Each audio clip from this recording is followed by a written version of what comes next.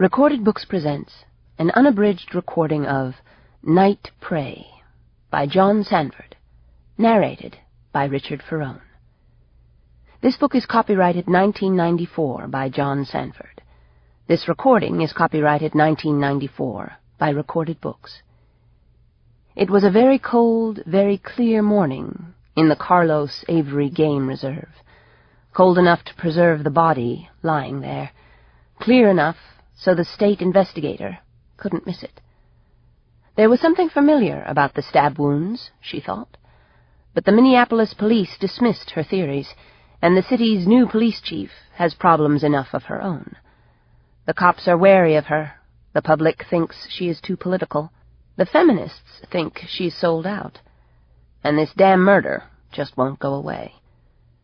Caught in the middle, the chief turns to Lucas Davenport for help, and reluctantly, he agrees. And now, Night Prey.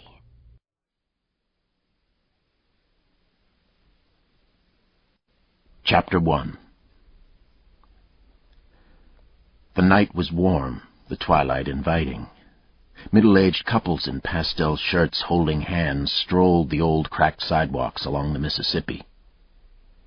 A gaggle of college girls jogged down the bike path, wearing sweatsuits and training shoes, talking as they ran, their uniformly blonde ponytails bouncing behind them. At 8, the streetlights came on, whole blocks at once, with an audible pop.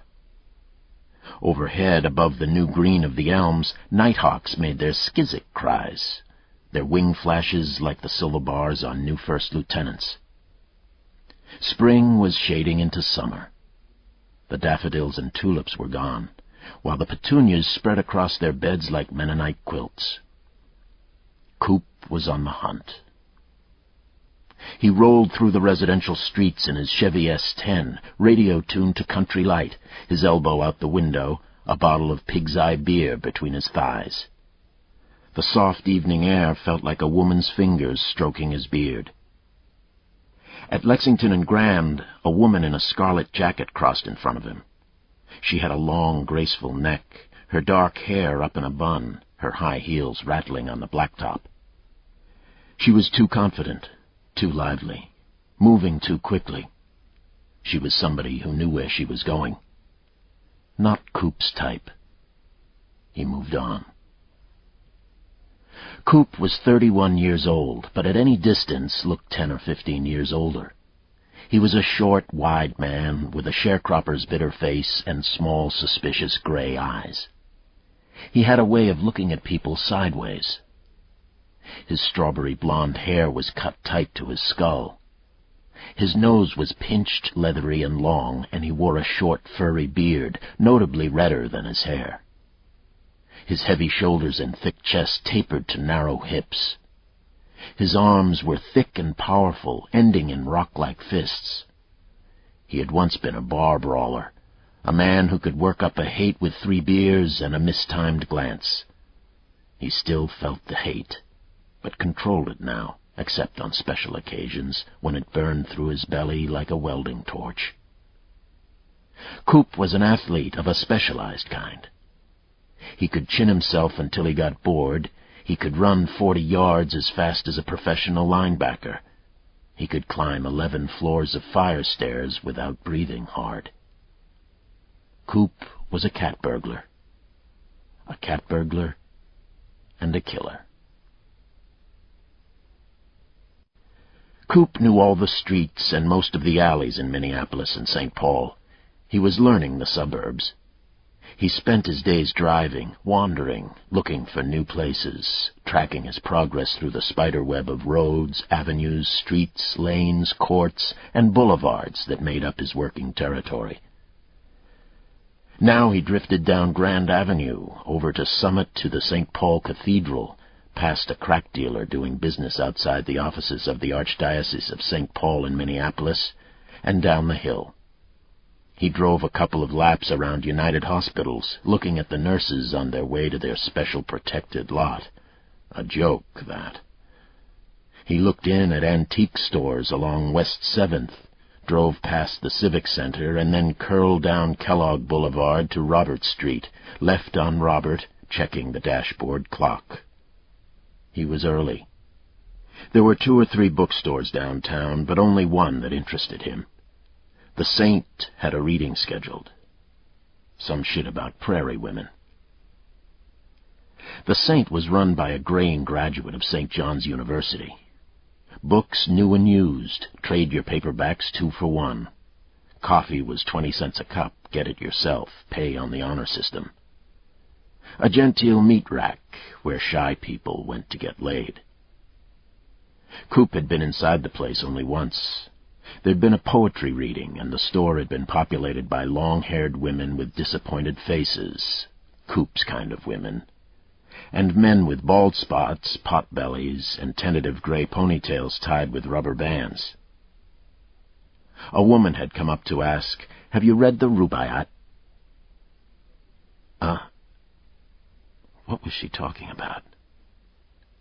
"The Rubaiyat of Omar Khayyam. I just read it again," she babbled. She had a thin book in her hand with a black poetical cover. "The Fitzgerald translation. I hadn't read it since college. It really touched me. In some ways, it's analogous to the poems that James was reading tonight." Coop didn't give a shit about James or his poems. But the question itself, "Have you read the Rubaiyat?" had a nice ring to it. Intellectual. A man who'd ask that question, "Have you read the Rubaiyat?" would be safe, thoughtful, considerate. Coop hadn't been in the market for a woman that night, but he took the book and tried to read it. It was bullshit. Bullshit of such a high, unadulterated order that Coop eventually threw it out his truck window because it made him feel stupid to have it on the seat beside him. He threw the book away, but kept the line. "Have you read the Rubaiyat?"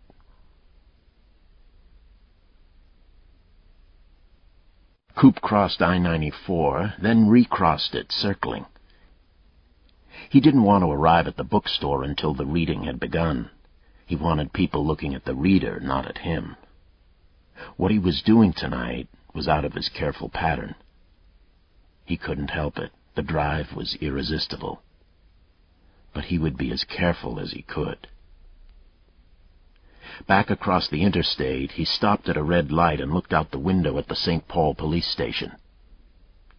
The summer solstice was only 2 weeks away, and at 8:30 there was light enough to make out faces even at a distance. A group of uniformed cops, 3 men, a couple of women, sat talking on the steps, laughing about something. He watched them, not a thing in his mind. Just an eye. The car behind him honked. Coop glanced in the left mirror, then the right, then up at the light. It had turned green. He glanced in the rearview mirror again and started forward, turning left. In front of him, a group of people started across the street, saw him coming, stopped. Coop, looking up, saw them and jammed on his brakes, jerking to a halt. When he realized they'd stopped, he started through the turn again. And when they saw him stop, they started forward into the path of the truck. In the end, they scattered, and Coop swerved to miss a barrel-shaped man in coveralls who was not quite agile enough to get out of the way. One of them shouted, an odd cawing sound, and Coop gave him the finger. He instantly regretted it. Coop was the invisible man. He didn't give people the finger, not when he was hunting or working. He checked the cops, still a half-block away. A face turned toward him, then away. He looked in the rearview mirror. The people in the street were laughing now, gesturing to each other, pointing at him. Anger jumped up in his stomach. "Faggots," he muttered. "Fucking A, fags." He controlled it, continued to the end of the block, and took a right. A car was easing out of a parking place across the street from the bookstore. Perfect. Coop did a U-turn, waited for the other car to get out, backed in, locked the truck. As he started across the street, he heard the cawing sound again. The group he'd almost hit was crossing the end of the block, looking toward him. One of them gestured, and they made the odd cawing sound, laughed, then passed out of sight behind a building. Fucking assholes. People like that pissed him off, walking on the street. Asswipes, he oughta. He shook a Camel out of his pack, lit it, took a couple of angry drags, and walked hunch-shouldered down the sidewalk to the bookstore. Through the front window he could see a cluster of people around a fat woman who appeared to be smoking a cigar. He took a final drag on the Camel, spun it into the street, and went inside. The place was crowded. The fat woman sat on a wooden chair on a podium, sucking on what turned out to be a stick of licorice, while 24 people sat on folding chairs in a semicircle in front of her. Another 15 or 20 stood behind the chairs. A few people glanced at Coop, then looked back at the fat woman. She said, "There's a shocking moment of recognition when you start dealing with shit. And call it what it is. Good Anglo-Saxon words. Horse shit and pig shit and cow shit. I'll tell you, on those days when you're forking manure, the first thing you do is rub a little in your hair and under your arms. Really rub it in. That way you don't have to worry about getting it on yourself. You can just go ahead and work." At the back of the store, a sign said photography, and Coop drifted that way. He owned an old book called Jungle Fever, with pictures and drawings of naked black women. The book that still turned him on. Maybe he'd find something like that.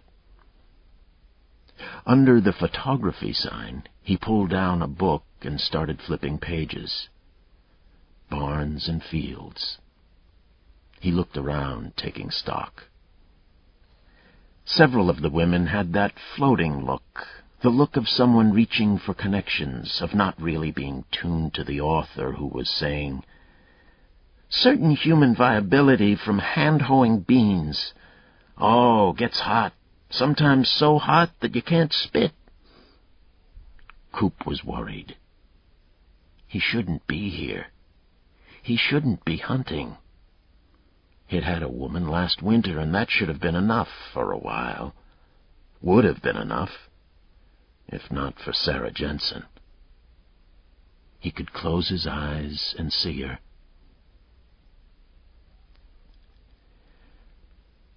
"17 hours earlier, having never in his life seen Sarah Jensen, Coop had gone into her apartment building using a key.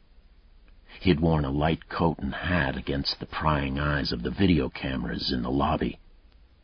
Once past the cameras, he took the fire stairs to the top of the building. He moved quickly and silently, padding up the stairs on the rubber-soled loafers.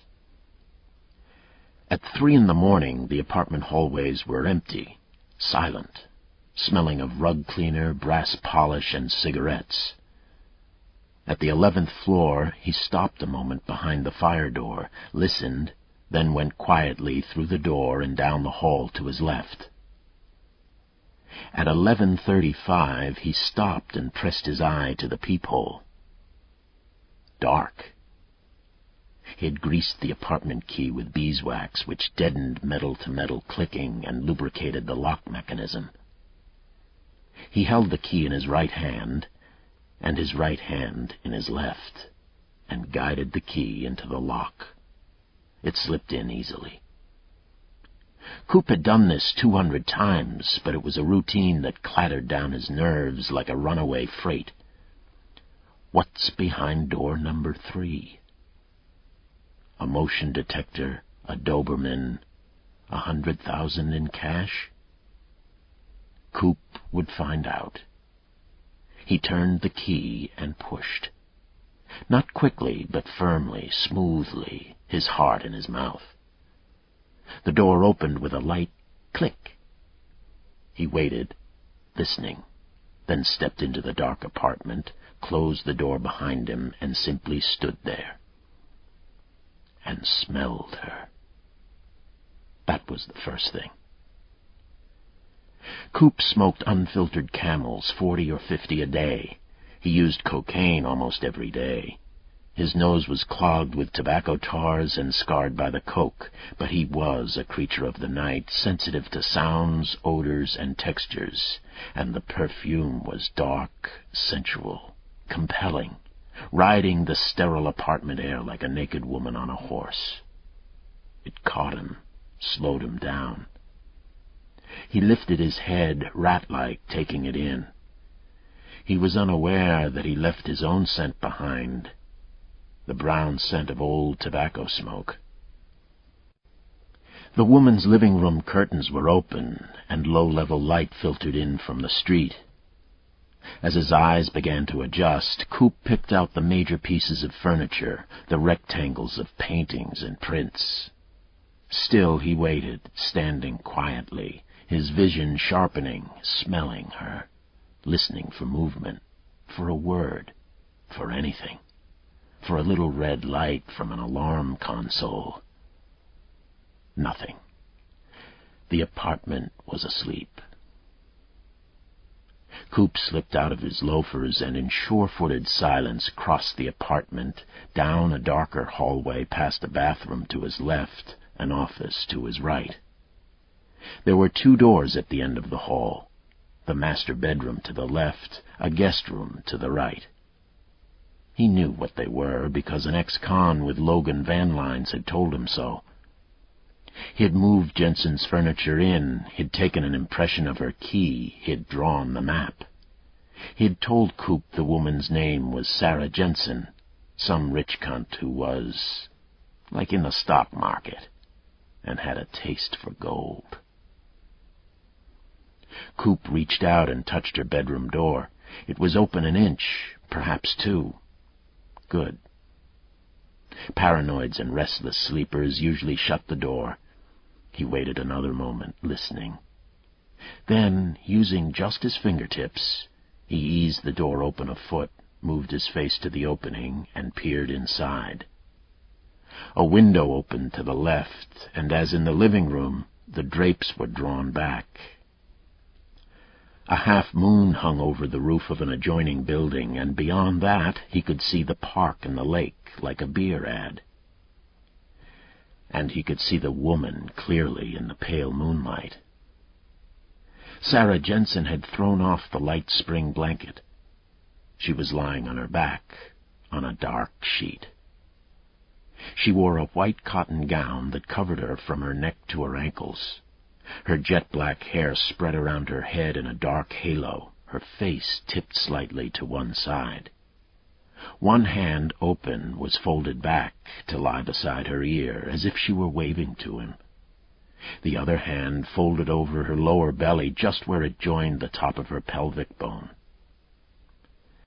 Just below her hand, Coop imagined that he could see a darker triangle, and at her breasts a shading of her brown nipples. His vision of her couldn't have been caught on film. The darkening, the shading, was purely a piece of his imagination. The nightgown, more substantial, less diaphanous than it seemed in Coop's mind, but Coop had fallen in love. A love like a match firing in the night.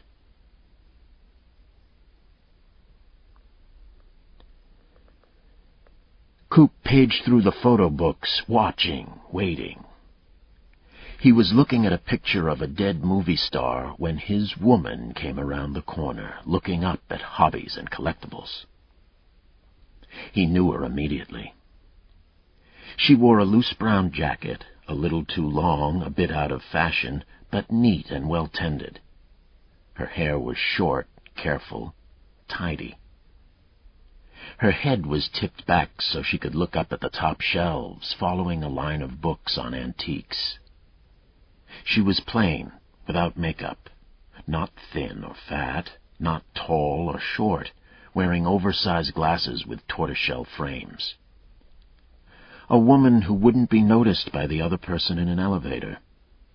She stood looking up at the top shelf, and Coop said, "Can I reach something for you?" "Oh, I don't know."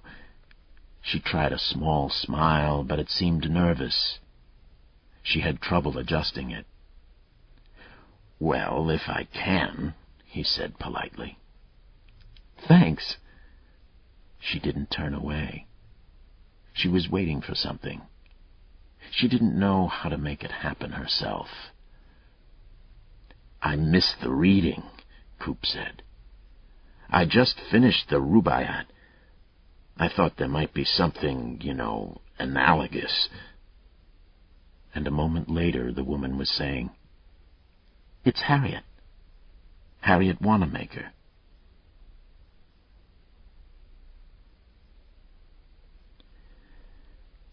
Sarah Jensen, spread on her bed, twitched once. Coop, just about to step toward her dresser, froze. Sarah had been a heavy smoker in college. Her cigarette subconscious could smell the nicotine coming from Coop's lungs, but she was too far down to wake up. She twitched again, then relaxed. Coop, heart hammering, moved closer, reached out, and almost touched her foot, and thought, "What am I doing?" He backed a step away, transfixed, the moonlight playing over her body. Gold. He let out his breath, turned again toward the dresser. Women keep every goddamn thing in the bedroom, or the kitchen, and Jensen was no different. The apartment had a double-locked door, had monitor cameras in the hall, had a private patrol that drove past a half-dozen times a night, occasionally stopping to snoop. She was safe, she thought. Her jewelry case of polished black walnut sat right there on the dressing table. Coop picked it up carefully with both hands, pulled it against his stomach like a fullback protecting a football. He stepped back through the door and padded back down the hall to the living room, where he placed the case on the rug and knelt beside it. He carried a small flashlight in his breast pocket. The lens was covered with black tape with a pinhole through the tape. He turned it on, held it between his teeth. He had a needle of light, just enough to illuminate a stone or show a color without ruining his night vision. Sarah Jensen's jewelry case held a half-dozen velvet-lined trays. He took the trays out one at a time and found some good things. Earrings, several pair in gold, 4 with stones, 2 with diamonds, 1 with emeralds, 1 with rubies. The stones were fair. One set of diamonds were more like chips than cut stones.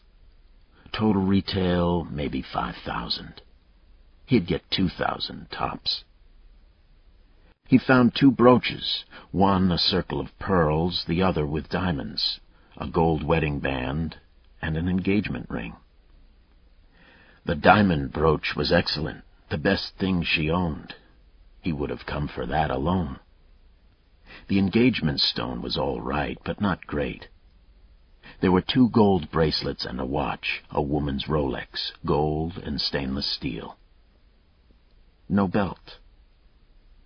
He put everything into a small black bag, then stood, stepping carefully around the empty trays, and went back through the bedroom. Slowly, he began opening the dresser drawers. The most likely place was the upper left drawer of the chest. The next most likely was the bottom drawer, depending on whether or not she was trying to hide it. He knew this from experience. He took the upper drawer first, easing it out, his hands kneading through the half-seen clothing. Nothing hard. The belt was in the bottom left-hand drawer at the back, under some winter woolens. So she was a bit wary. He drew it out, hefting it, and turned back towards Sarah Jensen. She had a firm chin, but her mouth had gone slightly slack. Her breasts were round and prominent, her hips substantial. She'd be a big woman. Not fat, just big. Belt in his hands, Coop started to move away, stopped. He'd seen the bottle on the dressing table and ignored it as he always ignored them, but this time he reached back and picked it up.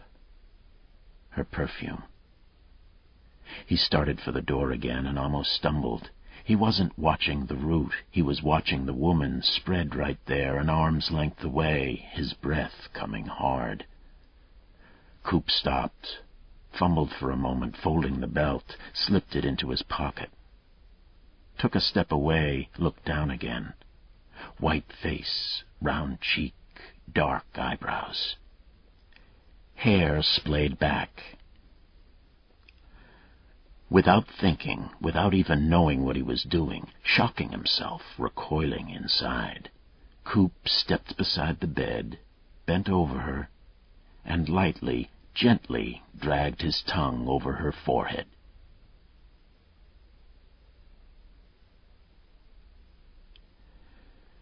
Harriet Wanamaker was frankly interested in a drink at McClellan's. She had color in her face, the warmth of excitement. She'd meet him there, the slightly dangerous man with the mossy red beard. He left before she did. His nerves were up now. He hadn't made a move yet. He was still okay, nothing to worry about. Had anybody noticed them talking?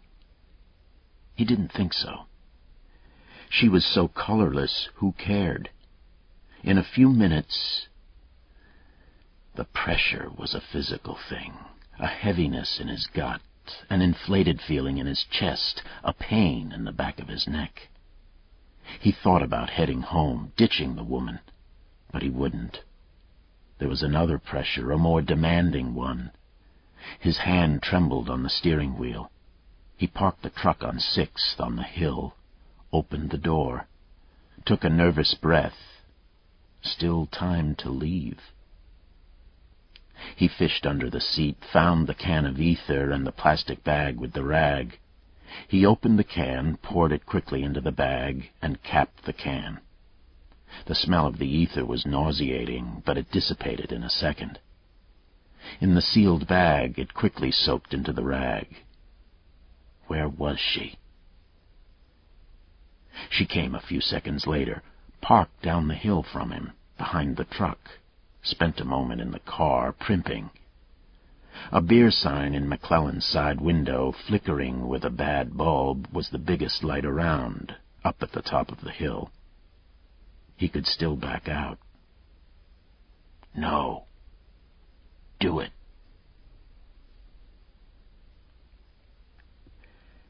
Sarah Jensen had tasted of perspiration and perfume. Tasted good. Sarah moved when he licked her, and he stepped back, stepped away toward the door, and stopped. She said something, a nonsense syllable, and he stepped quickly but silently out the door to his shoes. Not quite running, but his heart was hammering. He slipped the shoes on, picked up his bag, and stopped again. The key to cat burglary was simple. Go slow. If it seems like you might be getting in trouble, go slower. And if things get really bad, run like hell. Coop collected himself. No point in running if she wasn't waking up. No sense in panic. But he was thinking, asshole, asshole, asshole. But she wasn't coming. She'd gone back down again, down into sleep. And though Coop couldn't see it, he was leaving the apartment, slowly closing the door behind himself. The line of saliva on her forehead glistened in the moonlight, cool on her skin as it evaporated.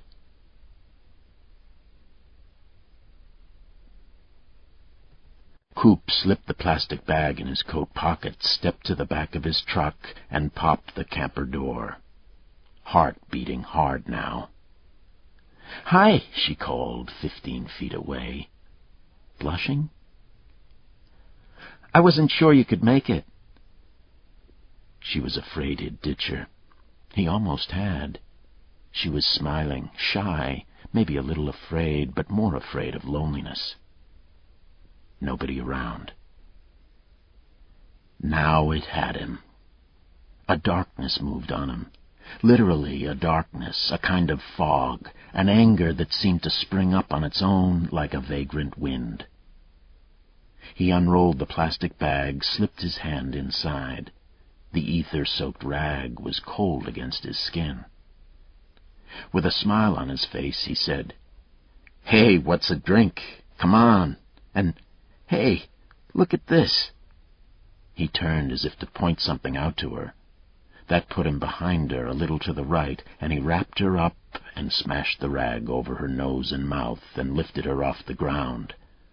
She kicked like a strangling squirrel, though from a certain angle they might have been lovers in a passionate clutch.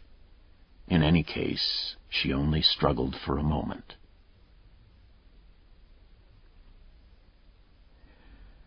Sarah Jensen hit the snooze button on the alarm clock, rolled over holding her pillow.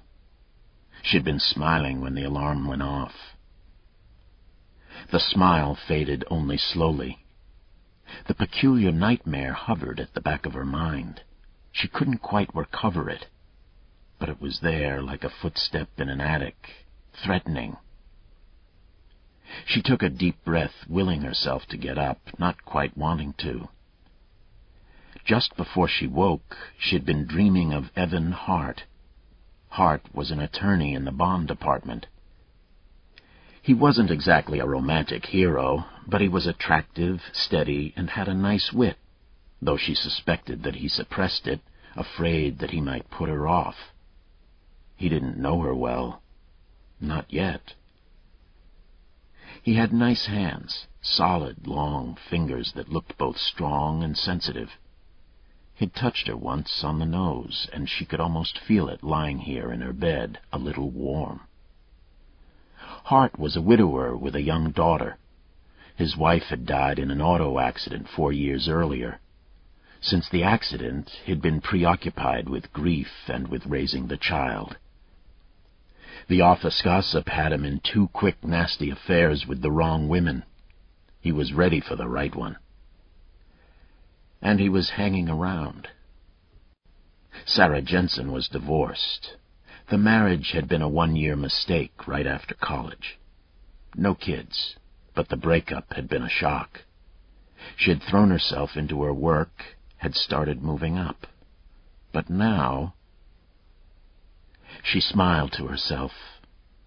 She was ready, she thought. Something permanent, something for a lifetime. She dozed just for 5 minutes, dreaming of Evan Hart and his hands, a little bit warm, a little bit in love. And the nightmare drifted back. A man with a cigarette at the corner of his mouth, watching her from the dark. She shrank away, and the alarm went off again.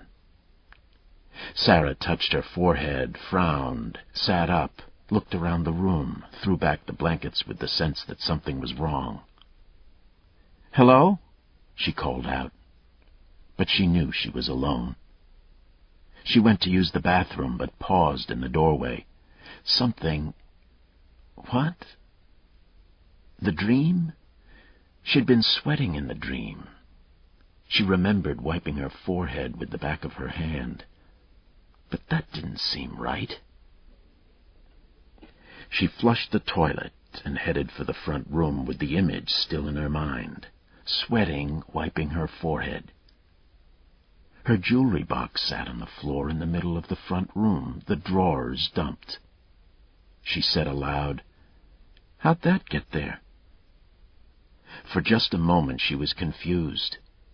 Had she taken it out last night? Had she been sleepwalking? She took another step, saw a small mound of jewelry set to one side, all the cheap stuff. And then she knew. She stepped back, the shock climbing up through her chest, the adrenaline pouring into her bloodstream.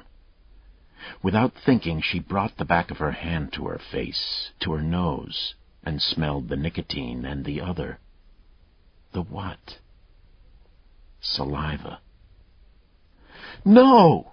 She screamed it, her mouth open, her eyes wide.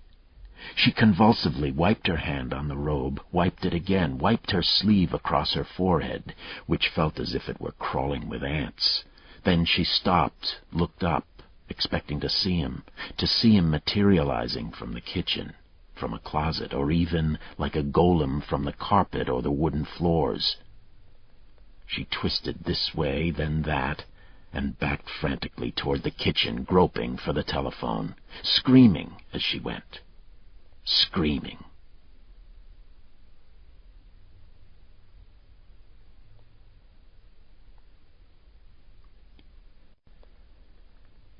Chapter 2. Lucas Davenport held the badge case out the driver's side window.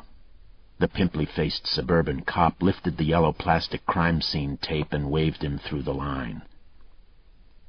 He rolled the Porsche past the fire trucks, bumped over a flattened canvas hose, and stopped on a charred patch of dirt that a few hours earlier had been a lawn. A couple of firemen, drinking coffee, turned to check out the car. The phone beeped as he climbed out, and he bent down to pull it off the visor.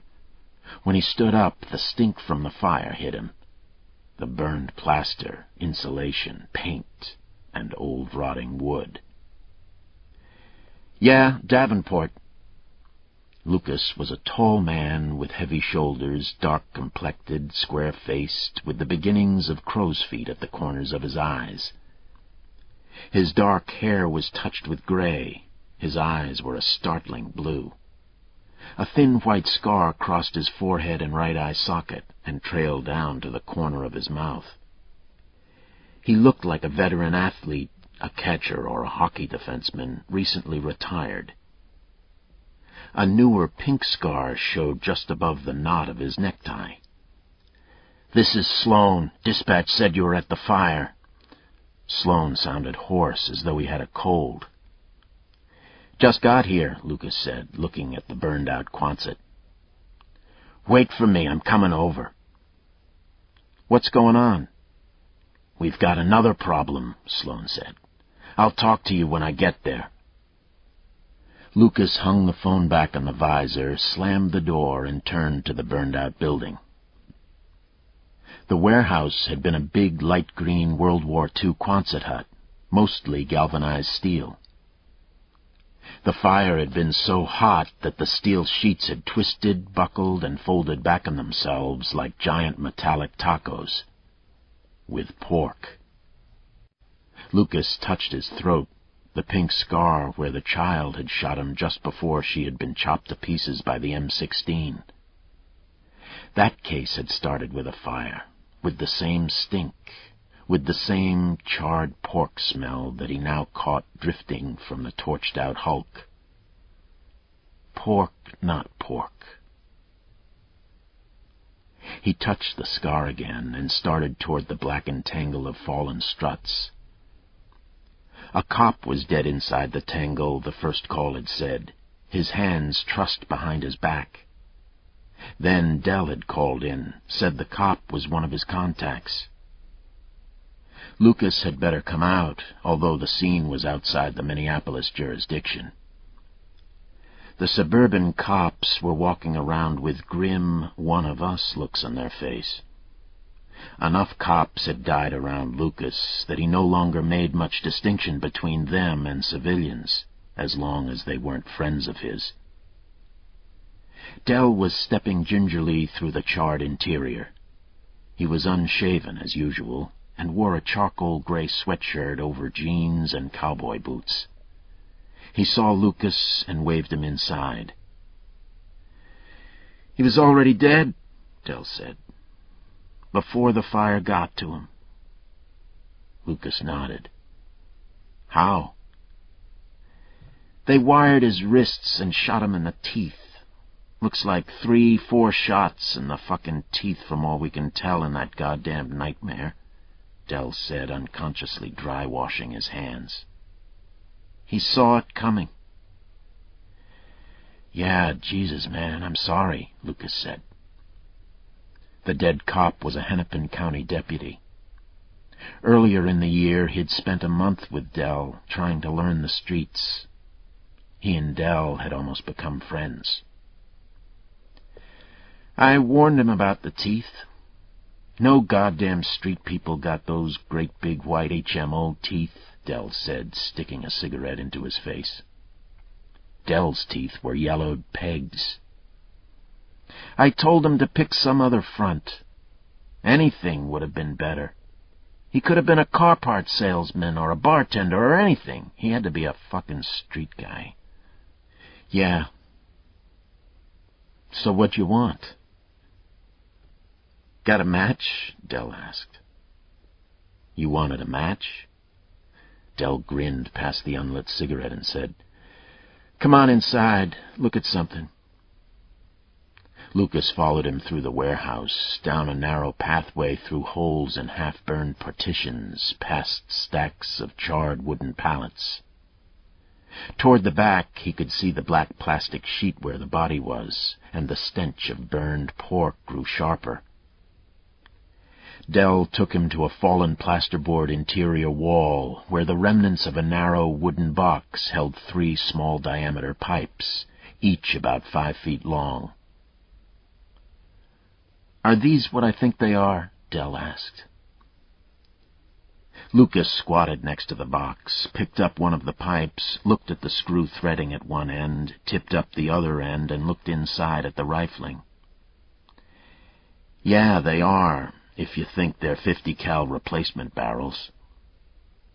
He dropped the barrel back on the others, duck-walked a couple of feet to another flattened box, picked up a piece of machinery. This is a lock, he said. Bolt-action, single-shot 50 cal. Broken. Looks like a stress line crack, bad piece of steel. What was in this place? A machine shop, supposedly. Yeah, a machine shop, Lucas said. They were turning out these locks, I bet. Getting the barrels from somewhere else. You wouldn't normally see them on single shots. They're too heavy. We ought to have the identification guys look at them, see if we can figure out where they came from and who got them at this end. He dropped the broken lock on the floor, stood up, and tipped his head toward the body. What was this guy into? The seeds, is what his friends say. Lucas, exasperated, shook his head. All we need is those assholes hanging around. They're getting into politics, Dell said. Want to kill themselves some black folks. Yeah. You want to look into this? That's why I got you out here, Dell said, nodding. You see the guns, you smell the pork, how can you say no? All right. But you check with me every fucking 15 minutes, Lucas said, tapping him on the chest. I want to know everything you're doing. Every name you find, every face you see. Any sign of trouble, you back away and talk to me. They're dumb motherfuckers, but they'll kill you. Dell nodded, said, You sure you don't have a match? I'm serious, Dell, Lucas said. You fuck me around, I'll put your ass back in a uniform. You'll be directing traffic outside a parking ramp. Your old lady's knocked up, and I don't want to be raising your kid. I really need a fucking match, Dell said. The seeds. The hayseed mafia, the bad seed MC. 50 or 60 stick-up men. Car thieves, smugglers, truck hijackers. Harley freaks, mostly out of northwest Wisconsin, related by blood or marriage or simply shared jail cells. Straw-haired, baby-faced country assholes. Have guns, will travel. And they were lately infected by a virulent germ of apocalyptic anti-black weirdness, and were suspected of killing a minor black hood outside a pool hall in Minneapolis. Why would they have the 50 cals? Dell asked. Maybe they're building a Waco up in the woods. The thought crossed my mind, Dell said.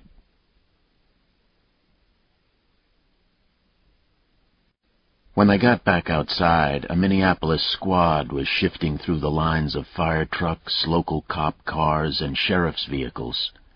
The squad stopped almost on their feet, and Sloan climbed out, bent over to the driver, a uniformed sergeant, and said, "Keep the change."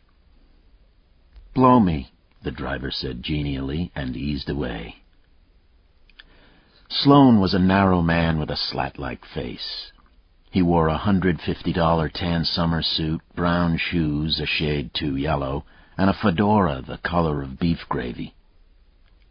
"How do, Lucas?" he said. His eyes shifted to Dell.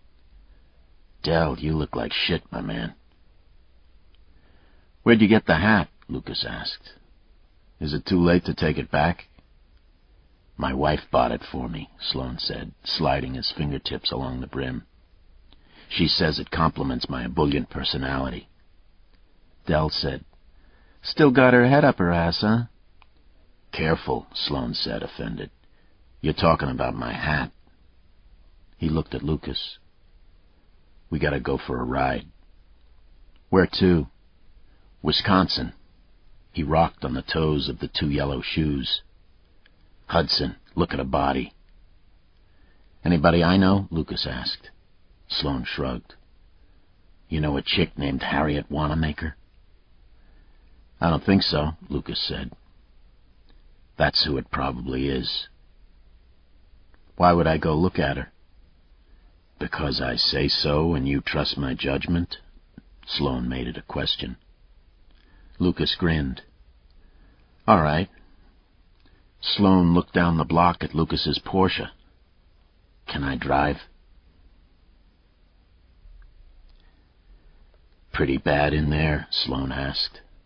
He threw his hat in the back and downshifted as they rolled up to a stop sign at Highway 280. "They executed him, shot him in the teeth," Lucas said. "Think it might be the seeds." "Miserable assholes," Sloan said without too much heat. He accelerated onto 280. "What happened to what's-her-name?" Lucas asked. "Wannabe." "Wanamaker." "She dropped out of sight 3 days ago. Her friends say she was going out to some bookstore on Friday night. They don't know which one, and she didn't show up to get her hair done Saturday. We put out a missing persons note, and that's the last we know until this morning when Hudson called. We shot a Polaroid over there. It wasn't too good, but they think it's her." "Shot?" "Stabbed. The basic technique is a rip, a stick in the lower belly, then an upward pull, lots of power. That's why I'm looking into it." "Does this have something to do with what's-her-name, the chick from the state?" "Megan Connell," Sloan said. "Yeah." "I hear she's trouble." "Yeah. She could use a personality transplant," Sloan said. He blew the doors off a Lexus SC, allowing himself a small smile. The guy in the Lexus wore shades and driving gloves. "But when you actually read her files, the stuff she's put together, she's got something, Lucas. But Jesus, I hope this isn't one of his. It sounds like it, but it's too soon. If it's his, he's speeding up." "Most of them do," Lucas said. "They get addicted to it." Sloan paused at a stoplight, then ran the red and roared up the ramp onto Highway 36. Shifting up, he pushed the Porsche to 75 and kept it there, cutting through traffic like a shark. "This guy was real regular," he said. "I mean, if he exists. He did one killing every year or so. Now we're talking about 4 months. He did the last one just about the time you were getting shot. Picked her up in Duluth, dumped the body up at the Carlos Avery Game Reserve." "Any leads?" Lucas touched the pink scar in his throat. "Damn few. Megan's got a file."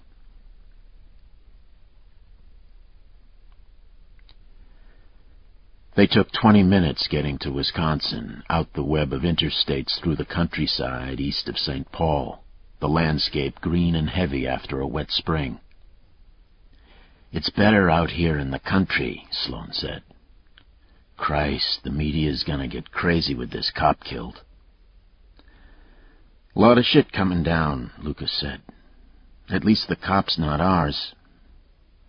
4 killed in 5 days, Sloan said. Wanamaker will make 5 in a week. Actually, we might have 6. We're looking into an old lady who croaked in her bed.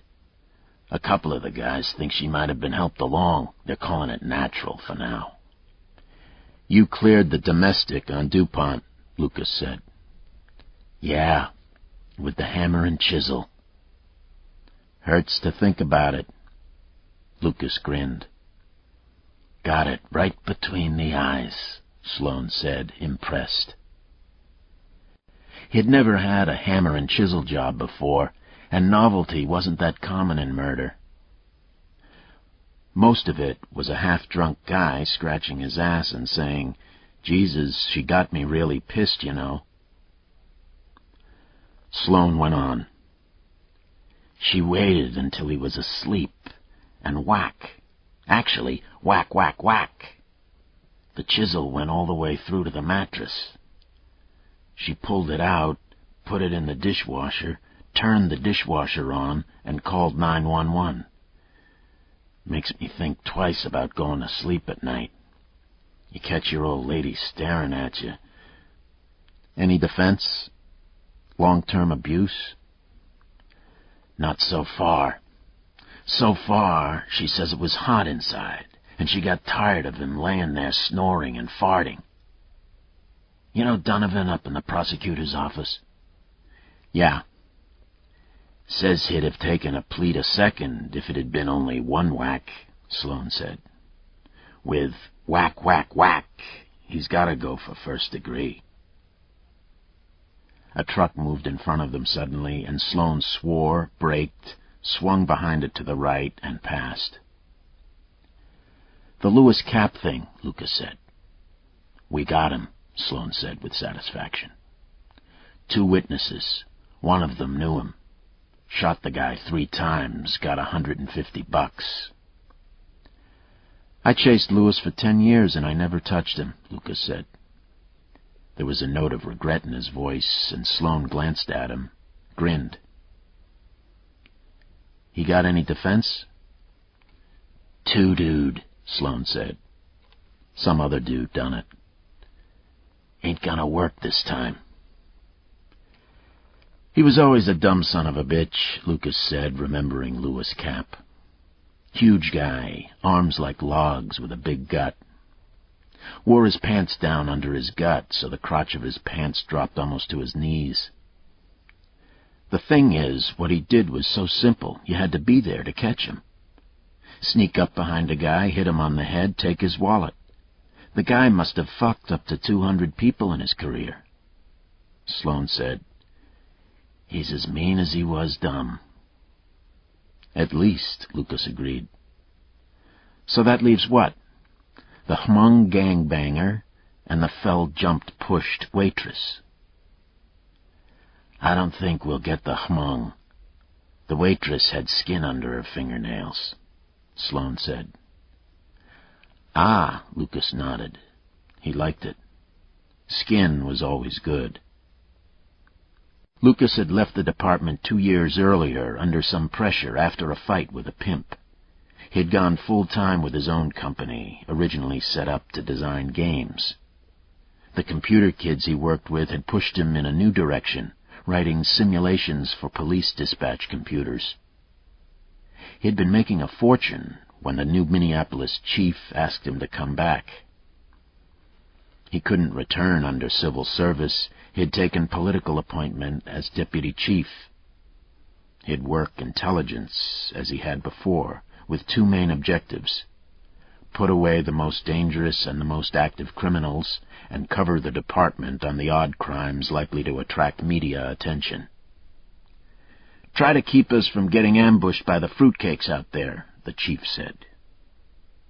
Lucas played hard to get for a little while, but he was bored with business, and he finally hired a full-time administrator to run the company, and took the chief's offer. He'd been back on the street for a month trying to rebuild his network, but it had been harder than he'd expected. Things had changed in just 2 years. Changed a lot. I'm surprised Lewis was carrying a gun, Lucas said. He usually worked with a sap or a pipe. Everybody's got guns now, Sloane said. Everybody. And they don't give a shit about using them. The St. Croix was a steel blue strip beneath the Hudson Bridge. Boats, both sail and power, littered the river's surface like pieces of white confetti. "You ought to buy a marina," Sloane said. "I could run the gas dock. I mean, don't it look fucking wonderful?" "Are you getting off here, or are we going to Chicago?" Sloane quit rubbernecking and hit the brakes, cut off a station wagon, slipped down the first exit on the Wisconsin side, and headed north into Hudson. Just ahead, a half-dozen emergency vehicles gathered around a boat ramp, and uniformed Hudson patrolmen directed traffic away from the ramp. 2 cops were standing by a dumpster, their thumbs hooked in their gun belts. To one side, a broad-backed blonde woman in a dark suit and sunglasses was facing a 3rd cop. They appeared to be arguing. Sloane said, "Ah, shit," and as they came up to the scene, ran his window down and shouted, "Minneapolis police," at the cop directing traffic. The cop waved him into the parking area. "What?" Lucas asked. The blonde was waving her arms. "Trouble," Sloane said. He popped the door. "That's Connell." A bony deputy sheriff with a dark, weathered face had been talking to a city cop at the dumpster, and when the Porsche pulled into the lot, the deputy grinned briefly, called something out to the cop who was arguing with the blonde woman, and started over. "Hellstrom," said Lucas, digging for the name. "D.T. Hellstrom. Remember that professor that Carlo Drews killed?" "Yeah." "Hellstrom found him," Lucas said. "He's a good guy." They got out of the car as Hellstrom came up to Lucas and stuck out his hand. "Davenport, heard you were back. Deputy Chief, huh? Congratulations." "D.T., how are you?" Lucas said. "Haven't seen you since you dug up the professor." "Yeah, well, this is sort of worse," Hellstrom said, looking back at the dumpster. He rubbed his nose. The blonde woman called past the cop. "Hey, Sloane!" Sloane muttered something under his breath, and then, louder, "Hey, Megan!" "This lady working with you?" Hellstrom asked Sloane, jerking a thumb at the blonde. Sloane nodded, said, "More or less," and Lucas tipped his head toward his friend. "This is Sloane," he said to Hellstrom. "Minneapolis homicide." "Sloane!" the woman called. "Hey, Sloane, come here." "Your friend's a pain in the ass," Hellstrom said to Sloane. "You'd be 100% right, except she's not my friend," Sloane said and started toward her. "I'll be right back."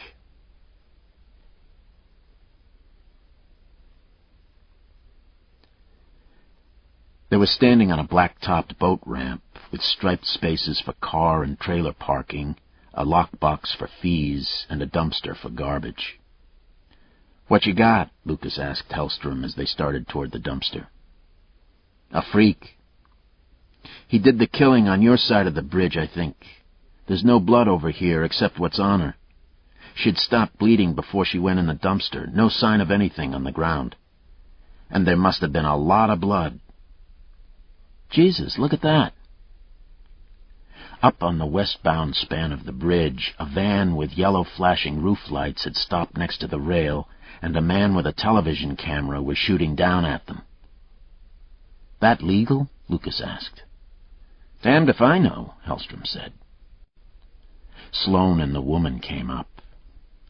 The woman was young, large, in her late 20s or early 30s. Despite her anger, her face was as pale as a dinner candle.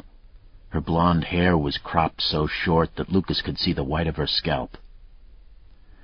"I don't like the way I'm being treated," the woman said. "You've got no jurisdiction here. You can either shut up or take yourself back across the bridge," Hellstrom snapped. "I've had about enough of you." Lucas looked at her curiously. "You're Megan O'Connell?" "Connell, no O. I'm an investigator with the BCA. Who are you?" "Lucas Davenport." "Huh," she grunted. "I've heard about you." "Yeah?" "Yeah. Some kind of macho asshole."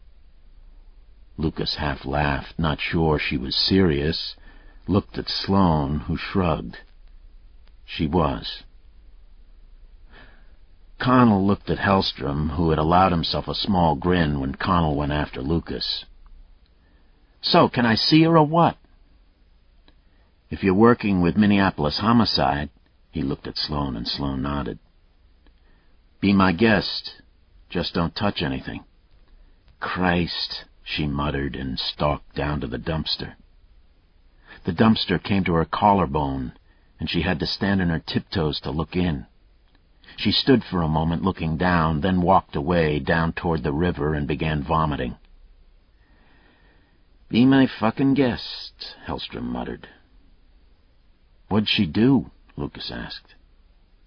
"Came over like her ass was on fire and started screaming at everyone. Like we forgot to scrape the horse shit off our shoes," Hellstrom said. Sloane, concerned, started after Connell, then stopped, scratched his head, walked down to the dumpster, and looked inside. "Whoa!" He turned away and said, "God damn it!" And then to Lucas, "Hold your breath." Lucas was breathing through his mouth when he looked in. The body was nude and had been in a green garbage bag tied at the top. The bag had split open on impact when it hit the bottom of the dumpster. Or someone had split it open. The woman had been disemboweled, her intestines boiling out like an obscene corn smut. And Sloane's earlier description was right. She hadn't been stabbed. She'd been opened like a sardine can. A long slit running from her pelvic area to her sternum. He thought at first that maggots were already working on her, but then realized that the sprinkles of white on the body were grains of rice, apparently somebody's garbage. The woman's head was in profile against the green garbage sack. The garbage sack had a red plastic tie, and it snuggled just above the woman's ear like a bow on a Christmas package. Flies crawled all over her, like tiny black migs. Above her breasts, 2 inches above the top of the slash, were 2 smaller cuts in what might be letters. Lucas looked at them for 5 seconds, then backed away, and waited until he was a half-dozen strides from the dumpster before he started breathing through his nose again. "The guy who dumped her must be fairly strong," Lucas said to Hellstrom. "He had to either throw her in there or carry her up pretty high without spilling guts all over the place." Connell, white-faced, tottered back up the ramp. "What'd you just say?" Lucas repeated it, and Hellstrom nodded. "Yeah, and from the description we got, she wasn't a complete lightweight. She must have run around 135, if that's Wanamaker." "It is," Sloane said. Sloane had walked around to the other side of the dumpster and was peering into it again. From Lucas's perspective, eyes, nose, and ears over the edge of the dumpster, he looked like Kilroy. "And I'll tell you what. I've seen a videotape of the body they found up in Carlos Avery. If the same guy didn't do this one, then they both took cutting lessons at the same place." "Exactly the same?" Lucas asked. "Identical," Connell said. "Not quite," Sloane said, backing away from the dumpster. "The Carlos Avery didn't have the squiggles above her breasts."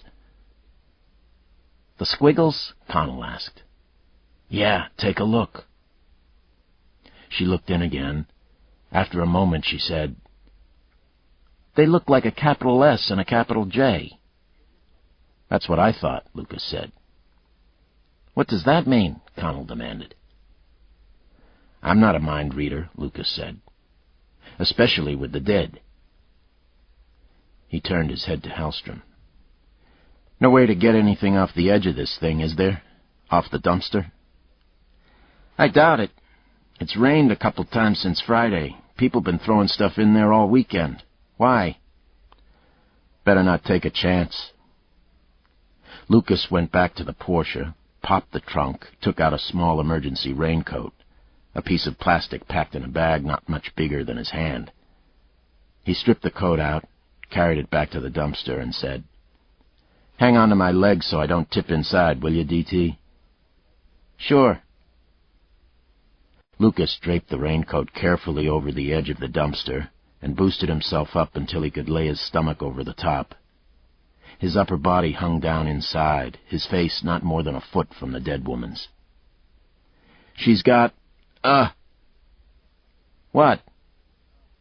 "She's got something in her hand. Can't see it. Like maybe a cigarette."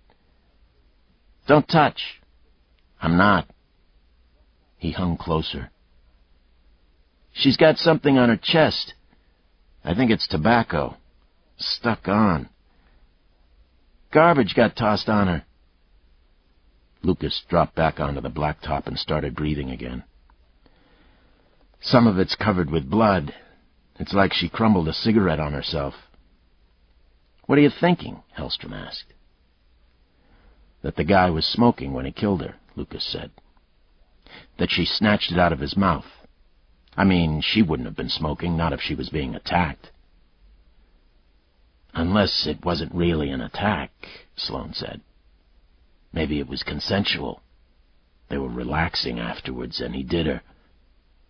"Bullshit," Connell said. Lucas nodded at her. "Too much violence," he said. "You wouldn't get that much violence after orgasm. That's sexual excitement you're looking at." Hellstrom looked from Lucas to Connell to Sloane.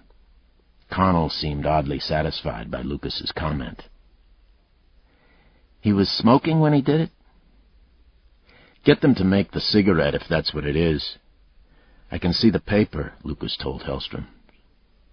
"Check the lot, see if there's anything that matches." "We've picked up everything in the parking lot that might mean anything. Candy wrappers, cigarettes, bottle tops, all that." "Maybe it's marijuana," Connell said hopefully. "That'd be a place to start." "Potheads don't do this shit, not when they're smoking," Lucas said. He looked at Hellstrom. "When was the dumpster last cleaned out?" "Friday. They dump it every Tuesday and Friday." "She went missing Friday night," Sloane said. "Probably killed, brought here at night. You can't see into the dumpster unless you're standing at tiptoes, so he probably just tossed her in and pulled a couple of garbage bags over her and let it go at that." Hellstrom nodded. "That's what we think. People started complaining about the smell this morning, and a guy from the marina came over and poked around. Saw a knee and called us." "She's on top of that small white bag like she landed on it. I'd see if there's anything in it to identify who threw it in," Lucas suggested. "If you can find the guy who dumped the garbage, you might nail down the time." "We'll do that," Hellstrom said.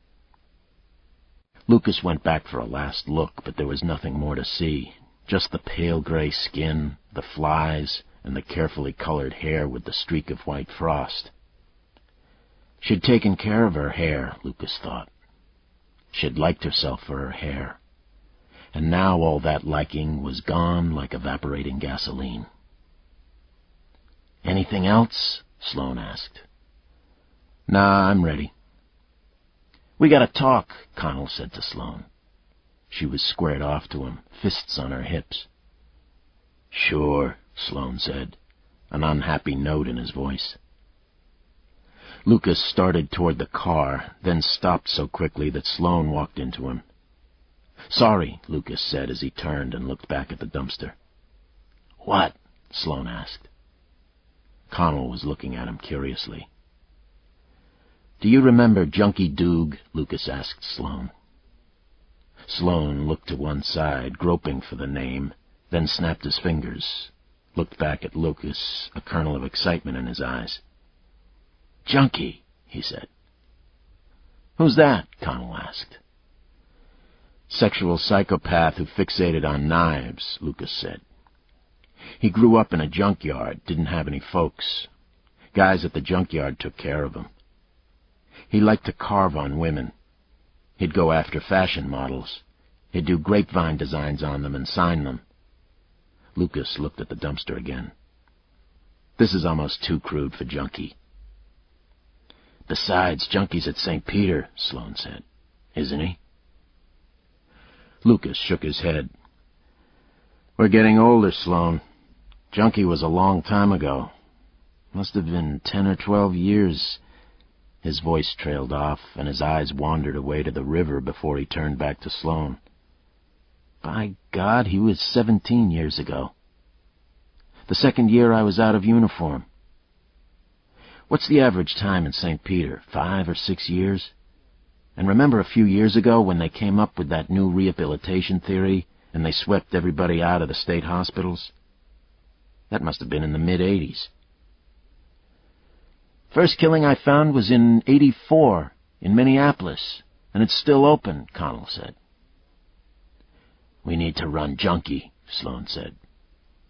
Lucas said, it'd be a long shot, but he was a crazy son of a bitch.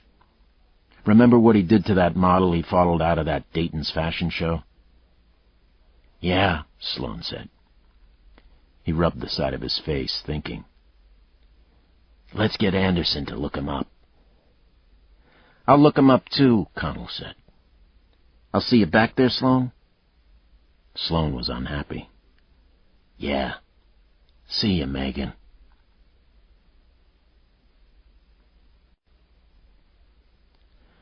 Back in the car, Sloane fastened his seatbelt, started the engine, and said, the chief wants to see you.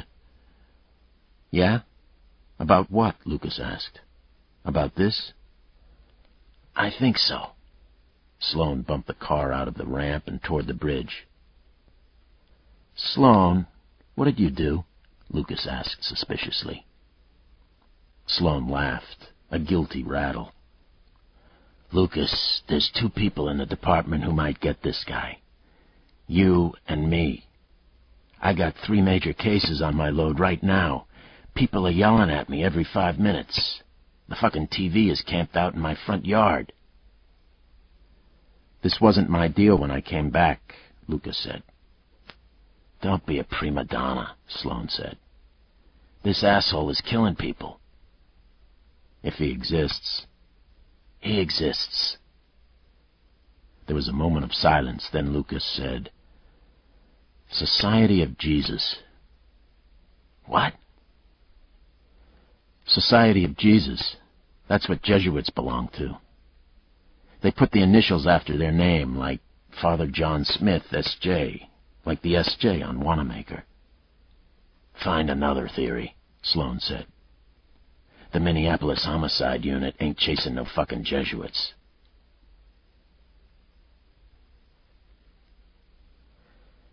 As they crossed the bridge, Lucas looked down at the dumpster and saw Connell still talking to Hellstrom. Lucas asked, What's the story on Connell? Chief will tell you all about her, Sloane said. She's a pain in the ass, but she invented the case. I haven't seen her for a month or so. God damn, she got here fast.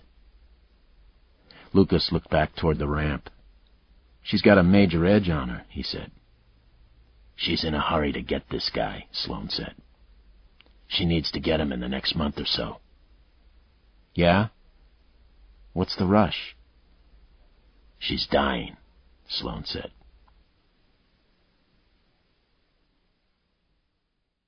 This ends Disc 1. Night Prey, Disc 2. Chapter 3. The chief's secretary was a bony woman with a small mole on her cheekbone and overgrown eyebrows. She saw Lucas coming, pushed a button on her intercom, and said, Chief Davenport's here. To Lucas she said, Go on in. She made her thumb and forefinger into a pistol and pointed at the chief's door. Rosemarie Rue sat behind a broad cherrywood desk stacked with reports and memos, rolling an unlit cigarette under her nose.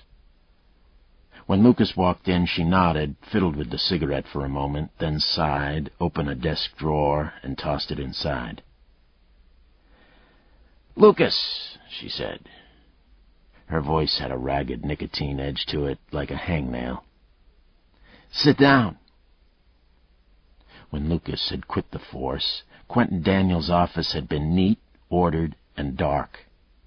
Rue's office was cluttered with books and reports, her desk a mass of loose paper, Rolodexes, calculators, and computer disks. Harsh blue light from the overhead fluorescent fixtures pried into every corner. Daniel had never bothered with computers.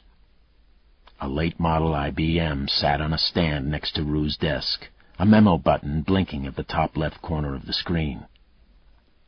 Rue had thrown out Daniel's leather men's club furniture and replaced it with comfortable fabric chairs. "I read Kupisek's report on the tomb burglaries," she said. "How is he, by the way?" "Can't walk." Lucas had two associates, Dell and Danny Kupisek.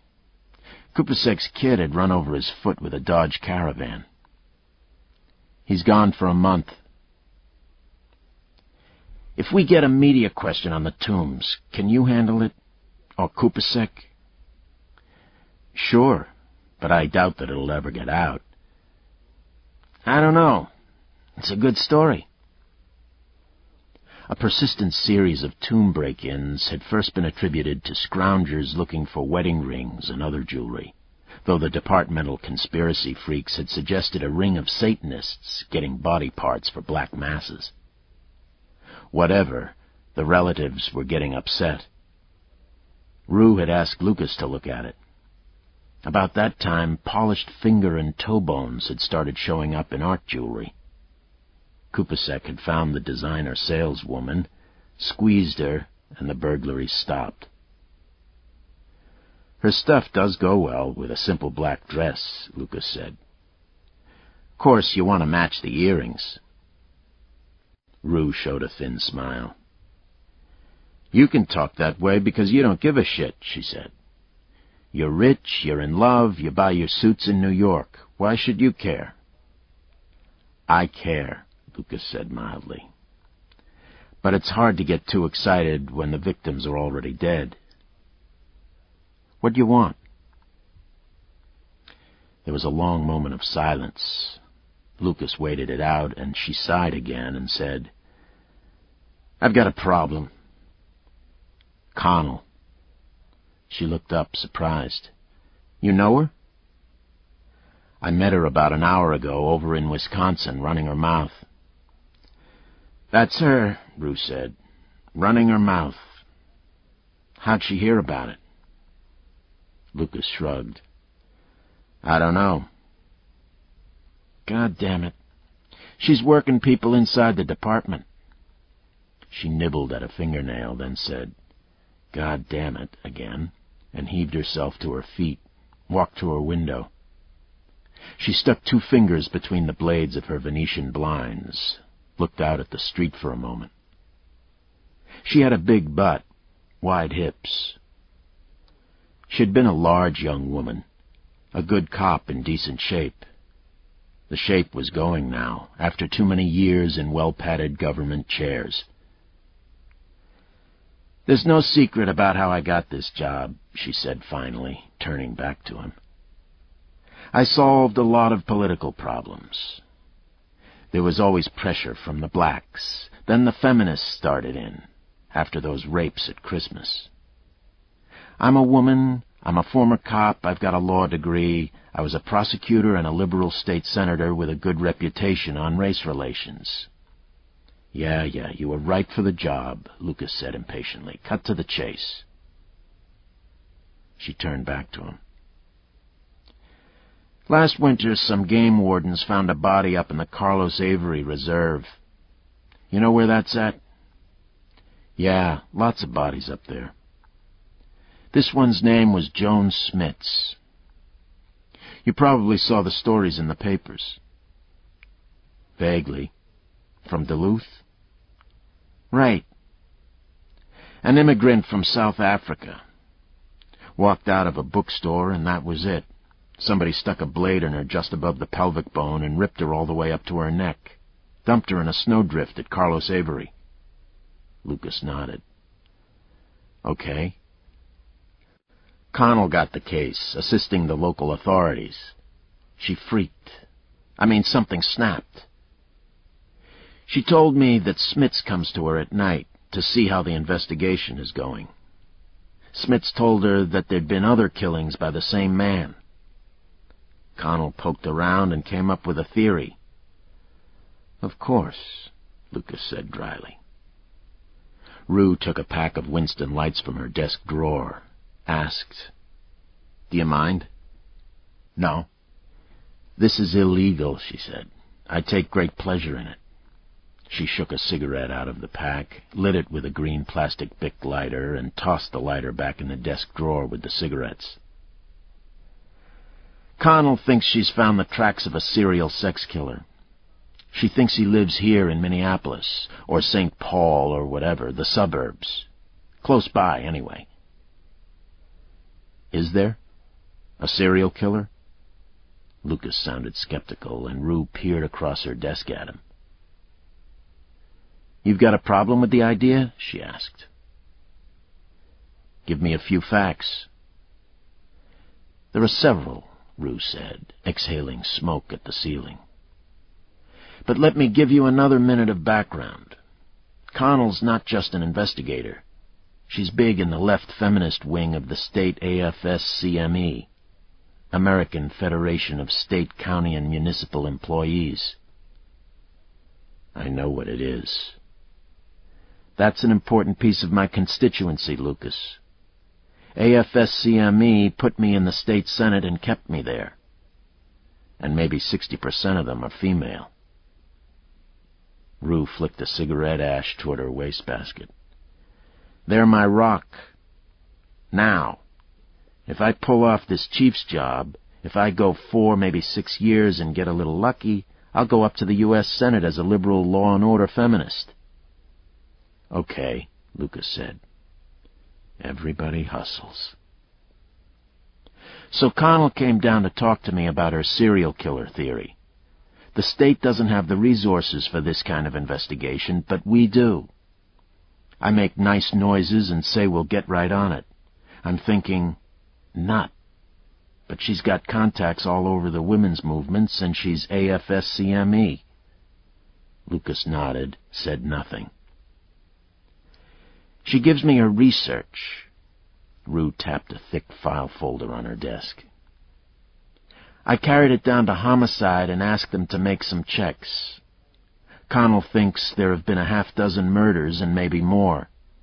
She thinks there have been 2 here in Minnesota and others in Iowa, Wisconsin, South Dakota, just across the border in Canada." "What did homicide say?" Lucas asked.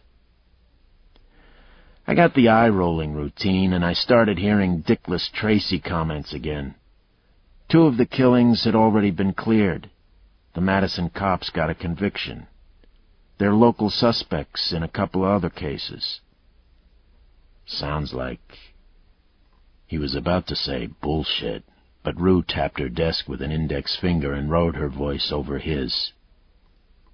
"But your old pal Sloan dug through Connell's research, and he decided there's something to it." "He mentioned that," Lucas admitted. He looked at the file folder on Rue's desk. He didn't seem too happy with Connell, though. "She scares him. Anyway, what Connell had was not so much evidence as an..." She groped for the right word. "Argument." The chief nodded. "I know. She could be wrong.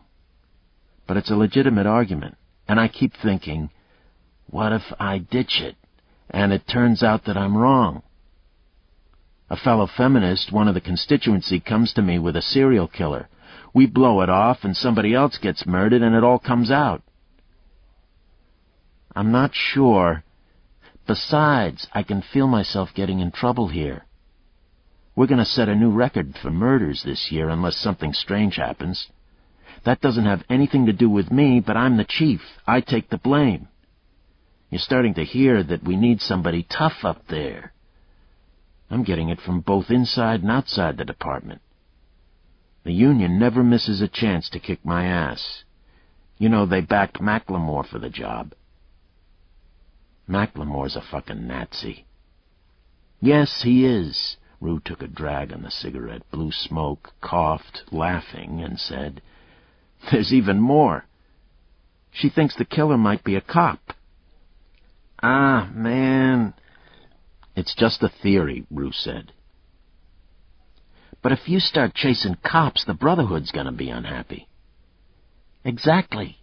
And that's what makes you perfect," Rue said.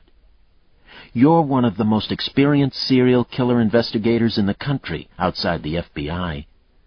Inside this department, politically, you're both old line and hard line. You could chase a cop." "Why does she think it's a cop?" "One of the victims, a woman in Des Moines, a real estate saleswoman, had a cellular phone in her car. She had a teenage daughter at home and called and said she was going out with a guy for a drink, that she might be getting home late. She said the guy was from out of town and that he was a cop. That's all." "Christ." Lucas ran his hand through his hair. "Lucas, how long have you been back? A month?" 5 weeks. 5 weeks, all right. I know you like the intelligence thing. But I've got all kinds of guys running different pieces of intelligence. We got the division and the intelligence unit and the gang squad in that, and vice and narcotics and licensing. I brought you back, gave you a nice, soft political job because I knew I'd eventually run into shit like this, and I'd need somebody to handle it. You're the guy. That was the deal. So you can run for the Senate." "There have been worse senators," she said. "I've got things. Everybody's got things. Not everybody can stop insane killers," Rue said impatiently. She came and stood next to him, looking out the window, took another greedy drag on her cigarette. "I could give you some time if we hadn't had this Wanamaker thing. Now I gotta move before the press catches on. And if we don't do something heavy, Connell might very well leak it herself. If it gets out and you're already on it, it'd go easier for all of us." Lucas finally nodded. "You saved my ass from the corporate life," he said. "I owe you." "That's right," she said. "I did, and you do." Rue pushed her intercom button and leaned toward it. "Rocky, round up the usual suspects. Get their asses in here."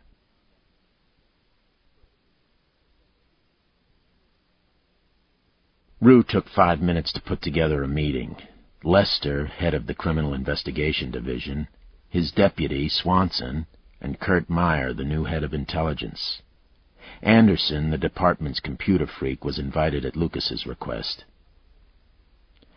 "How we doing?" Rue asked Lester. "The bodies are piling up.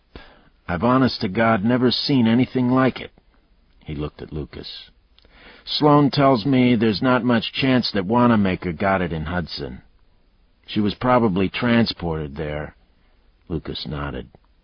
"Looks like. So we got another one." Rue lit another cigarette and turned to Lucas. "What do you need?" Lucas looked back at Lester. "Same deal as last time, except I want Sloan." "What's the same deal?" Rue asked. Lester looked at Rue. "Lucas works by himself, parallel to my investigation. Everything he finds out and everything from the upfront investigation goes into a book on a daily basis. Anderson does the book. He essentially coordinates." Lester hooked a thumb at Anderson, who nodded, then turned to Lucas. "You can't have Sloan." Lucas opened his mouth, but Lester shook his head. You can't, man. He's my best guy, and we're fucking drowning out there. I've been off the street. Can't help it, Lester said.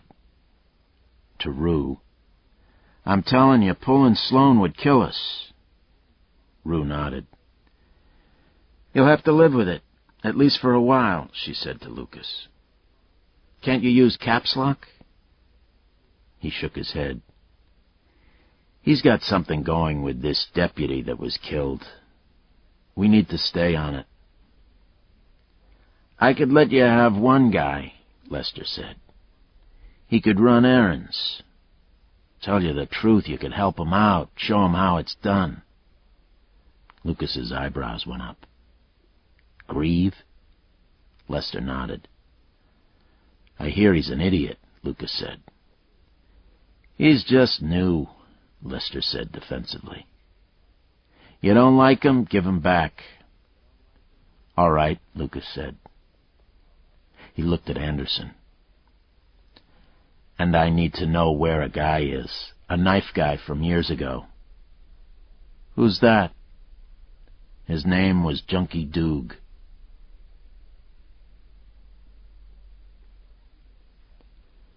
When the meeting broke up, Rue held Lucas back. Megan Connell is going to want to work it, she said. I'd appreciate it if you'd take her. Lucas shook his head. Rosemarie, damn it, she's got a state badge. She can do what she wants. As a favor to me, Rue said, pressing him. There's no way Homicide'll take her. She's really into this. She's smart. She'd help you. I'd appreciate it. All right, I'll find something for her to do, Lucas said. Then, you know, you never told me she was dying. I figured you'd find out by yourself, Rue said. Rue's secretary had a dictation plug in her ear. When Lucas walked out of Rue's office, she pointed a finger at Lucas and held up her hand to stop him, typed another half-sentence, then pulled the plug out of her ear. Detective Sloan stopped by while you were talking, she said, her dark eyebrows arching. She took a manila file folder from her desk and handed it to him. He said fingerprints confirm that it's Wanamaker. She had a piece of an unfiltered cigarette in her hand, a Camel. They sent it to the lab in Madison. He said to look at the picture. Thanks. Lucas turned away and opened the folder. I already looked at it, she said. Gross, but interesting. Inside the folder was an 8x10 color photograph of a body in a snowdrift.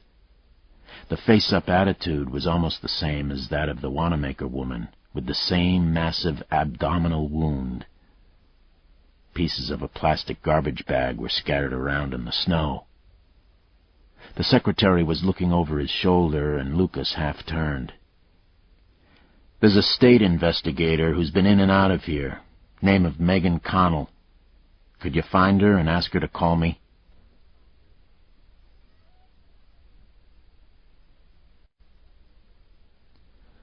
Chapter 4. Lucas's office was 15 feet square, no window, with a door that opened directly to a hallway. He had a wooden desk and chair, 3 visitors' chairs, 2 file cabinets, a bookcase, a computer, and a 3-button phone. A map of the Twin Cities metro area covered most of one wall, a cork bulletin board another. He hung his jacket on a wooden hanger, and the wooden hanger on a wall hook, sat down, pulled open the bottom desk drawer with his toe, put his feet on it, and picked up the telephone and dialed. A woman answered. Weather Harkinen, please. He didn't recognize all the nurses' voices yet. Dr. Harkinen is in the operating room. Is this Lucas? Yes. Could you tell her I called? I might be late getting home. I'll try her there later. He punched in another number, got a secretary. Lucas Davenport for Sister Mary Joseph. Lucas, she's in Rome. I thought you knew. Shit, Oh, geez, excuse me. The secretary was a novice nun. Lucas feigned exasperation. I forgot. When is she back? 2 weeks yet. She's going on some kind of dig. God damn it. Oh, geez. Excuse me. Sister Mary Joseph, L. Kruger, when they had gone to elementary school together, was an old friend and a shrink with an interest in murder. She had helped him out on other cases. Rome. Lucas shook his head and opened the file that Connell had put together. The first page was a list of names and dates. The next 8 pages were wound photos done during autopsies.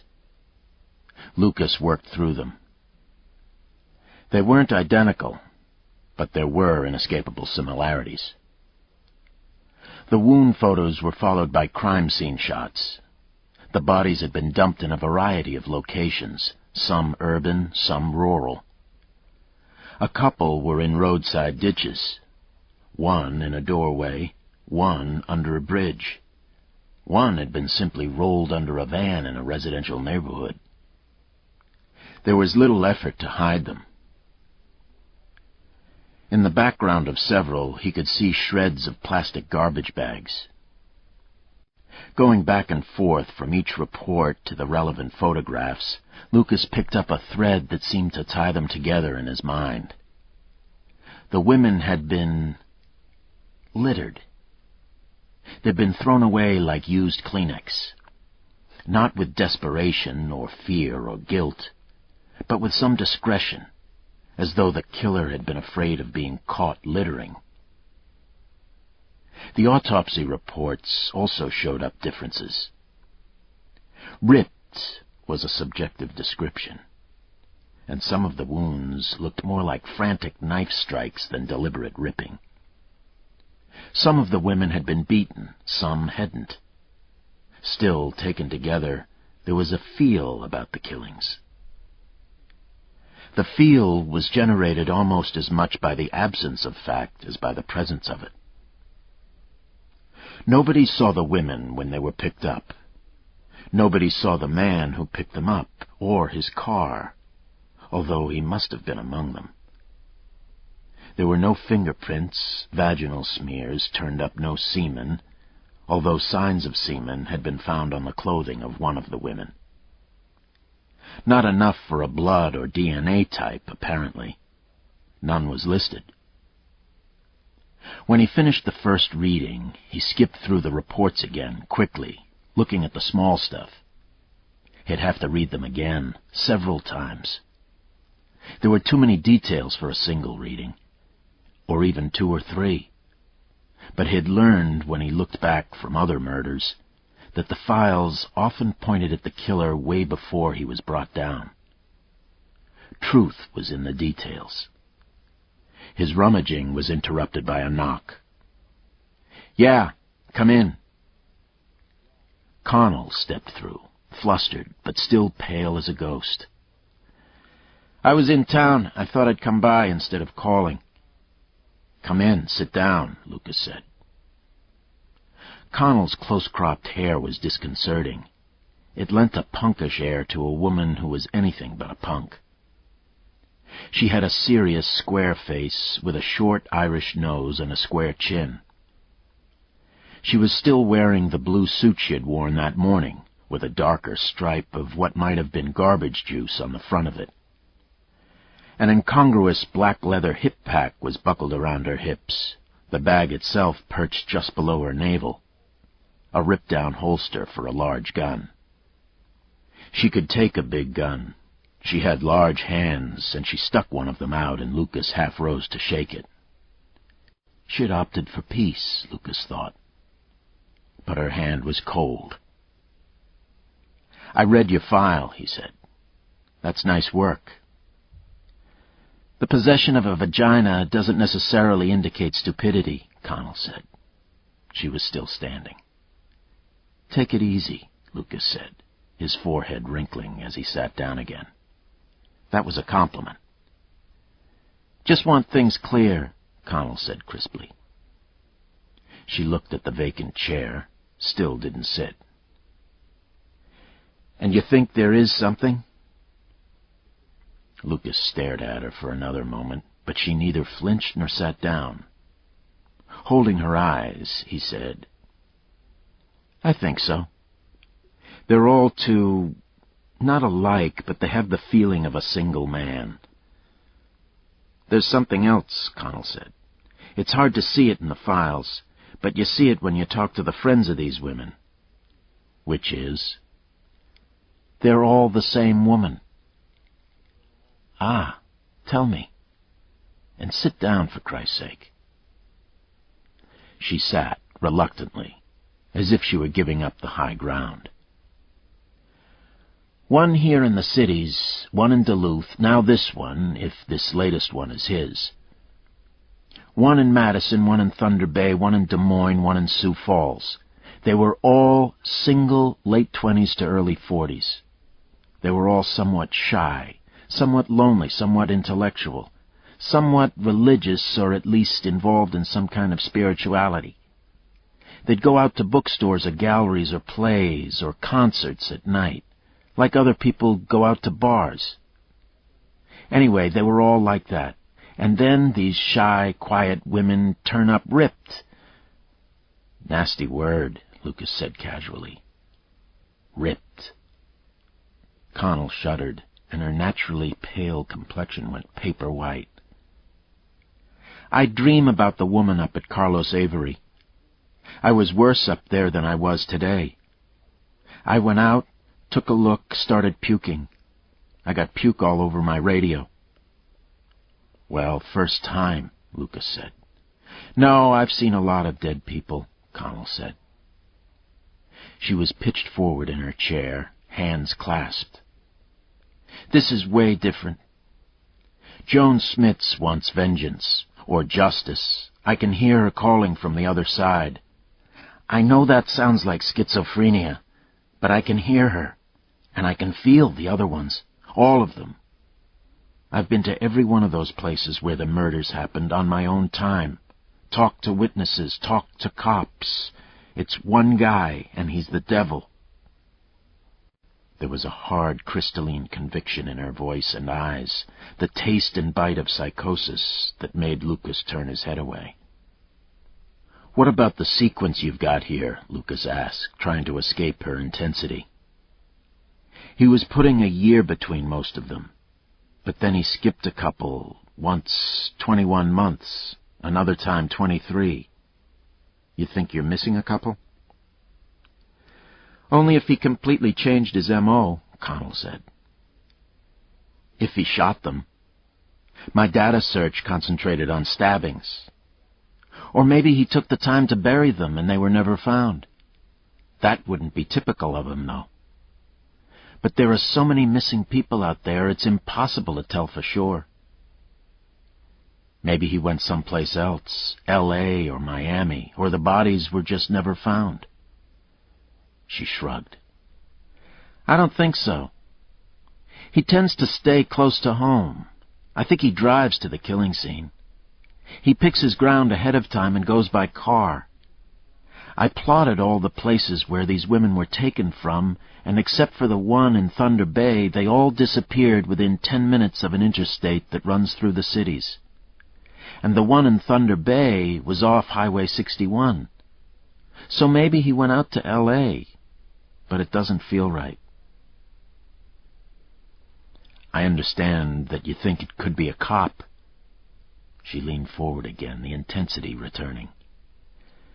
"There are still a couple of things we need to look at. The cop thing is the only hard clue we have. That one woman talking to her daughter." "I read your file on it," Lucas said. "Okay. And you saw the thing about the PPP?" No, I don't remember." "It's in an early police interview with a guy named Price, who was convicted of killing the Madison woman." "Oh, yeah, I saw the transcript. I haven't had time to read it." "He says he didn't do it. I believe him.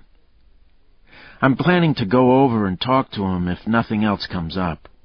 He was in the bookstore where the victim was picked up, and he says there was a bearded man with PPP tattooed on his hand, right on the web between his index finger and thumb. So we're looking for a cop with PPP on his hand? I don't know.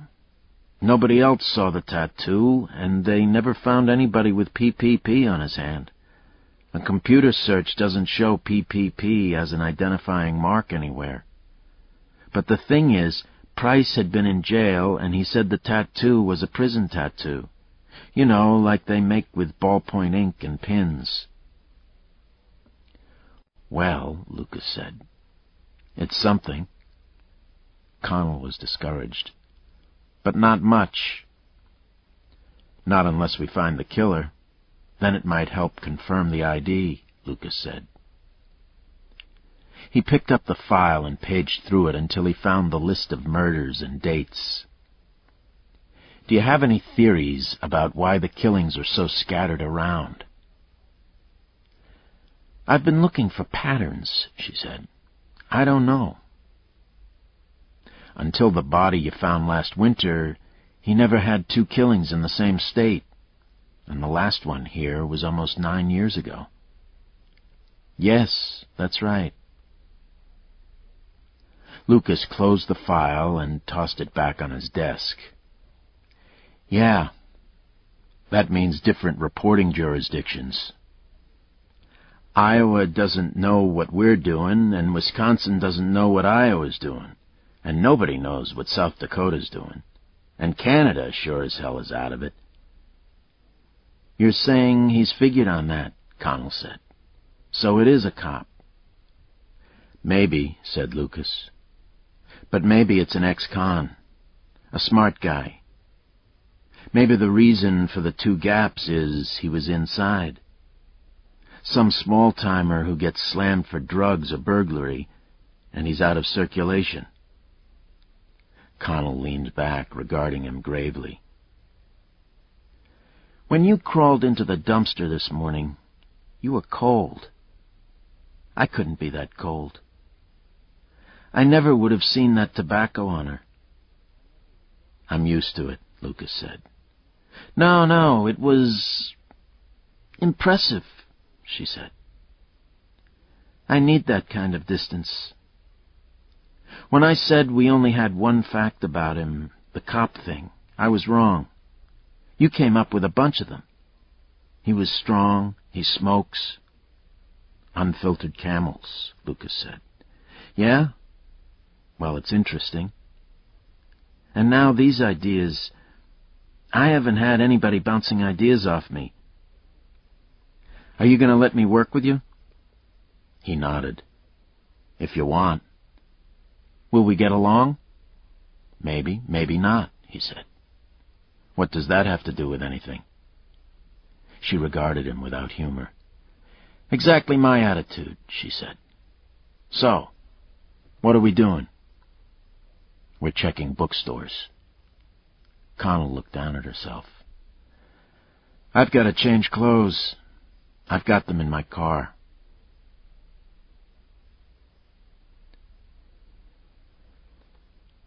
While Connell went to change, Lucas called Anderson for a reading on Homicide's preliminary work on the Wanamaker killing. We just got started, Anderson said. Scurag called in a few minutes ago. He said a friend of Wanamaker's definitely thinks she was going to a bookstore. But if you look at the file when she was reported missing, somebody else said she might have been going to the galleries over on First Avenue. We're hitting the bookstores. Maybe your guys could take the galleries. If we've got time. Lester's got people running around like rats, Anderson said. Oh, that Junkie Dude guy. I got lots of hits, but the last one was 3 years ago. He was living in a flop on Franklin Avenue. Chances of him being there are slim and none, and Slim is out of town. Give me the address, Lucas said.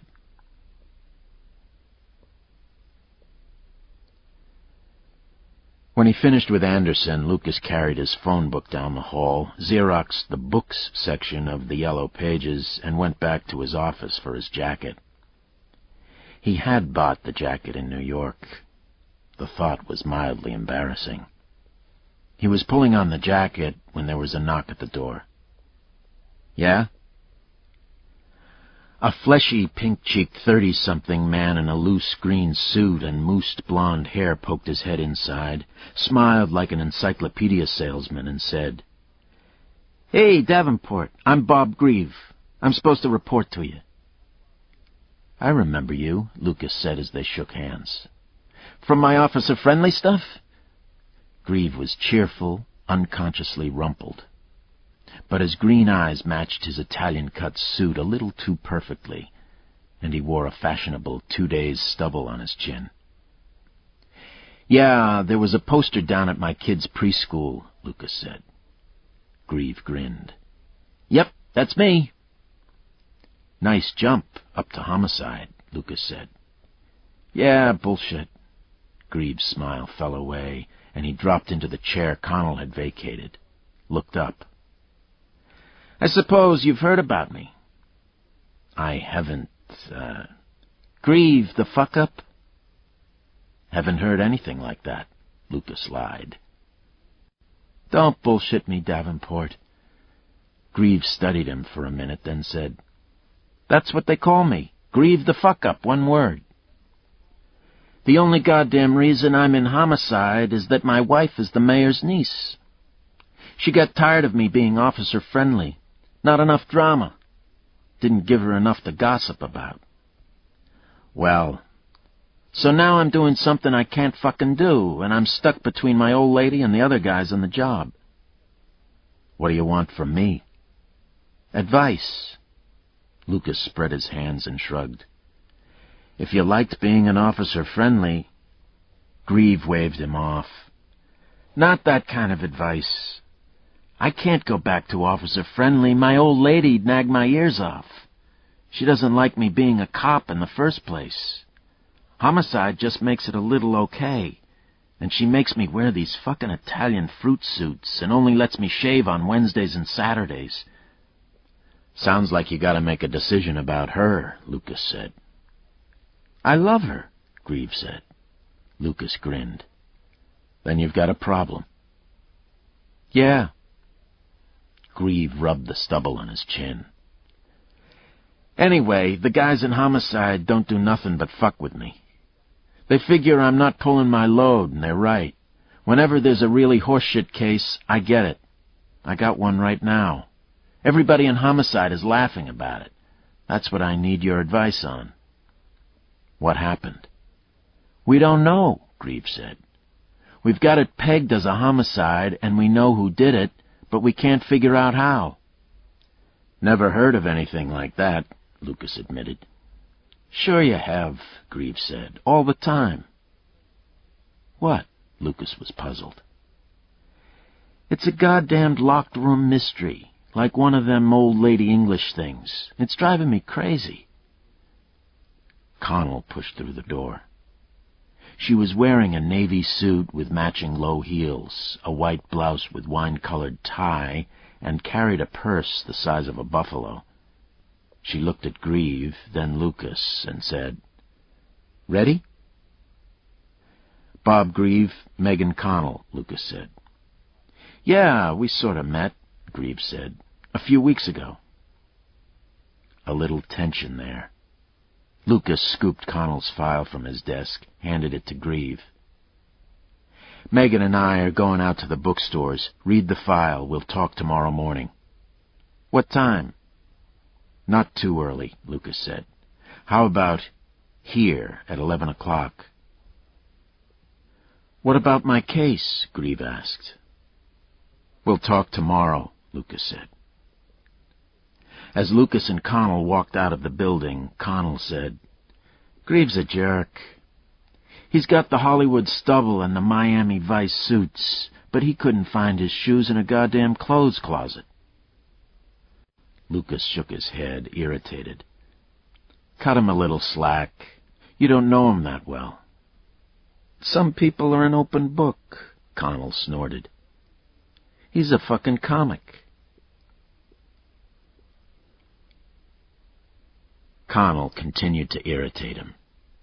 Their styles were different. Lucas liked to drift into conversation, to schmooze a little, to remember common friends. Connell was an interrogator. Just the facts, sir. Not that it made much difference.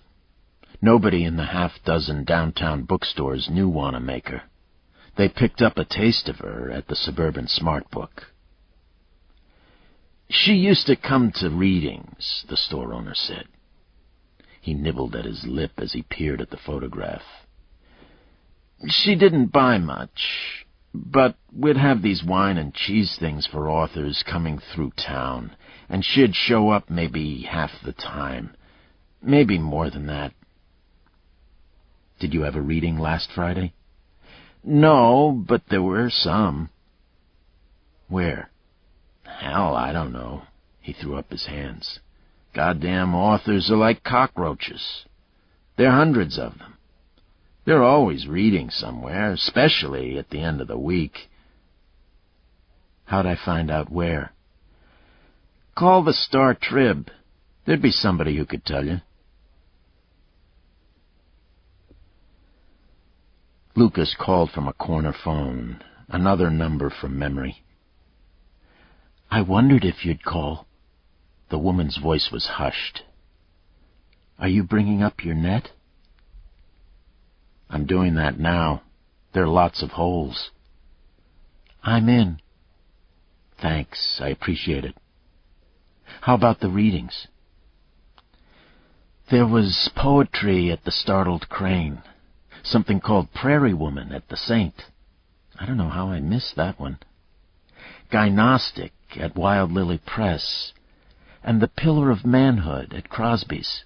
The Pillar of Manhood was a male-only night. If you'd called last week, I probably could have got you in. Too late, Lucas said. My drums broke. Darn, you had a nice drum, too. Yeah, well, thanks, Charlene. To Connell. We can scratch Crosby's off the list. The owner of the Startled Crane grinned at Lucas and said, Cheese it, the heat. How you been, Lucas? They shook hands, and the store owner nodded at Connell, who stared at him like a snake at a bird. Not bad, Ned, Lucas said. How's the old lady? Ned's eyebrows went up. Pregnant again. You just wave it at her and she's knocked up. Everybody's pregnant. I got a friend, I just heard his wife's pregnant. How many is that for you? 6? 7.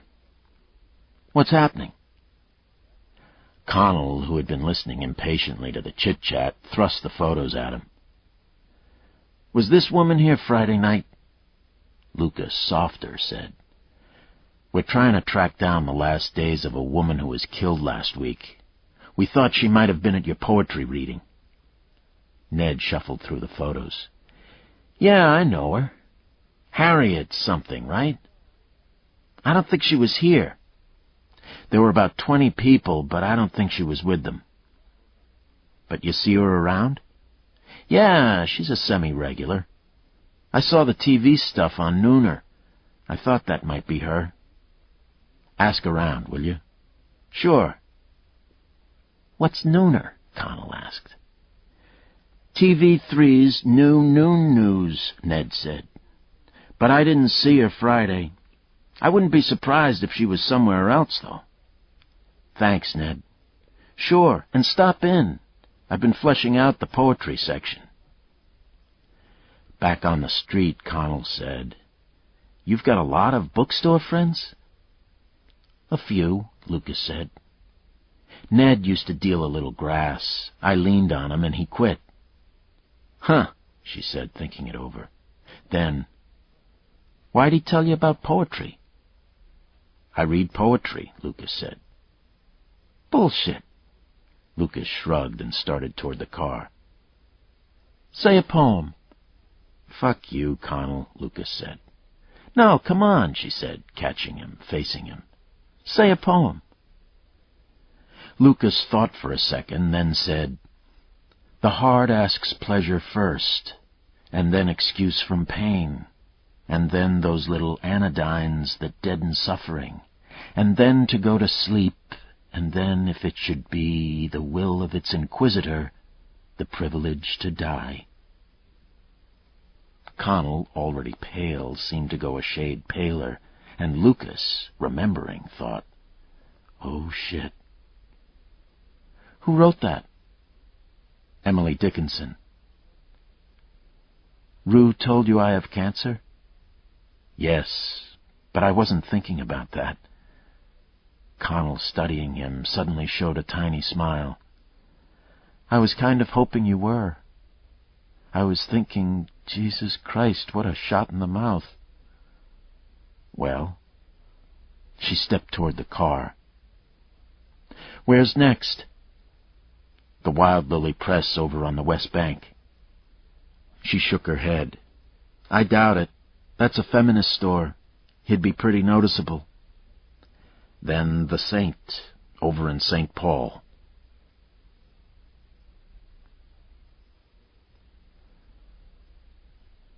On the way to St. Paul, Connell said, "I'm in a hurry on this, Davenport. I'm going to die in 3 or 4 months, 6 at the outside. Right now I'm in remission, and I don't feel too bad. I'm out of chemo for the time being. I'm getting my strength back, but it won't last. A couple weeks, 3, and it'll come creeping up on me again. I want to get him before I go." "We can try." "We got to do better than that," she said. "I owe some people." "All right." "I don't mean to scare you," she said. "You're doing it."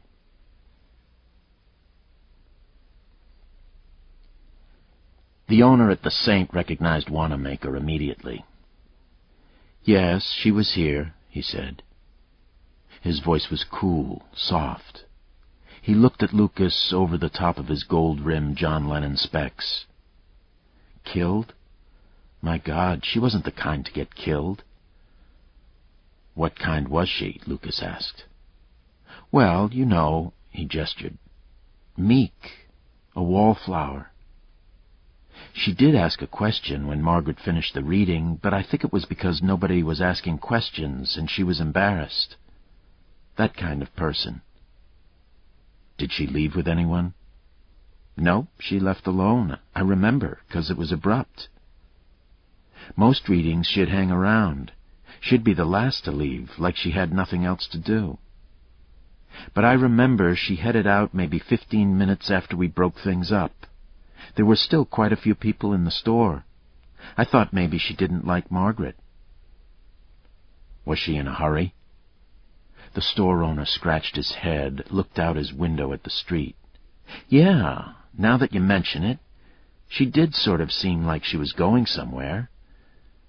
Lucas looked at Connell, who was showing just the faintest color. The store owner, frowning, said, "You know, when I think about it, the question she asked was made up, like maybe she was dragging things out. I was sort of rolling my eyes mentally anyway. Then she leaves in a hurry." "Like something happened while she was in the store?" Connell prompted. "I hate to say it, but yes." "That's interesting," Lucas said. "We'll need a list of everybody you know is here." The store owner looked away, embarrassed. I think a lot of my clients would see that as an invasion of privacy," he said. "Would you like to see the pictures of Wanamaker?" Lucas asked gently. "The guy ripped her stomach open and all her intestines came out, and we think he might be hanging around bookstores." The store owner looked at him for a moment, then nodded. "I'll get a list going," he said.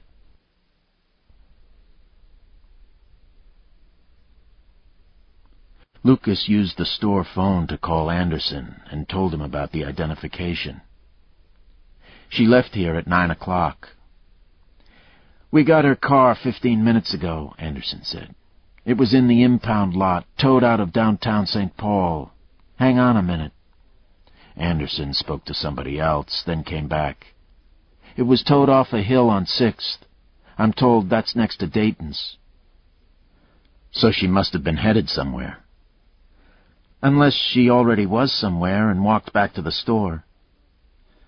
I don't think so. That'd be 8 or 10 blocks. There's a lot of parking around here. She would have driven. Is there anything around Dayton's at 9? Was the store open? There's a bar up there, Harp's, on the corner. Connell and I'll stop in. Okay. St. Paul will process the car, Anderson said. I'll pass on what you found out at this bookstore. You're getting a list of names? Yeah, but it might not be much. Get me the names and I'll run 'em. Lucas hung up and turned around. Connell was marching toward him from the back of the store, where the owner had gone to talk with one of his clerks about people at the reading. One of the men here was a cop, she said fiercely. A St. Paul patrolman named Carl Erdrich. Damn it, Lucas said. He picked up the phone and called Anderson back, gave him the name. What? Connell wanted to know when he got off the phone. We'll check the bar, Lucas said. There'll have to be some negotiations before we can get a mug of Erdrich. Connell spun around and planted herself in front of him. What the fuck is this? She asked. It's called the usual bullshit, he said, and calm down.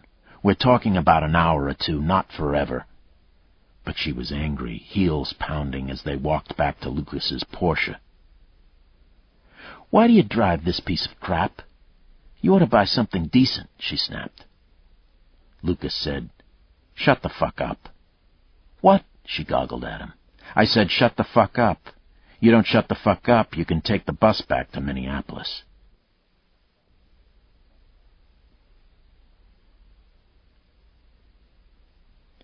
Connell, still angry, trailed him into Harp's and muttered, Oh, Lord, when she saw the bartender. The bartender was a dark-haired, pixie-ish woman with large black eyes, too much makeup, and a bee-stung lower lip. She wore a slippery, low-cut silk pullover without a bra, and a black string tie with a turquoise clasp at her throat. Cops? She asked, but she was smiling. Yeah, Lucas nodded, grinned, and tried to meet her eyes. We need to talk to somebody who was here Friday night. I was, she said, dropping her elbows on the bar and leaning toward Lucas, glancing at Connell. The bartender smelled lightly of cinnamon, like a dream. She had a soft, freckled cleavage. What do you need? Lucas rolled out the photo of Wanamaker. Was she here? The bartender watched his eyes and, satisfied with her effect, picked up the photo and studied it. She looked like this? Pretty much, Lucas said, steadfastly holding her eyes. What did she do? The bartender asked. Was she here? Lucas asked again. Meanie, she said. You don't want to tell me. The bartender frowned, pushed out her lower lip, studied the picture, and slowly shook her head. No, I don't think she was. In fact, I'm sure she wasn't, if she dressed like this. Our crowd's into black. Black shirts, black pants, black dresses, black hats, black combat boots. I'd have noticed her. Big crowd? In St. Paul? She picked up her bar rag and scrubbed at a spot in the bar. Okay. As they started out, the bartender called after them. What did she do? It was done to her, Connell said, speaking for the first time. She made it sound like a punishment. Yeah? She was killed. The bartender recoiled. Like murdered? How? Let's go, said Lucas, touching Connell's coat sleeve. Stabbed, said Connell. Let's go, Lucas repeated.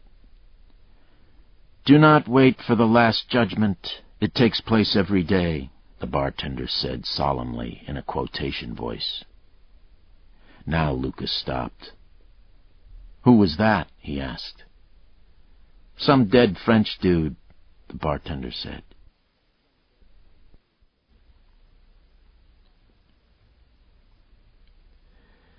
That was disgusting, Connell fumed. What?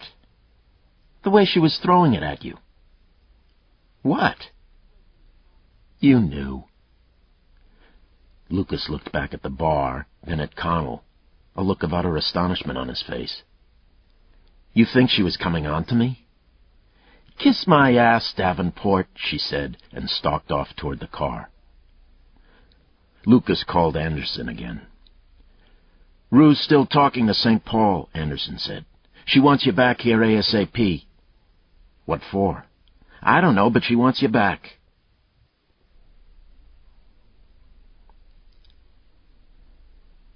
Connell complained most of the way back. They had something, she said. They should stay with it. Lucas, tired of it, offered to drop her at the St. Paul police headquarters. She declined. Rue was up to something, she said. When they walked into the chief's outer office, the bony secretary flipped a thumb toward the chief's door and they went through. Rue was smoking furiously. She glanced at Connell, then nodded. I guess you better stay and hear this. What's going on? Lucas asked. Rue shrugged. We're out of here is what's going on. No crime committed in Minneapolis. You just proved it. Wanamaker goes to that bookstore in St. Paul, gets dumped in Hudson. Let them fight about it. Wait a minute, said Connell. Rue shook her head.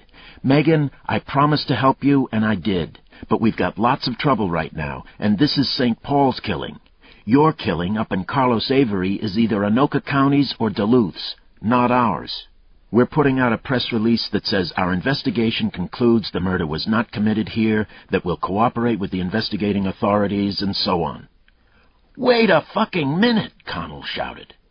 Are you telling me we're done? We're done, Rue said, still friendly, but her voice sharpening. You've still got some options. We'll get your research to St. Paul, and I'll ask that they let you assist their investigation. Or you could continue with the Smiths case. I don't know what Duluth is doing with that anymore. Connell turned to Lucas, her voice harsh. What do you think? Lucas stepped back. It's an interesting case, but she's right. It's St. Paul's. Connell's face was like a stone. She stared at Lucas for a heartbeat, then at Rue, and then, without another word, spun and stalked out, slamming the office door behind her. You might have found a better way to handle that, Lucas said. Probably, Rue said, looking after Connell. But I didn't know she was coming, and I was so damn happy to be out from under. Christ, Davenport, you saved my ass in 4 hours finding that bookstore. So now what? Rue waved her hand expansively. Do what you want. She took a drag on her cigarette, then took it out of her mouth and looked at it. Jesus, sometimes I wish I was a man. Why? Lucas was amused by her excitement. 'Cause then I could take a big fucking Cuban cigar and smoke its ass off. You could still do that. Yeah, but then people who don't already think I'm a bull dyke would start thinking I'm a bull dyke. Besides, I'd barf.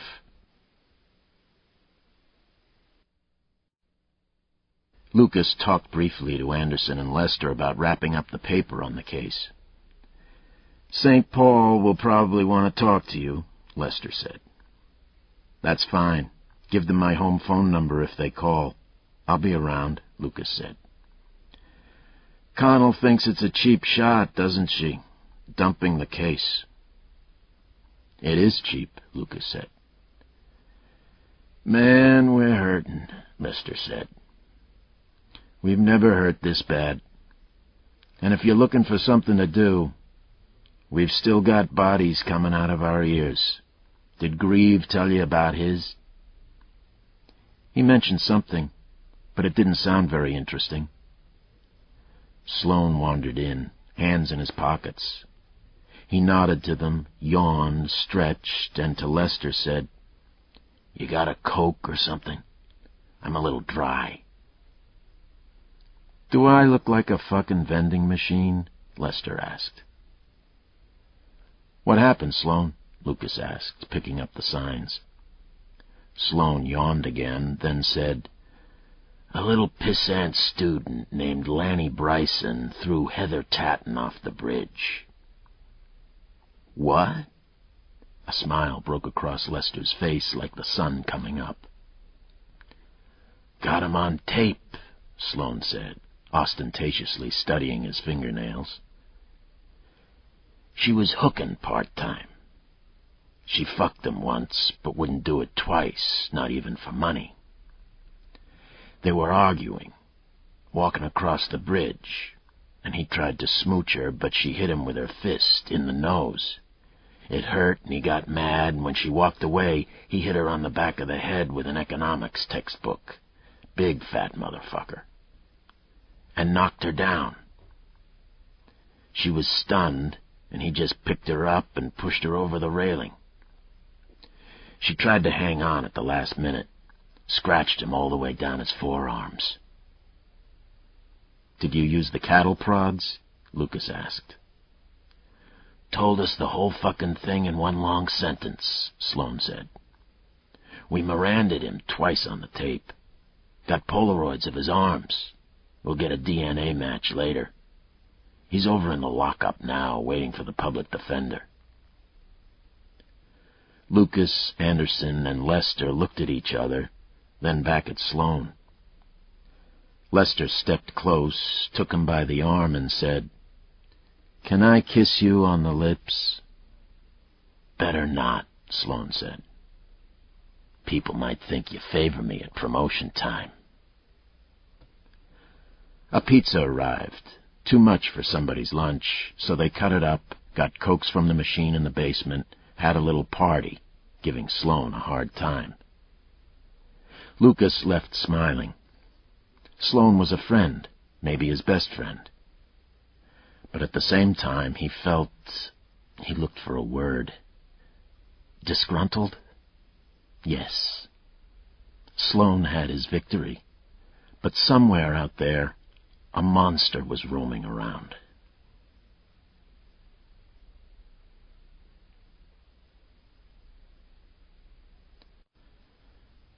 Chapter 5.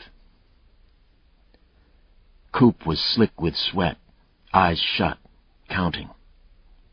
11, 12, 13. His triceps were burning, his toes reaching for the floor, his mind holding them off. 14, 15, 16. No. He was done. He dropped to the floor between the parallel bars and opened his eyes, the sweat running from his eyebrows. The burn in his arms began to even out, and he stumbled over to the toe-raise rack where he'd left the towel, mopped his face, picked up a pair of light dumbbells, and headed back to the posing room. Two Guys Body Shop, with a misplaced apostrophe, was the end unit of a dying shopping center on Highway 100, a shopping center marked by knee-high weeds growing out of cracked blacktop and peeling hand-painted signs for failing tax services and obscure martial arts. Coop had parked the truck in a litter of crumbling blacktop, locked it, and gone inside. To the right, one of the two guys sat behind the front desk, reading an old heavy metal magazine. To the left, a woman and two men were working around a variety of free weight racks. The guy looked up when Coop came in, grunted, and went back to the magazine. Coop walked past him, down a hallway where 50 muscle men stared down from curling Polaroids thumbtacked to the paneling, into the men's locker room. He changed into a jock, cut-off sweatpants and a sleeveless T-shirt, strapped on a lifting belt, pulled on goatskin gloves stiff with dried sweat, and went back out into the main room. Coop had a system. He divided his body into thirds, and worked a different third each day for 3 days. Then he took a day off, and the day after that started over. Shoulders and arms first day, chest and back second day, and then lower body. This was shoulders and arms. He worked the delts, triceps, biceps. Unlike a lot of people, he worked his forearms hard, squeezing rubber rings until the muscles screamed with acid. And he worked his neck, both on the neck machine and with bridges. He'd never seen anyone else at Two Guys doing bridges, but that didn't bother Coop. He'd once gone to a University of Minnesota, University of Iowa wrestling meet, and the Hawks were doing bridges. They'd kicked ass. Coop liked bench presses. Hell, everybody liked bench presses. He did pyramids, 10 reps at 350, 2 or 3 at 370, 1 or 2 at 390. He did seated behind-the-neck presses. He did curls topping out at 80 pounds on the dumbbells, working his biceps. At the very end, soaked with sweat, he got on a stair climber and ran up 100 stories. Then, breathing hard, he went back to the posing room. A woman in a sweat-stained orange bikini was working in the mirrors on the west wall, moving from a frontal pose, arms overhead, to a side pose, biceps flexed against her stomach. Coop dropped the dumbbells on a pad and stripped down to his jock. He picked up the dumbbells, did 10 quick pumps, tossed them back on the pad, and began his routine. In the back of his mind, he could hear the woman grunting as she posed, could hear the exhaust fan overhead, but all he could see was himself. And sometimes, through the mist of sweat, the gossamer-wrapped body of Sarah Jensen, spread-eagled on the bed, the dark pubic mound, and... "Slam it! Slam it! Slam it! Go! Go!" The woman stopped, picked up her towel. He was vaguely aware that she was standing in a corner, watching.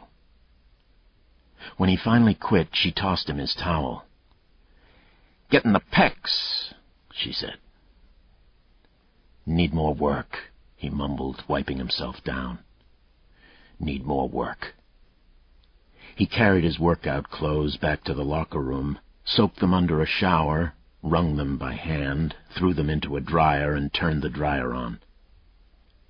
Then he showered, toweled off, dressed, went out to the main room, bought a Coke, drank it, went back and took his clothes out of the dryer, hung them in his locker, and left. He hadn't said a word to anyone except, "Need more work."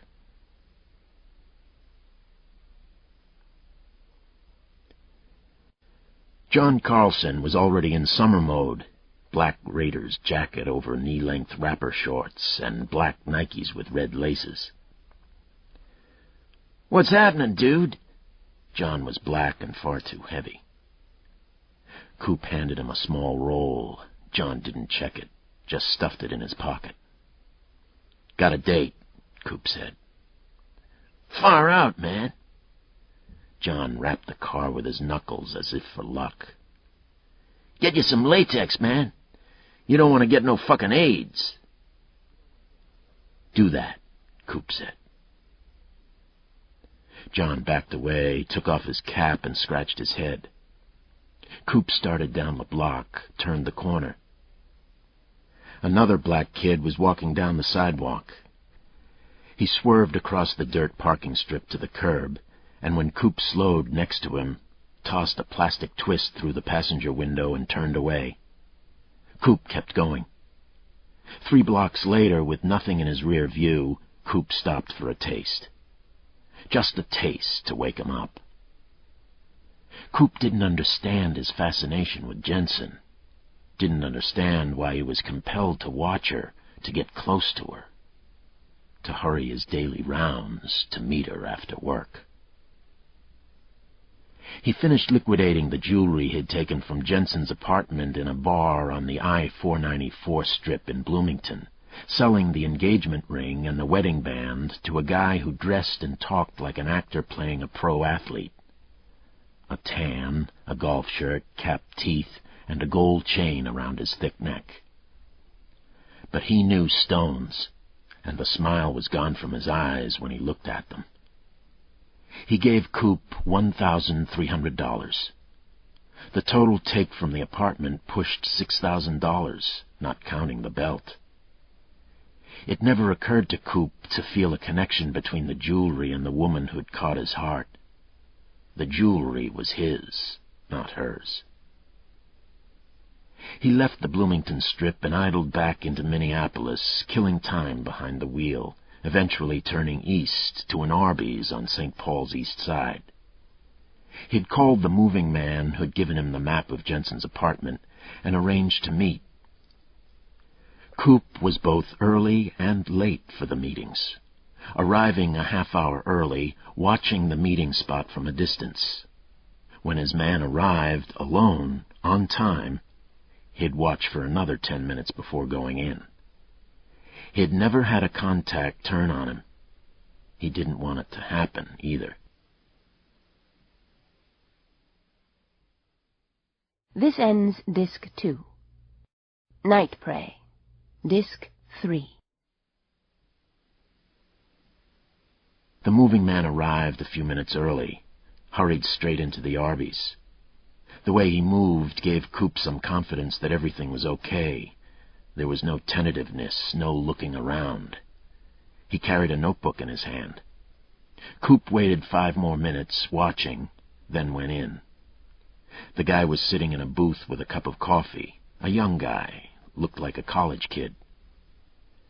Coop nodded at him, stopped for a cup of coffee himself, paid the girl behind the counter, and slid into the booth. "How you doing?"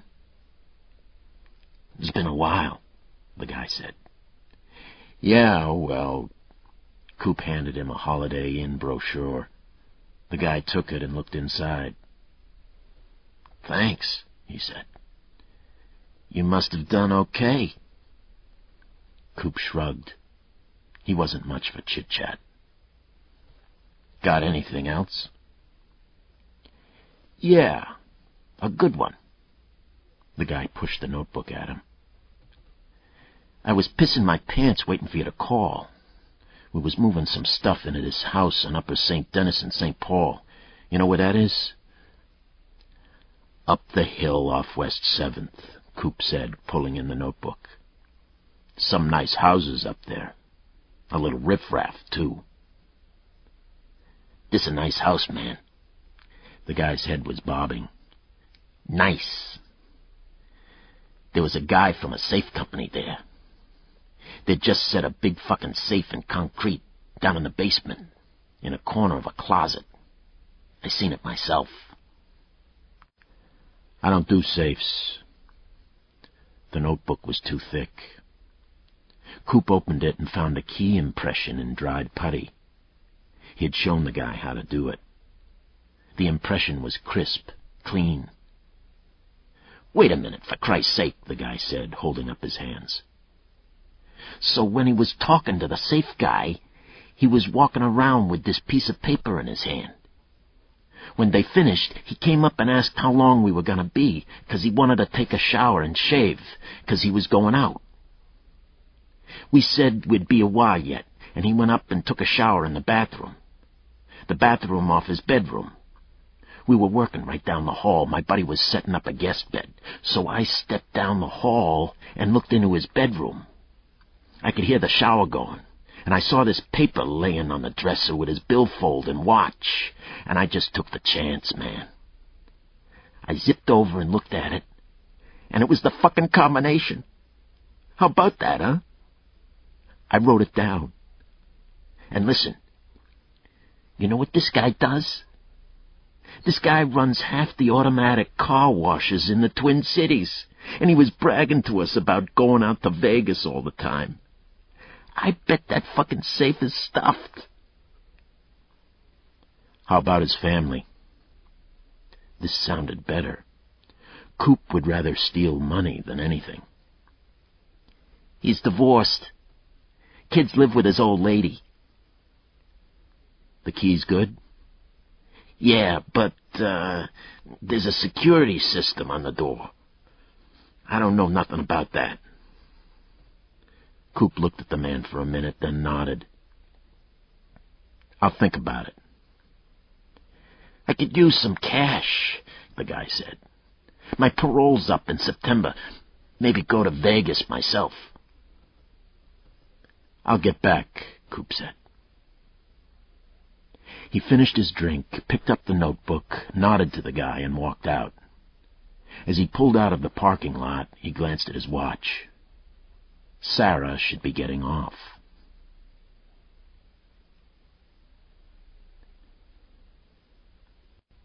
Coop had killed his mother. He'd killed her with a long, slender switchblade he'd found in a pawn shop in Seoul, Korea, where he'd been with the army. When he'd gotten back to the States, he'd spent a long weekend hitchhiking from Fort Polk to Hannibal, Missouri, for the sole purpose of ripping her. And he'd done that. He'd banged on the door, and she'd opened it, a camel glued to her lip. She had asked, "What the fuck do you want?" And he'd said, "This." Then he'd stepped up into the trailer, and she'd stepped back, and he'd stuck the knife in just about her belly button, and ripped up, right up through her breastbone. She had opened her mouth to scream. Nothing came out but blood. Coop had touched nothing, seen nobody. He'd grown up in Hannibal, just like Huck Finn, but he hadn't been any kind of Huck. He'd just been a dumb-shit kid who never knew his father, and whose mother gave blowjobs for money after she got off work at the bar. On a busy night, she might have 4 or 5 drunks stop by, banging on the aluminum door, sucking them, spitting in the sink next to his bedroom, spitting and gargling salt and soda, half the night gone. She'd drag him downtown, respectable eyes tearing at them, women in thigh-length skirts and tweedy jackets, pitying, disdaining. Bitches. "Bitches ain't no better'n me, you better believe it," his mother said. But she was lying, and Coop knew that for sure. They were better than his mother, these women in their suits and hats and clack-clack high heels. He'd been back at Fort Polk, sitting on his bunk reading Black Belt magazine, when the battalion sergeant major came by. He'd said, "Coop, I got some bad news. Your mother was found dead." And Coop had said, "Yeah?" and turned the page.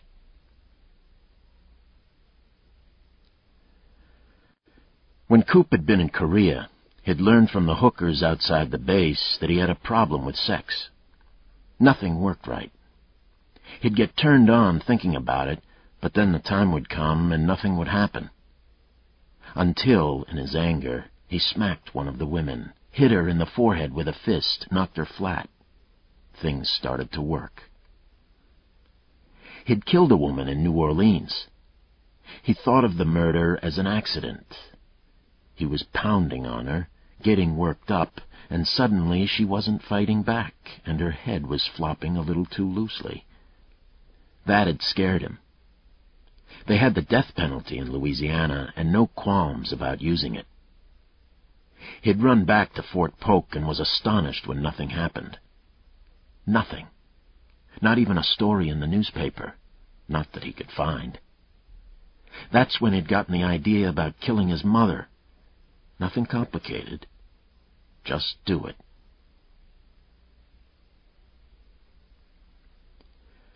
After the army, he'd spent a year working on the Mississippi, a barge hand.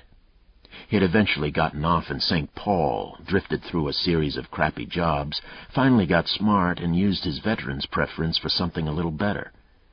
A year after that, he'd picked up a woman at a Minneapolis bookstore. He'd gone for a lifter's calendar, and the woman had come to him. He'd recognized her immediately. She had the wool suit and the clack-clack high heels. She'd asked him something about exercise. He couldn't remember what. It had obviously been a pickup. He hadn't thought to take her off, but he had, and that had been better than pounding on hookers. There had been a quality to the woman. The nylons and the careful makeup, the well-rounded sentences. She was one of those women so distinctly better than his mother. and they were everywhere. Some were too smart and tough to be taken. He stayed away from that kind. But there were also the tentative ones, awkward, afraid, not of death or pain or anything else so dramatic, but of simple loneliness. He found them in a Des Moines art gallery and in a Madison bookstore and a Thunder Bay record shop. A little older, drinking white wine, dressed carefully in cheerful colors, their hair done to hide the gray, their smiles constant, flitting, as though they were sparrows looking for a place to perch. Coop gave them a place to perch. They were never so much wary as anxious to do the right thing. Coop picked up Jensen when she left her office, escorted her to a Cub supermarket, followed her inside, watching her move, her breasts shifting under her blouse, her legs so well muscled, the way she brushed the hair out of her eyes. Her progress through the produce section was a sensual lesson in itself. Jensen prowled through it like a hunting cat, squeezing this, sniffing at those, poking at the others. She bought Bing cherries and oranges and lemons, fat white mushrooms and celery, apples and English walnuts, grapes both green and red, and garlic. She made a brilliant salad. Coop was in the cereals. He kept poking his head around the corner, looking at her. She never saw him, but he was so intent that he didn't see the stock kid until the kid was right on top of him. "Can I help you?" The kid used a tone he might have used on a 10-year-old shoplifter. Coop jumped. "What?" He was flustered. He had a cart with a package of beef jerky and a jar of dill pickles. "What are you looking for?" The kid had a junior cop attitude, and he was burly, too white with pimples, crew cut, and small pig eyes. "I'm not looking. I'm thinking," Coop said. "Okay, just asking," the kid said. But when he moved away, he went only 10 feet and began rearranging boxes of cornflakes, ostentatiously watching Coop. Sarah, at the very moment that the kid asked his first question, decided she'd gotten enough produce. A moment later, as the kid went to work in the cornflakes, she came around the corner. Coop turned away from her, but she glanced up at his face. Did he see the smallest of wrinkles? He turned his back and pushed his cart out of the aisle. The fact is, she might have seen him 20 times, if she'd ever scanned the third layer of people around her, if she'd noticed the guy on the bench on the next sidewalk over as she jogged. Had she remembered him? Was that why her forehead had wrinkled? The kid had seen him watching her. Would he say anything? Coop thought about abandoning his cart, but decided that would be worse than hanging on. He pushed it to the express lane, bought a newspaper, paid, and went on to the parking lot. While he was waiting to pay, he saw the kid step out of an aisle, his fists on his hips, watching. A wave of hate washed over him. He'd get the little fucker. Get him in the parking lot, rip his fucking face off. Coop closed his eyes, controlling it, controlling himself. When he fantasized, the adrenaline started rolling through his blood, and he almost had to break something. But the kid just wasn't worth it. Asshole. He left the supermarket parking lot, looking for the kid in his rearview mirror, but the kid had apparently gone back to work. Good enough. But he wouldn't be going back there. Out of the lot, he pulled into a street-side parking space and waited. 20 minutes later, Jensen came by. His true love. Coop loved to watch her when she was moving. He loved her on the streets, where he could see her legs and ass, liked to see her body contorting as she leaned or bent or stooped, liked to watch her tits bobbling when she went for a run around the lake. really like that. He was aflame.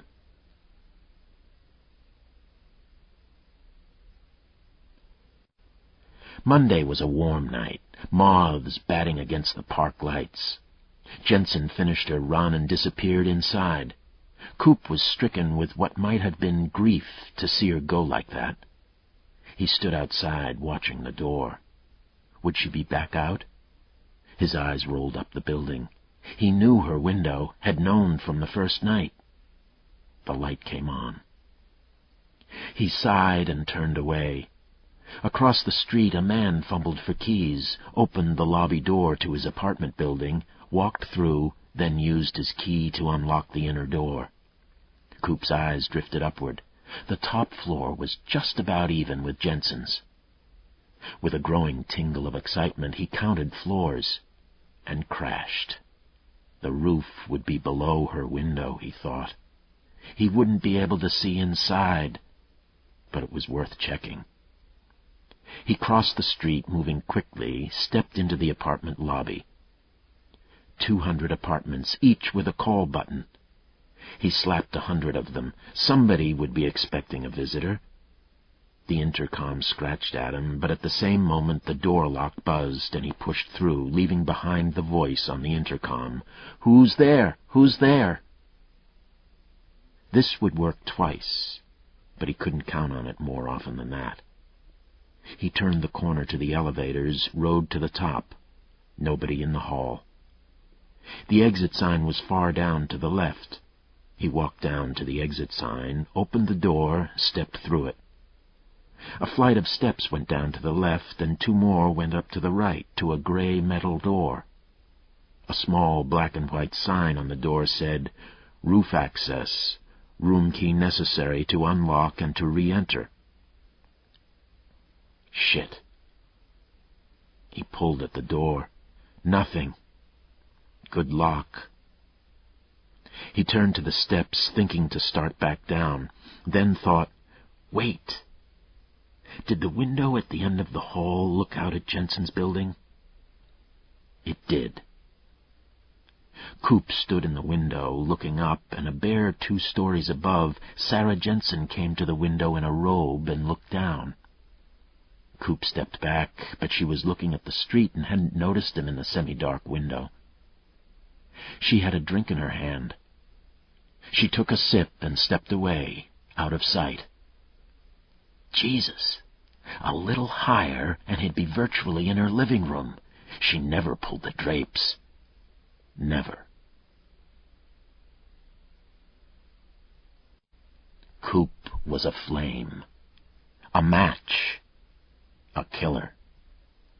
He needed a key. Not sometime. He needed one now. He'd picked up his philosophy at Stillwater. Power comes out of the barrel of a gun, or from a club, or a fist. Take care of number 1. The tough live, the weak die. When you die, you go into a hole. End of story. No harps, no heavenly choir, no hellfire. Coop resonated with this line of thought. It fit so well with everything he'd experienced in life. He went back to his truck for equipment, not thinking very much, not on the surface. When he needed something, anything, that thing became his. The people who had it were keeping it from him. He had the right to take it. Coop was proud of his truck. It might have belonged to anyone, but it didn't. It belonged to him, and it was special. He didn't carry much in the back, in the topper. A toolbox, a couple of bags of salt and sand left over from winter, a spade, a set of snow tires, a tow rope that had been in the truck when he bought it. And a few lengths of rusty concrete reinforcement rod, the kind of thing you might find lying in the dirt around a construction site, which was, in fact, where he had found it. The kind of thing a working man would have back there. Most of the stuff was simply a disguise for the big Sears toolbox. That's where the action was. The top tray contained a few light screwdrivers, pliers, a ratchet set, a half-dozen Sucrets cans full of a variety of wood screws, and other small items. The bottom compartment held a 2-pound hammer, a cold chisel, 2 files, a hacksaw, a short pry bar, a pair of work gloves, and a can of glazier's putty. What looked like an ordinary toolbox was, in fact, a decent set of burglary tools. He put the gloves in his jacket pocket, took out the glazier's putty, dumped the screws from one of the Sucrets cans into an empty compartment in the top tray, and scooped a gob of putty into the Sucrets tin. He smoothed the putty with his thumb, closed the tin, and dropped it into his pocket. Then he selected a piece of re-rod, a nice 18-inch length, easy to hide and long enough to swing. He still wasn't thinking much. The room key was his. This asshole, some asshole, was keeping it from him. That made him angry. Really angry. Righteously angry. Coop began to fume, thinking about his fucking key, and headed back to the apartment building, driving the truck. He parked half a block away, walked down to the apartment entrance, pulling on the work gloves, the re-rod up his jacket sleeve. Nobody around. He stepped into the lobby, pushed up the glass panel on the inset ceiling light, and used the re-rod to crack both fluorescent tubes. Now, in the dark, he dropped the panel back in place and returned to the truck. He left the driver's side door open an inch and waited. And waited some more. Not much happening. The passenger's seat was what made the truck special. He'd gotten some work done in an Iowa machine shop. A steel box, slightly shallower but a bit longer and wider than a cigar box, had been welded under the seat. The original floor was the lid of the box, and from below, the bottom of the box looked like the floor of the passenger compartment. To open the box, you turned the right front seat support once to the right, and the lid popped up. There was enough room for any amount of jewelry or cash, or cocaine. Half the people in Stillwater were there because they'd been caught in a traffic stop and had the cocaine, stolen stereo, gun on the back seat. Not Coop. He watched the door for a while longer, then popped the lid on the box, pulled out the 8-ball, pinched it, put it back. Just a little nose, just enough to sharpen him up. 2 mature arborvitae stood on either side of the apartment's concrete stoop, like sentinels. Coop liked that. The trees cut the vision lines from either side. To see into the outer lobby, you had to be standing almost straight out from the building.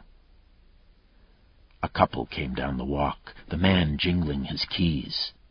They went inside, and Coop waited. A woman was next, alone, and Coop perked up. But she was walking straight down the sidewalk, distracted, and not until the last minute did she swerve in toward the building. She would have been perfect, but she hadn't given him time to move. She disappeared inside. 2 men holding hands came down the walk. No. 2 or 3 minutes later, they were followed by a guy so big that Coop decided not to risk it. Then Jim Florey turned the corner, his keys already in his hand. Florey scratched himself at his left sideburn and mumbled something, talking to himself, distracted. He was 5'10" and slender. Coop pushed open the car door and slipped out, started down the sidewalk. Florey turned in at the building, took his keys out of his pocket, fumbled through them, pulled open the outer door, went inside. Coop was angry. He could feel the heat in his bowels. "Fucker has my key! Fucker!" Coop followed Florey up the walk. Coop was whistling softly, an unconscious disguising tactic, but he was pissed. "Has my key!" Coop was wearing a baseball cap, jeans, a golf shirt, and large white athletic shoes, like a guy just back from a Twins game. He kept the hat bill tipped down. The steel re-rod was in his right pocket, sticking out a full foot, but hidden by his naturally swinging arm. "Goddamn asshole, got my key." "Zippity-doo-dah," he whistled. "Zippity-yay." And he was getting angrier by the second. My key. Through the glass outer door, he could see Florrie fumbling in the dark at the inner lock. Key must be in his hand.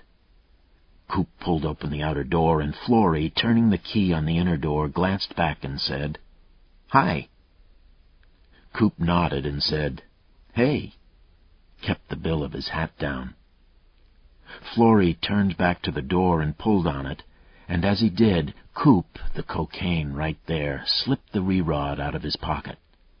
Florrie might have felt something, sensed the suddenness of the movement.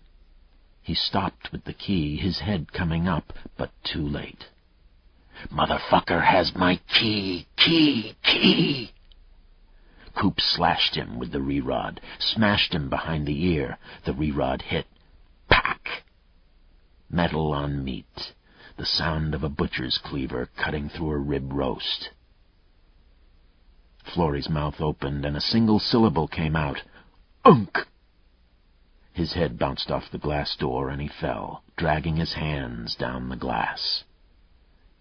Coop, moving fast now, nothing casual now, bent, glancing ferret-like outside, then stripped Florrie of his wallet. A robbery. He stashed the wallet in his pocket, pulled Florrie's key from the lock, opened the Sucrets tin, and quickly pressed one side and then the other into the glazier's putty. The putty was just firm and took perfect impressions.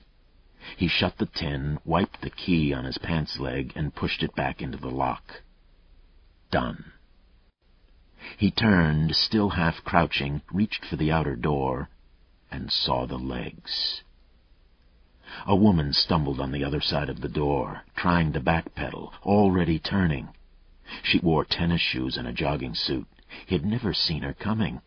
He exploded through the door, batting the glass out of his way with one hand, the other pulling the re-rod from his pocket. "No!" She shouted it. Her face was frozen, mouth open. In the dim light, she could see the body on the floor behind him, and she was stumbling back, trying to make her legs move, to run, shocked. Coop hit her like a leopard, already swinging the re-rod. "No!" She screamed again, eyes widening, teeth flashing in fear. She put up her arm, and the re-rod crashed through it, breaking it, missing her head. "No!" She screamed again, turning, and Coop, above her and coming down, hit her on the back of the neck just where it joined her skull, a blow that would have decapitated her if he had been swinging a sword. Blood spattered the sidewalk, and she went down to the stoop, and Coop hit her again, this time across the top of her undefended skull, a full, merciless swing, ending with a crunch, like a heavy man stepping on gravel. Her head flattened, and Coop, maddened by the interference, by the trouble, by the crisis, kicked her body off the step behind the arborvitae. "Motherfucker," he said. "Motherfucker." He hadn't intended this. He had to move. Less than a minute had passed since he had hit Florrie. No one else on the walk. He looked across the street, for a motion in the windows of Sarah Jensen's apartment building, for a face looking down at him. Nothing that he could see. He started away at a fast walk, sticking the re-rod in his pocket. Jesus, what was this? There was blood on his jacket. He wiped at it with a hand, smeared it. If a cop came...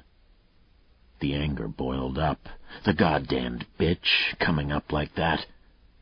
He swallowed it, fighting it, kept moving. Gotta keep moving. He glanced back, crossed the street, almost scurrying, now with the smell of warm human blood in his nose, in his mouth. Didn't mind that, but not here, not now. Maybe he thought he should walk out. He was tempted to walk out and return later for the company car. If somebody saw him hit the woman and followed him to the car, they'd see the badge on the side, and that'd be it. On the other hand, the cops would probably be taking the license numbers of cars in the neighborhood, looking for witnesses. No, he would take it. He popped the driver's side door, caught a glimpse of himself in the dark glass, face twisted under the ball cap, dark scratches across it. He fired up the truck and wiped his face at the same time. More blood on his gloves. Christ, it was all over him. He could taste it. It was in his mouth. He eased out of the parking space, watched in the rearview mirror for somebody running, somebody pointing. He saw nothing but empty street. Nothing. The stress tightened him. He could feel the muscles pumping, his body filling out. Taste the blood. And suddenly there was a flush of pleasure with a rash of pain, like being hand-stroked while ants crawled across you. More good than bad. Much more. Chapter 6. Weather wasn't home. Lucas suppressed a thump of worry. She should have been home an hour earlier. He picked up the phone, but there was nothing on voicemail, and he hung up. He walked back to the bedroom, pulling off his tie. The bedroom smelled almost subliminally of her Chanel No. 5.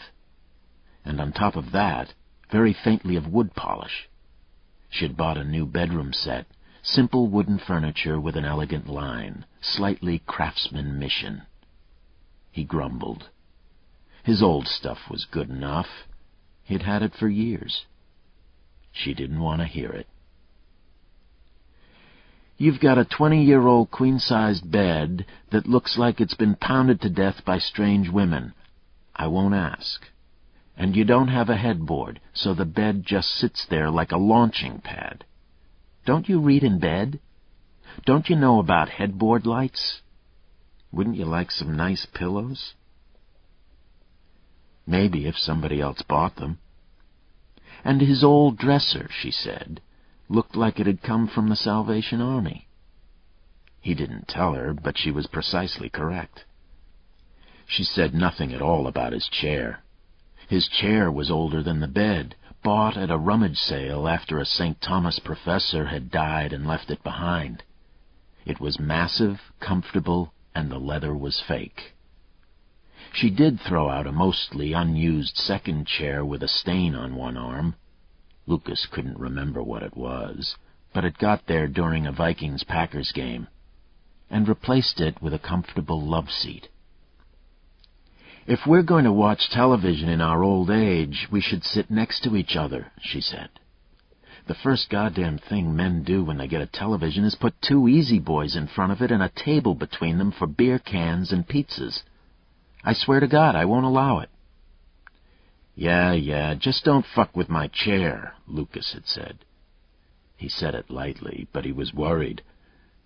She understood that. The chair's safe. Ugly, but safe. Ugly?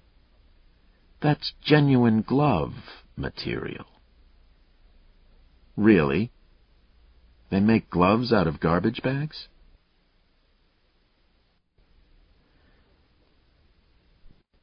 Whether Karkinen was a surgeon.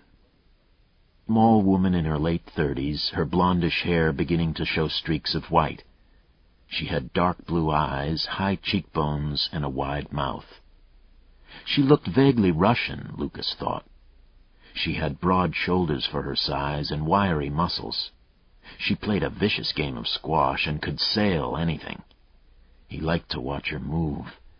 He liked to watch her in repose when she was working over a problem. He even liked to watch her when she slept, because she did it so thoroughly, like a kitten. When Lucas thought of her, which he might do at any moment, the same image always popped up in his mind's eye. Weather turning to look at him over her shoulder, smiling, a simple pearl dangling just over her shoulder. They would be married, he thought. She'd said, "Don't ask yet." Why? Would you say no? She'd poked him in the navel with her forefinger. "No, I'd say yes. But don't ask yet. Wait a while." Until when? You'll know. So he hadn't asked, and somewhere, deep inside, he was afraid. He was relieved. Did he want out? He had never experienced this closeness. It was different. It could be frightening.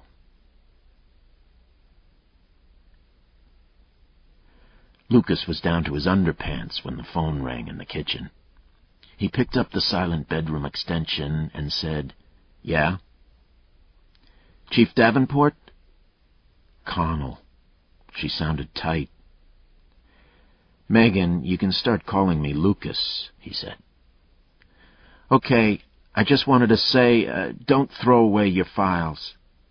On the case." There was an odd thumping sound behind her. He had heard it before, but he couldn't place it. "What?" "I said, don't throw away your files." "Megan, what are you talking about?" "I'll see you tomorrow, okay?" "Megan," but she was gone. Lucas looked at the telephone, frowned, shook his head, and hung it up. He dug through the new dresser, got running shorts, picked up a sleeveless sweatshirt that he'd thrown on top of a hamper, pulled it on, and stopped with one arm through a sleeve. The thumping sound he had heard behind Connell. Keyboards. Wherever she was, there were 3 or 4 people keyboarding a few feet away. Could be her office, though it was late. Could be a newspaper. Could be a television station.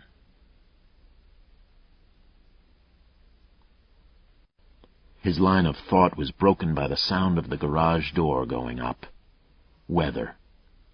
A small rock rolled off his chest. He pulled the sweatshirt over his head, picked up his socks and running shoes, and walked barefoot back through the house. "Hey!" She'd stopped in the kitchen, was taking a Sprite out of the refrigerator. He kissed her on the cheek. "Do anything good?" "I watched Harrison and McRinney do a free flap on a kid with Bell's palsy," she said, popping the top of the can. "Interesting?" She put her purse on the kitchen counter and turned her face up to him. Her face was a little lopsided, as though she'd had a ring career before turning to medicine. He loved the face. He could remember reacting the first time he'd talked with her, in a horror of a burned-out murder scene in northern Wisconsin. She wasn't very pretty, he'd thought, but she was very attractive. And a little while later, she'd cut his throat with a jackknife. Now she nodded. "Couldn't see some of the critical stuff, mostly clearing away a lot of fat, which is pretty picky. They had a double operating microscope, so I could watch Harrison work part of the time. He put 5 square knots around the edge of an artery that wasn't a heck of a lot bigger than a broom straw." "Could you do that?" "Maybe," she said, her voice serious. He'd learned about surgeons and their competitive instincts. He knew how to push her buttons. "Eventually, but you're pushing my buttons." "Maybe." She stopped, stood back, and looked at him, picking something from his voice. "Did something happen?" He shrugged. "I had a fairly interesting case for about 15 minutes this afternoon.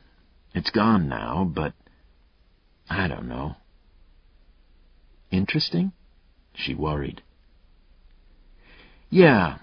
There's a woman from the BCA who thinks we've got a serial killer around. She's a little crazy, but she might be right." Now she was worried. She stepped back toward him. "I don't want you to get hurt again messing with some maniac. It's over, I think. We're off the case." "Off?" Lucas explained, including the strange call from Connell. Weather listened intently, finishing the Sprite. "You think she's up to something?" she said when he finished. "It sounded like it. I hope she doesn't get burned. Come on, let's run."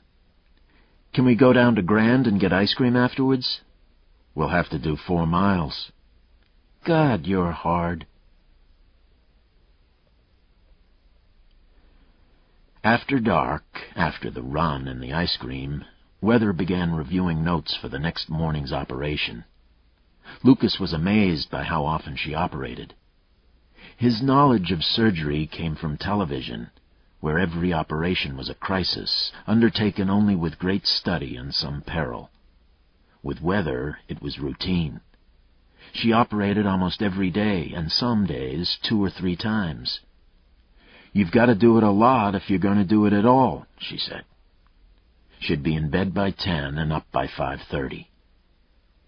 Lucas did business for a while, then prowled the house, finally went down the basement for a small off-duty gun, clipped it under his waistband, and pulled his golf shirt over it. "I'm going out for a while," he said. Weather looked up from the bed. "I thought the case was over." I'm looking for a guy." "So take it easy," she said. She had a yellow pencil clenched between her teeth and spoke around it. She looked cute, but he picked up the tiny spark of fear in her eyes. He grinned and said, "No sweat. I'll tell you straight out when there might be a problem." "Sure." Lucas's house was on the east bank of the Mississippi, in a quiet neighborhood of tall dying elms and a few oaks, with the new maples and ginkgos and ash trees replacing the disappearing elm. At night, the streets were alive with middle-class joggers working off the office flab, and couples strolling hand in hand along the dimly lit walkways. When Lucas stopped in the street to shift gears, he heard a woman laugh somewhere not too far away. He almost went back inside to Weather. Instead, he headed to the Randolph Lake Bridge, crossed the Mississippi, and a mile farther on was deep into the Lake Street Strip. He cruised the cocktail lounges, porno stores, junk shops, rental furniture places, check-cashing joints, and low-end fast-food franchises that ran through a brutally ugly landscape of cheap-lighted signs. Children wandered around at all times of day and night, mixing with the suburban coke-seekers, dealers, drunks, raggedy hip insurance salesmen, and a few lost souls from St. Paul desperately seeking the shortcut home. A pair of cops pulled up alongside the Porsche at a stoplight and looked him over, thinking, "Dope dealer." He rolled down his window, and the driver grinned and said something, and the passenger-side cop rolled down his window and said, "Davenport?" "Yeah." "Great car, man." The driver called across his partner, "Hey, dude, you got a little rock? I could use a taste, man."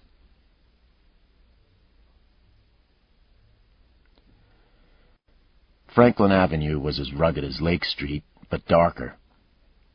Lucas pulled a slip of paper from his pocket, turned on a reading light, checked the address he had for Junkie Doog, and went looking for it. Half the buildings were missing their numbers. When he found the right place, there was a light in the window and a half-dozen people sitting on the porch outside.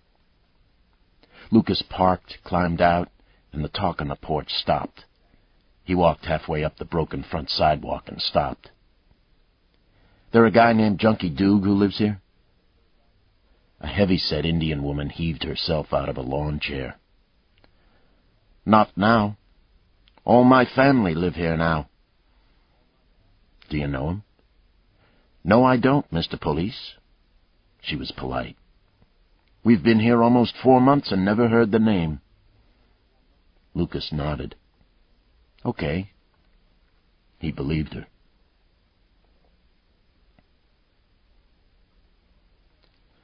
Lucas started crawling bars, talking to bartenders and customers. He'd lost time on the street, and the players had changed. Here and there, somebody picked him out, said his name, held up a hand. The faces and names came back, but the information was sparse. He started back home, saw the Blue Bull on a side street, and decided to make a last stop. A half-dozen cars were parked at odd attitudes around the bar's tiny parking lot, as though they'd been abandoned to avoid a bombing run. The Blue Bull's windows were tinted, so that patrons could see who was coming in from the lot without being seen themselves.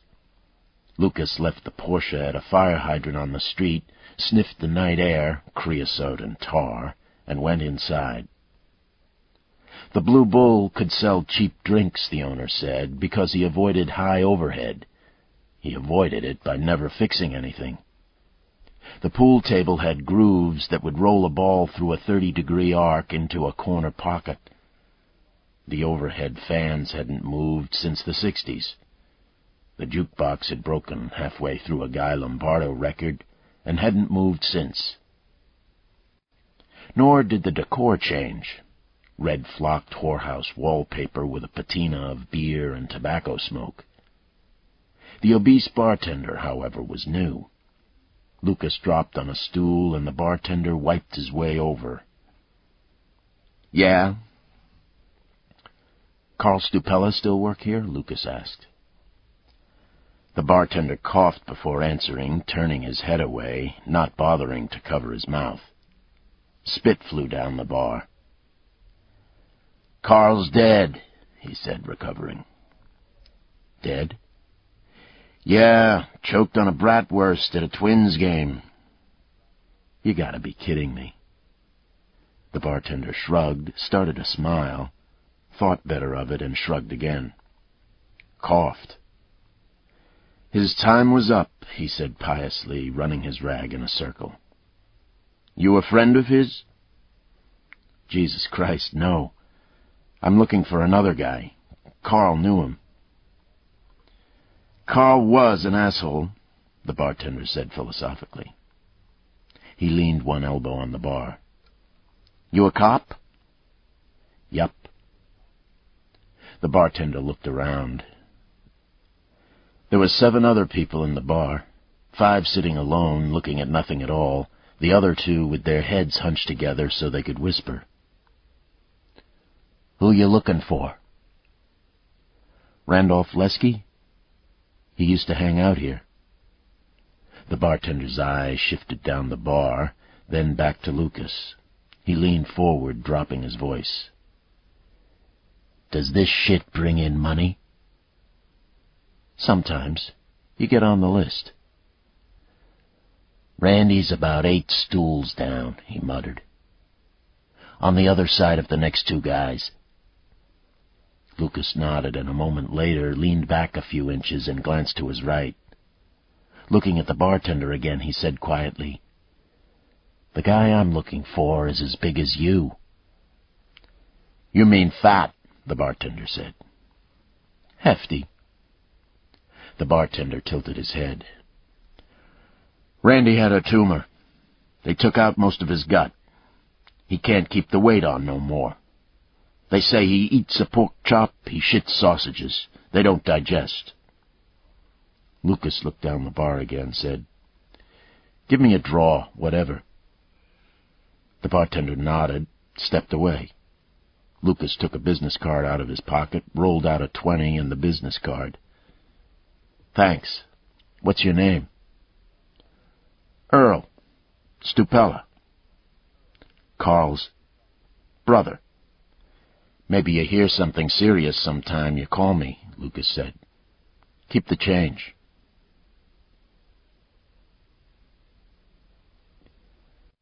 Lucas picked up the glass of beer and wandered down the bar. Stopped, did a double take. The thin man on the stool turned his head. Loose skin hung around his face and neck like a basset hound's, but Randy Lesky's mean little pig eyes peered out of it. "Randy," Lucas said, "as I live and breathe." Lesky shook his head once, as though annoyed by a fly in a kitchen. Lesky ran repair scams, specializing in the elderly. Lucas had made him a hobby. "Go away, please." "Jesus, old friends," Lucas said, spreading his arms. The other talk in the bar died. "You're looking great, man. You been on a diet?" "Kiss my ass, Davenport. Whatever you want, I don't got it." "I'm looking for Junkie Doog." Lesky sat a little straighter. "Junkie? He cut on somebody?" "I just need to talk to him." Lesky suddenly giggled. "Christ, old Junkie." He made a gesture as if wiping a tear away from his eyes. "I tell you, the last I heard of him, he was working out at a landfill in Dakota County." "Landfill?" "Yeah, the dump. I don't know which one, I just hear this from some guys. Christ, born in a junkyard, the guy gets sent to the nut house. When they kick him out of there, he winds up in a dump. Some people got all the luck, huh?" Lesky started laughing, great phlegm-sucking wheezes. Lucas looked at him for a while, waiting for the wheezing to subside, then nodded. Lesky said, "I hear you're back." "Yeah." Lesky took a sip of his beer, grimaced, looked down at it, and said, "I heard when you got shot last winter. First time I've been in a Catholic church since we were kids." "A church?" "I was praying my ass off that you'd fucking croak," Lesky said. "After a lot of pain." "Thanks for thinking of me," Lucas said. "You still run deals on old people?" "Go hump yourself. You're a breath of fresh air, Randy." "Hey." Lesky's old sport coat had an odd crinkle, a lump. Lucas touched his side. "Are you carrying?" "Come on, leave me alone, Davenport." Randy Lesky never carried. It was like an article of his religion. "What the hell happened?" Lesky was a felon. Carrying could put him inside. He looked down at his beer. "You seen my neighborhood?" "Not lately." "Bad news. Bad news, Davenport. Glad my mother didn't live to see it. These kids, Davenport, they'll kill you for bumping into them," Lesky said, tilting his head sideways to look at Lucas. His eyes were the color of water. "I swear to God, I was in Pansy's the other night, and this asshole kid starts giving some shit to this girl, and her boyfriend stands up, Bill McGuane's boy, and says to her, 'Come on, let's go.' And they go. And I sees Bill, and I mention it, and he says, 'I told that kid don't fight ever.' He's no chicken shit, but it's worth your life to fight. And he's right, Davenport. You can't walk down the street without worrying that somebody's gonna knock you in the head. For nothing. For not a fucking thing. It used to be if somebody was looking for you, they had a reason you could understand. Now, for nothing." "Well, take it easy with the piece, huh?" "Yeah." Lesky turned back to the bar, and Lucas stepped away and turned. Then Lesky suddenly giggled, his flaps of facial flesh trembling with the effort, and said, "Junkie Doog," and giggled some more. Outside, Lucas looked around, couldn't think of anything else to do. Far away he could hear sirens, lots of them. Something going on, but he didn't know where. He thought about calling in, finding out where the action was, but that many sirens, it was probably a fire or an auto accident. He sighed, a little tired now, and headed back to the car.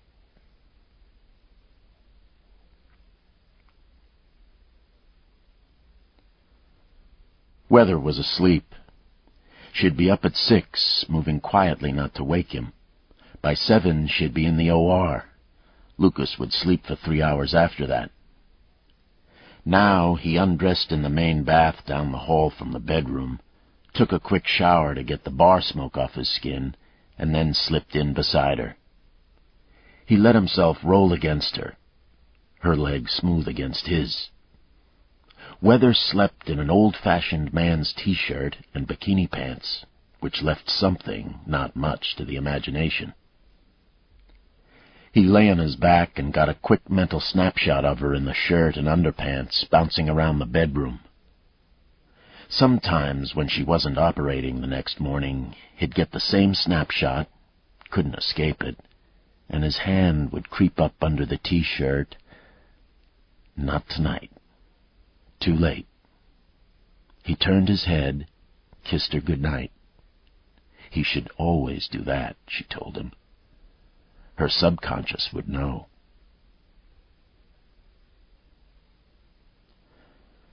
What seemed like a long time later, Lucas felt her hand on him and opened his eyes. The room was dimly lit, daylight filtering around the curtains. Weather, sitting fully dressed on the bed beside him, gave him another tantalizing twitch. "It's nice that men have handles," she said. "It makes them easy to wake up." "Huh?" He was barely conscious. "You better come out and look at the TV," she said, letting go of him. "The Openers program is talking about you." "Me?" He struggled to sit up. "What's that quaint phrase you police officers use? The fucking shit has hit the fan? I think that's it."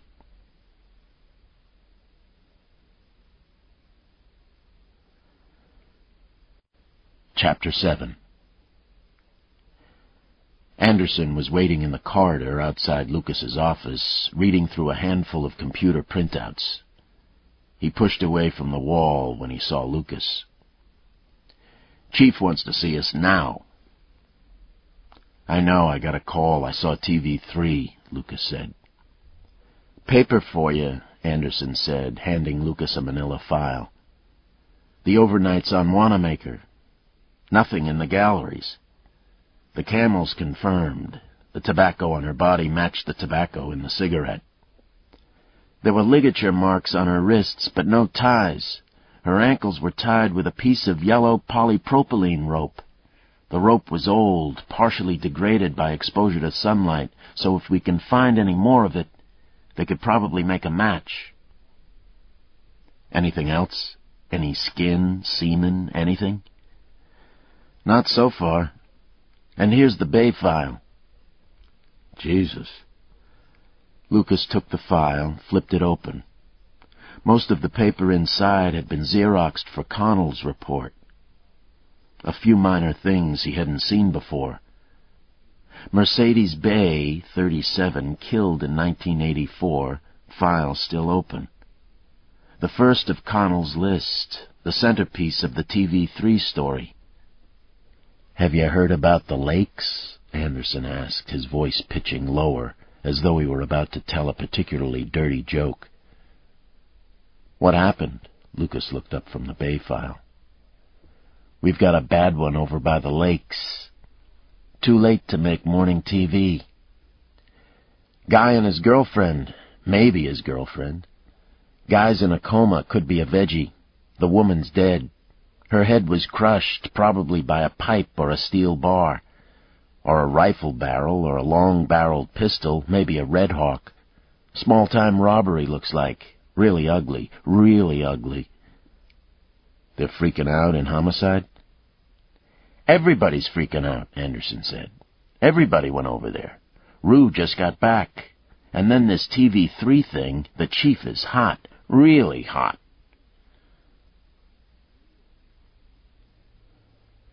Rue was furious. She jabbed her cigarette at Lucas. "Tell me you didn't have anything to do with it." Lucas shrugged, looked at the others, and sat down. "I didn't have anything to do with it."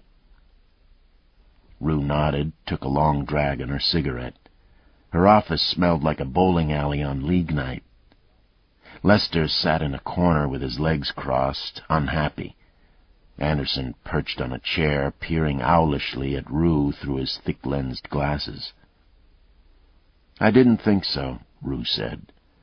"But we all know who did." Lucas didn't want to say it. "Don't want to say it?" Rue asked. "I'll say it. That fucking Connell." 12 minutes, Anderson said. "The longest story TV3's ever run. They must have had Connell's file. They had every name and date nailed down. They dug up some file video on the Mercedes Bay killing. They used stuff they'd never have used back then when they made it. And the stuff on Wanamaker, Jesus Christ, they had video of the body being hoisted out of the dumpster. No bag, no nothing. Just this big fucking lump of guts with a face hanging off it." "Shot it from the bridge," Lucas said. "We saw them up there. I didn't know the lenses were that good, though." "Bay's still an open file, of course," Lester said, recrossing his legs from one side to the other. "No statute of limitations on murder." "Should have thought of that yesterday," Rue said, getting up to pace the carpet, flicking ashes with every other step. Her hair, never particularly chic, was standing up in spots like small horns. "They had Bay's mother on. She's this fragile old lady in a nursing home housecoat, a face like parchment. She said we abandoned her daughter to her killers. She looked like shit. She looked like she was dying. They must have dumped her out of bed at 3 a.m. to get the tape." "That video of Connell was pretty weird, if she's the one who tipped them," Anderson suggested. "Ah, they phonied it up," Rue said, waving her cigarette hand dismissively. "I did the same goddamn thing when I was sourcing off the Appropriations Committee.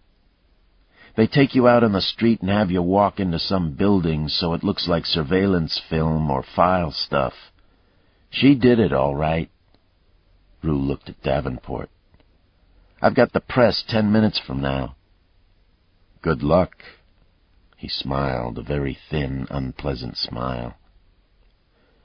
"You were never taken off the case, right?" Her left eyebrow went up and down. "Of course not," Lucas said. "Their source was misinformed. I spent the evening working the case, and even developed a lead on a new suspect." "Is that right?" The eyebrow again. "More or less," Lucas said. "Junkie Dude may be working at a landfill out in Dakota County." "Huh. I'd call that a critical development," Rue said, showing an inch of satisfaction. "If you can bring him in today, I'll personally feed it directly and exclusively to the Strib. And anything else you get, fuck TV3. "If Connell's their source, they'll know you're lying about not calling off the case," Lester said. "Yeah, so what?" Rue said. "What are they going to do, argue? Reveal their source? Fuck 'em." "Is Connell still working with me?" Lucas asked. "We've got no choice," Rue snapped. "If we didn't call off the investigation, then she must still be on it, right? I'll take care of her later." "She's got no later," Lucas said. "Jesus," Rue said, stopping in mid-pace. "Jesus, I wish you hadn't said that." The TV3 story had been a mélange of file video with commentary by a stunning blonde reporter with a distinctly erotic overbite. The reporter, street-dressed in expensive grunge, rapped out long, intense accusations based on Connell's file. Behind her, floodlit in the best Addams Family style, was the red brick slum building where Mercedes Bay had been found slashed to death. She recounted Bay's and each of the subsequent murders, reading details from the autopsy reports. She said, "With Chief Rue's controversial decision to sweep the investigation under the rug," and "with the Minneapolis police abandoning the murder investigation for what appear to be political reasons," and Will Mercedes Bay's cry for justice be crushed by the Minneapolis Police Department's log rolling? Will other innocent Minneapolis area women be forced to pay the killer's brutal toll because of this decision? We shall have to wait and see. "Nobody fucks with me like this," Rue was shouting at her press aide when Lucas left her office with Anderson. "Nobody fucks with me." Anderson grinned at Lucas and said, "Connell does."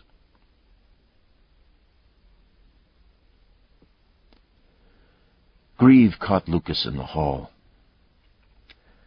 "I read the file, but it was a waste of time. I could have gotten the executive summary on TV this morning." He was wearing a loose lavender suit with a blue silk tie. "Yeah," Lucas grunted. He unlocked his office door, and Grieve followed him inside. Lucas checked his phone for voicemail, found a message, and poked in the retrieval code. Megan Connell's voice, humble. "I saw the stories on TV this morning. Does this change anything?" Lucas grinned at the impertinence and scribbled down the number she left. "What are we doing?" Grieve asked. "Gonna see if we can find a guy in Dakota County. Former sex psycho who liked knives." He'd been punching in Connell's number as he spoke. The phone rang once and Connell picked up. "This is Davenport." "Geez," Connell said. "I've been watching TV. Yeah. There are 3 guys in town who don't know who the source is, and none of them are Rue. You better lay low today. She's smoking. In the meantime, we're back on the case." Back on. She made it a statement with an overtone of satisfaction. No denials. "Is there anything new?" He told her about Anderson's information from the Wisconsin Forensic Lab. "Ligatures? If he tied her up, he must have taken her somewhere. That's a first. I bet he took her to his home. He lives here. He didn't at the other crime scene, so he couldn't take them. Hey, and if you read the Mercedes Bay file, I think she was missing a while, too, before they found her." "Could be something," Lucas agreed. "Grieve and I are going after Junkie Duke. I've got a line on him." "I'd like to go." "No, I don't want you around today," Lucas said. "It's best, believe me." "How about if I make some calls?" she asked. "To who?" "The people on the bookstore list." "St. Paul should be doing that," Lucas said. "Not yet they aren't. I'll get going right now." "Talk to Lester first," Lucas said. "Get them to clear it with St. Paul. That part of the investigation really does belong to them."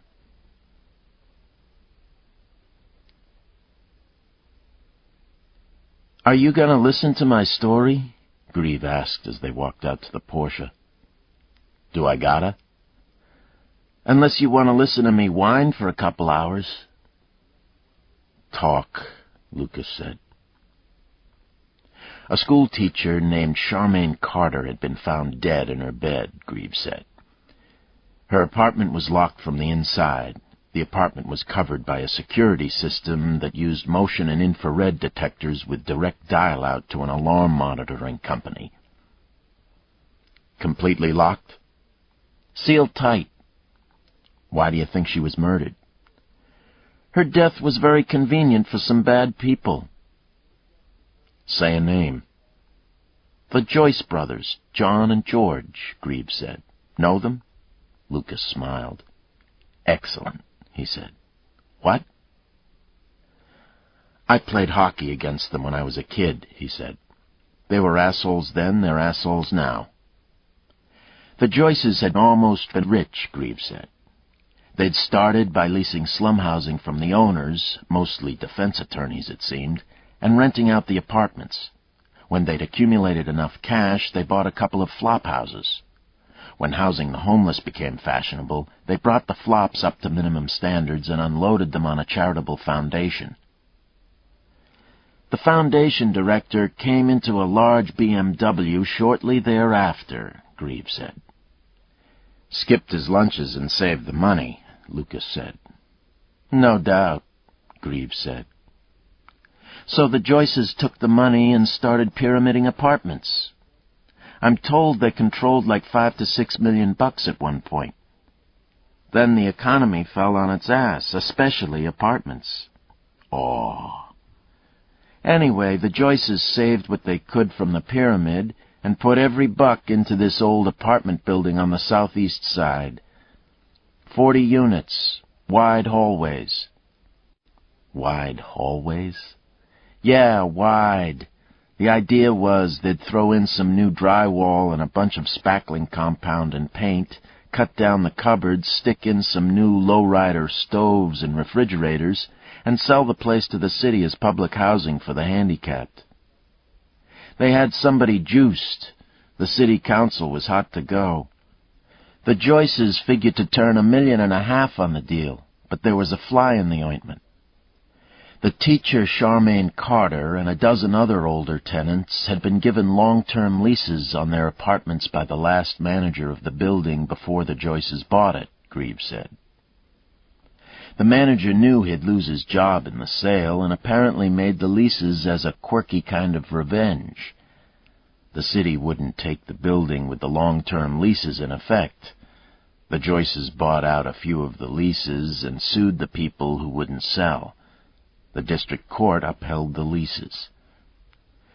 The leases are $500 a month for 15 years, plus a 2% rent increase per year, and that's that. They're great apartments for the price, and the price doesn't even keep up with inflation, Greaves said. That's why these people didn't want to leave. But they might have anyway, because the Joyces gave them a lot of shit.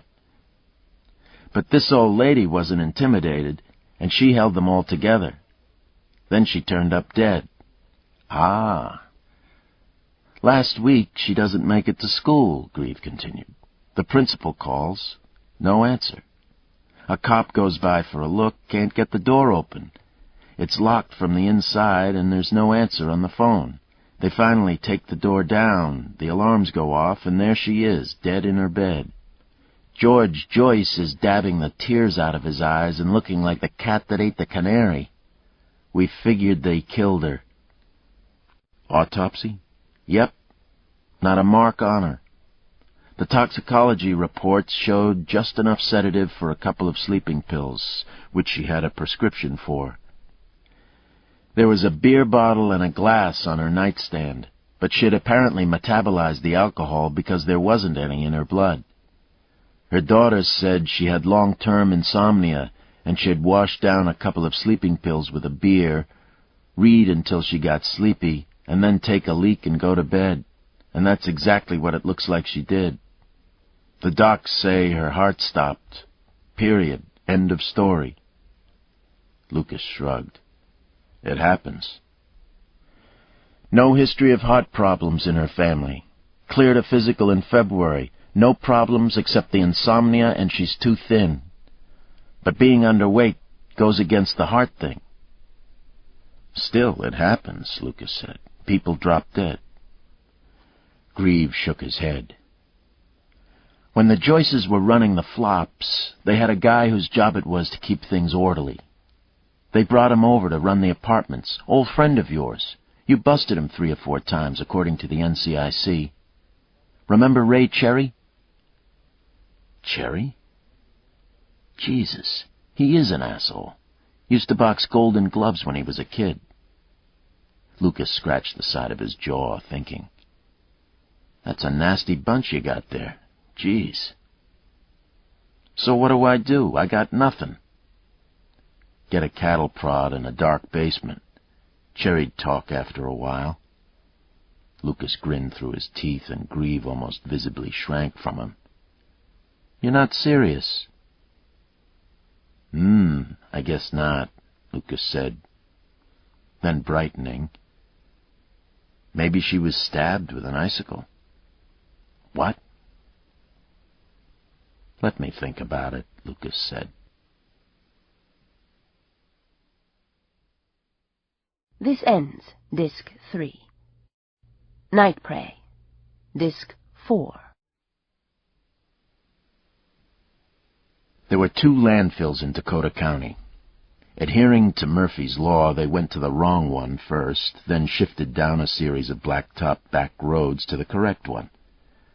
For the last half-mile, they were pinched between 2 lumbering garbage trucks, gone overripe in the freshening summer. "Office," Greaves said, pointing off to the left. He dabbed at the front of his lavender suit as though he were trying to whisk away the smell of rotten fruit.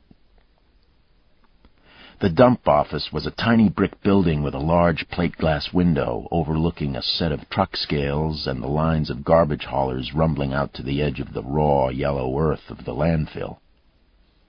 Lucas swung that way, dumped the Porsche in a corner of the lot. Inside the building, a formica-topped counter separated the front of the office from the back. A fat guy in a green T-shirt sat at a metal desk behind the counter, an unlit cigar in his mouth. He was complaining into a telephone and picking penny-sized flakes of dead skin off his elbows, the heartbreak of psoriasis. A door behind the fat man led to a phone booth-sized room with a sink and a toilet. The door was open and the stool was gurgling. A half-used roll of toilet paper sat on the toilet tank, and another one lay on the floor where it had soaked full of rusty water. "So he says it'll cost $100 just to come out here and look at it," the fat guy said to the telephone, looking into the bathroom. "I tell you, I run up to Fleet Farm and I get the parts." "Well, I know that, Al, but this is driving me fucking crazy." The fat guy put his hand over the mouthpiece and said, "Be with you in a minute." Then to the phone. "Al, I gotta go. There's a couple guys here in suits." "Yeah." He looked up at Lucas and asked, "You EPA?" "No." The fat man said, "No," to the phone, listened, then looked up again. "OSHA?" "No, Minneapolis cops." "Minneapolis cops," the fat man said. He listened for a minute, then looked up. "He sent the check." "What?" "He sent the check to his old lady. Put it in the mail this morning, the whole thing." "Terrific," Lucas said. "I really hope he did, or we'll have to arrest him for misfeasance to a police officer on official business, a Class 3 felony." Greaves turned away to smile, while the fat man repeated what Lucas said into the phone, then after a pause said, "That's what the man said," and hung up.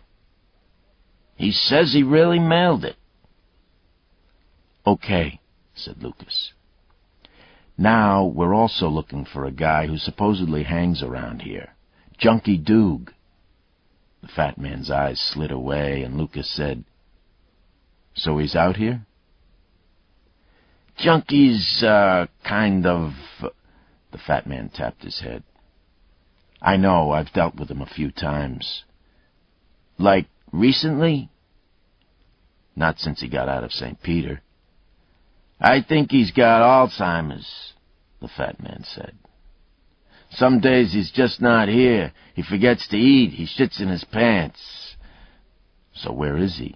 Lucas asked. "Christ, I feel bad about that guy. He's a guy who never caught a break," the fat man said. "Not one fucking day of his life. Used to cut people up. You can't do that." "Yeah, I know. Beautiful women. And I ain't no softy on crime, but you talk to Junkie, and you know he didn't know any better. He's like a kid. I mean, he's not like a kid, because a normal kid wouldn't do what he did. I mean, he just doesn't know. He's like a pit bull or something. It just ain't his fault." "We take that into account," said Greaves, his voice soft. "Really, we're concerned about these things." The fat man sighed, struggled to his feet, walked around the counter to a window. He pointed out across the landfill. "See that willow tree? He's got a place in the woods over there. We ain't supposed to let him, but what you gonna do?" Lucas and Greaves scuffed across the yellow dirt landfill, trying to stay clear of the contrails of dust thrown up by the garbage trucks rumbling by. The landfill looked more like a highway construction site than a dump, with big D9 cats laboring around the edges of the raw dirt. And only at the edges did it look like a dump. A jumble of green plastic garbage bags, throwaway diapers, cereal boxes, cardboard, scraps of sheet plastic and metal, all rolled under the yellow dirt, and all surrounded by second-growth forest. Seagulls, crows, and pigeons hung over the litter, looking for food. A bony gray dog, moving jackal-like, slipped around the edges. The willow tree was an old one, yellow, with great weeping branches, bright green with new growth. Beneath it, 2 blue plastic tarps had been draped tent-like over tree limbs. Under one of the tarps was a salvaged charcoal grill. Under the other was a mattress. A man lay on the mattress, face up, eyes open, unmoving. "Jesus, he's fucking dead," Greaves said, his voice hushed. Lucas stepped off the raw earth, Greaves tagging reluctantly behind, followed a narrow trail around a clump of bushes, and was hit by the stink of human waste. The odor was thick and came from no particular direction. He started breathing through his mouth and unconsciously reached across to his hip bone and pulled his pistol a 1/4 inch out of the holster, loosening it, then patted it back. He moved in close before he called out, "Hello? Hey!" The man on the mattress twitched, then subsided again. He lay with one arm outstretched, the other over his pelvis. There was something wrong with the outstretched arm, Lucas saw, moving closer. Just off the mattress, a flat-topped stump was apparently being used as a table. A group of small brown cylinders sat on the stump, like chunks of beef jerky. Beside the stump was a 1-gallon aluminum can of paint thinner, top off, lying on its side. "Hey!" The man rolled up farther, tried to sit up. Junkie Doog. He was barefoot, and he had a knife. A long, curved, pearl-handled number, open, the blade protruding 5 inches from the handle. Doog held it delicately, like a straight razor, and said, "Go the fuck away." 1 word. Doog's eyes were a hazy white, as though covered with cataracts, and his face was burned brown. He had no teeth and hadn't shaved in weeks. Graying hair fell down on his shoulders, knotted with grime. He looked worse than Lucas had ever seen him, looked worse than Lucas had ever seen a human being look. "There's shit all over the place," Greaves said. Then, "Watch it! Watch the blade!" Junkie whirled the knife in his fingers with the dexterity of a cheerleader twirling a baton, the steel twinkling in the weak sunlight. "Go the fuck away!" he screamed. He took a step toward Lucas, fell, tried to catch himself with his free hand, the hand without the knife, screamed again, and rolled onto his back, cradling the free hand. The hand had no fingers. Lucas looked at the stump. The brown things were pieces of finger and several toes. "Jesus Christ," he muttered. He glanced at Greaves, whose mouth was hanging open. Junkie was weeping, trying to get up, still with the knife flickering in his good hand. Lucas stepped behind him, and when Junkie made it to his knees, put a foot between his shoulder blades and pushed him face down on the worn dirt just off the mattress.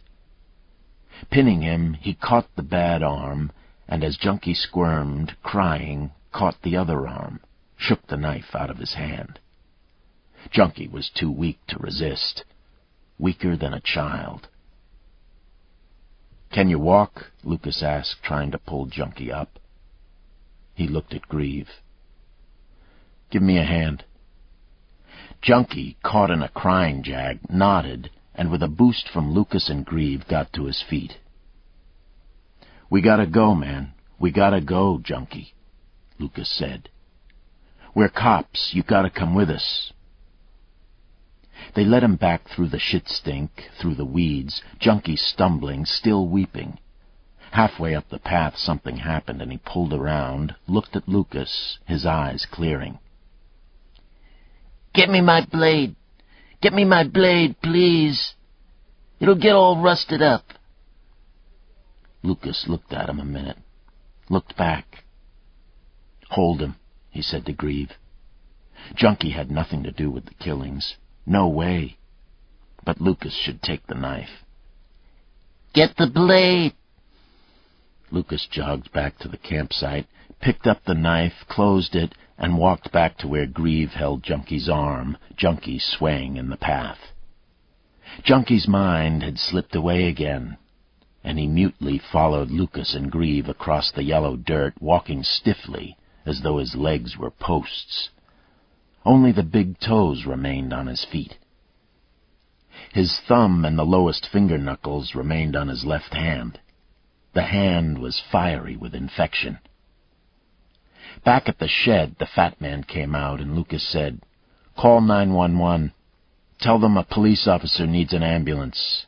My name is Lucas Davenport, and I'm a deputy chief with the city of Minneapolis." "What happened? Did you—" the fat man started, then saw first Junkie's hand, and then his feet. "Oh, my sweet blessed Virgin Mary," he said, and he went back into the shed. Lucas looked at Junkie, dug into his pocket, handed him the knife. "Let him go," he said to Grieve. "What are you going to do?" Grieve asked. "Just let him go." Reluctantly, Grieve released him, and the knife, still closed, twinkled in his hand. Lucas stepped sideways from him, a knife fighter's move, and said, "I'm going to cut you, Junkie." His voice low, challenging. Junkie turned toward him, a smile at the corner of his ravaged face. The knife turned in his hand, and suddenly the blade snapped out. Junkie stumbled toward Lucas. "I cut you! You not cut me!" he said. "I cut you, man," Lucas said, beginning to circle to his right, away from the blade. "You not cut me!" The fat man came out and said, "Hey, what are you doing?" Lucas glanced at him. "Take it easy. Is the ambulance coming?" "They're on the way," the fat man said. He took a step toward Junkie. "Junkie, man, give me the knife." "Gonna cut him," Junkie said, stepping toward Lucas. He stumbled, and Lucas moved in, caught his bad arm, turned him, caught his shabby knife-arm sleeve from behind, turned him more, grabbed the good hand, and shook the knife out. "You're under arrest for assault on a police officer," Lucas said. He pushed the fat man away, picked up the knife, folded it, and dropped it in his pocket. "You understand that? You're under arrest." Junkie looked at him, then nodded. "Sit down," Lucas said. Junkie shambled over and sat on the flat concrete stoop outside the shack. Lucas turned to the fat man. "You saw that. Remember what you saw." The fat man looked at him doubtfully and said, "I don't think he would have hurt you." "Arresting him is the best I can do for him," Lucas said quietly. "They'll put him inside, clean him up, take care of him." The fat man thought about it, nodded. The phone rang, and he went back inside. Lucas, Grieve, and Junkie waited in silence until Junkie looked up suddenly and said, "Davenport, what do you want?" His voice was clear, controlled, his eyes focused. "Somebody's cutting women," Lucas said. "I wanted to make sure it wasn't you." "I cut some women long time ago," Junkie said. "There was this one. She had beautiful, I made a grapevine on them." "Yeah, I know." "Long time ago. They liked it," he said. Lucas shook his head. "Somebody cutting on women?" Junkie asked. "Yeah, somebody's cutting on women." After another moment of silence, Grieve asked Junkie, "Why would they do that? Why would he be cutting women?"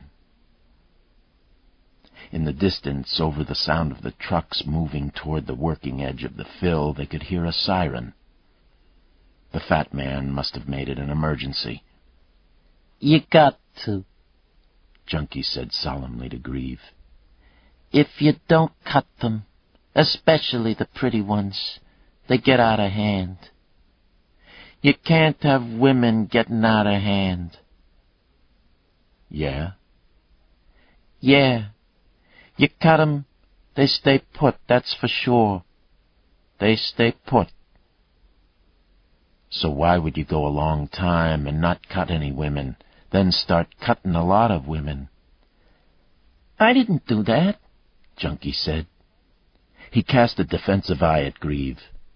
"No, the guy we're looking for did that."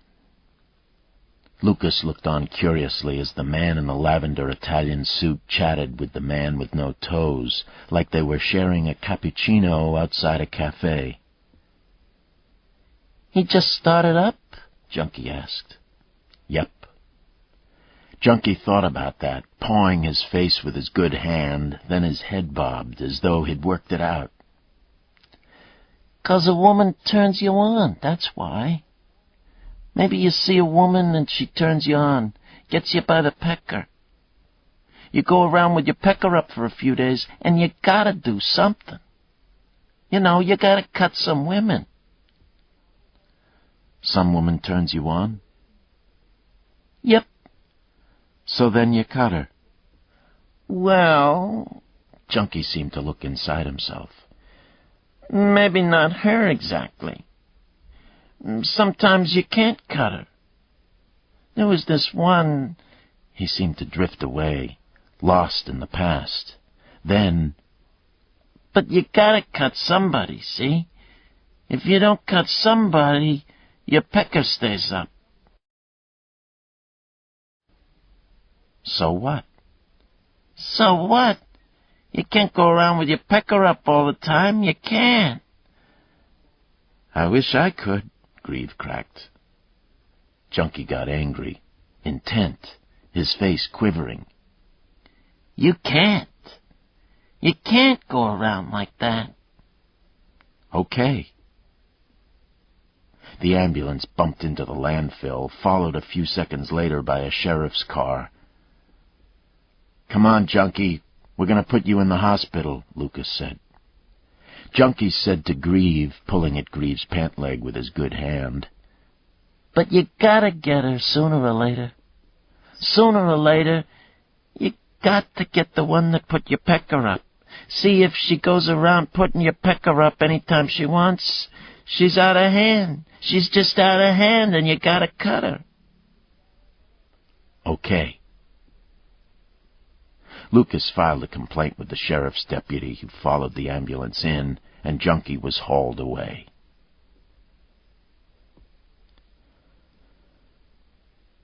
"I'm glad I came with you," Grieve said.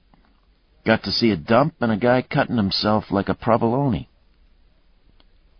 Lucas shook his head and said, "You did pretty good back there. You got a nice line of bullshit." "Yeah?" "Yeah.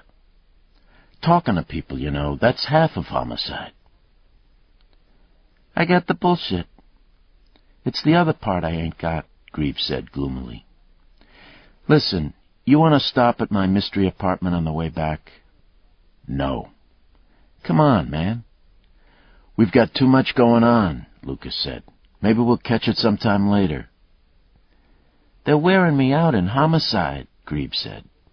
I get these notes. They say, any progress? Fuck 'em.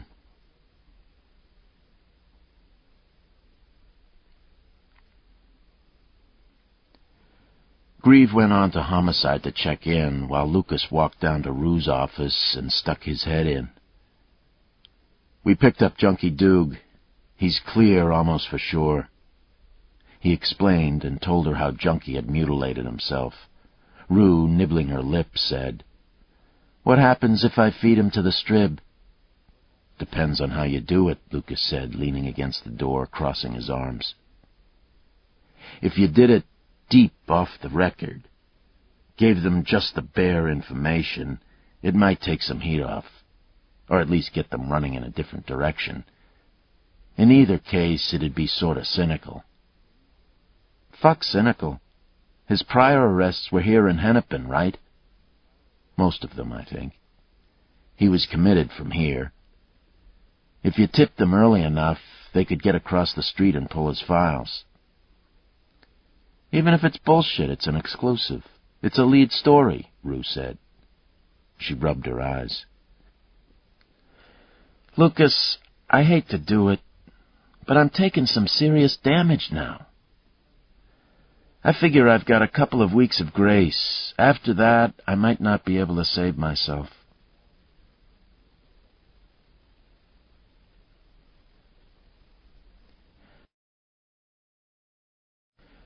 Back at his office, a message was waiting on voicemail. "This is Connell.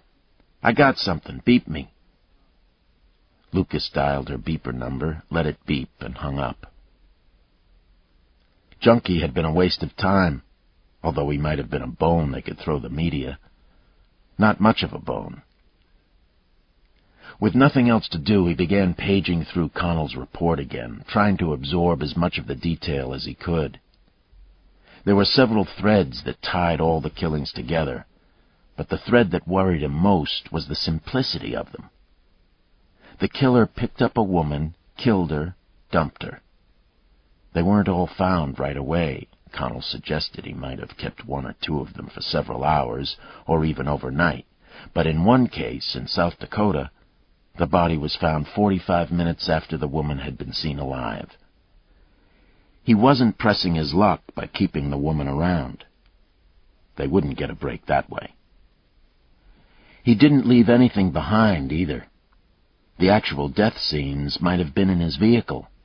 Connell suggested that it was probably a van or a truck, although he might have used a motel if he'd been careful in his choices.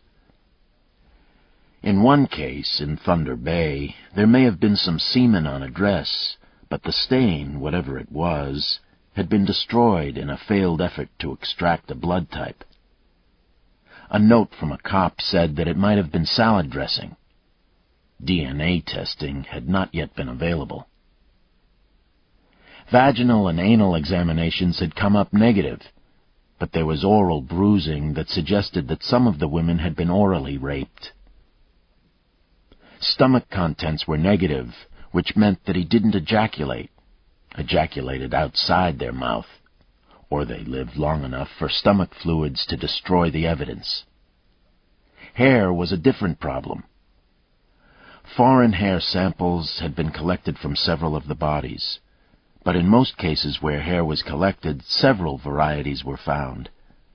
There was no way to tell that any particular hair came from the killer, or, indeed, that any of the hair was his. Connell had tried to get the existing hair samples cross-matched, but some of it had been either destroyed or lost, or the bureaucratic tangles were so intense that nothing had yet been done. Lucas made a note to search for hair crosses on Wanamaker and Joan Smits. All were relatively recent, with autopsies done by first-rate medical examiners. Closing the file, Lucas got out of his chair and wandered around to stare sightlessly out the window, working it through his head. The man never left anything unique. Hair, so far, was the only possibility. They needed a match, and needed it badly. They had nothing else that would tie a specific man to a specific body. Nothing at all. The phone rang. "This is Megan. I've got somebody who remembers the killer."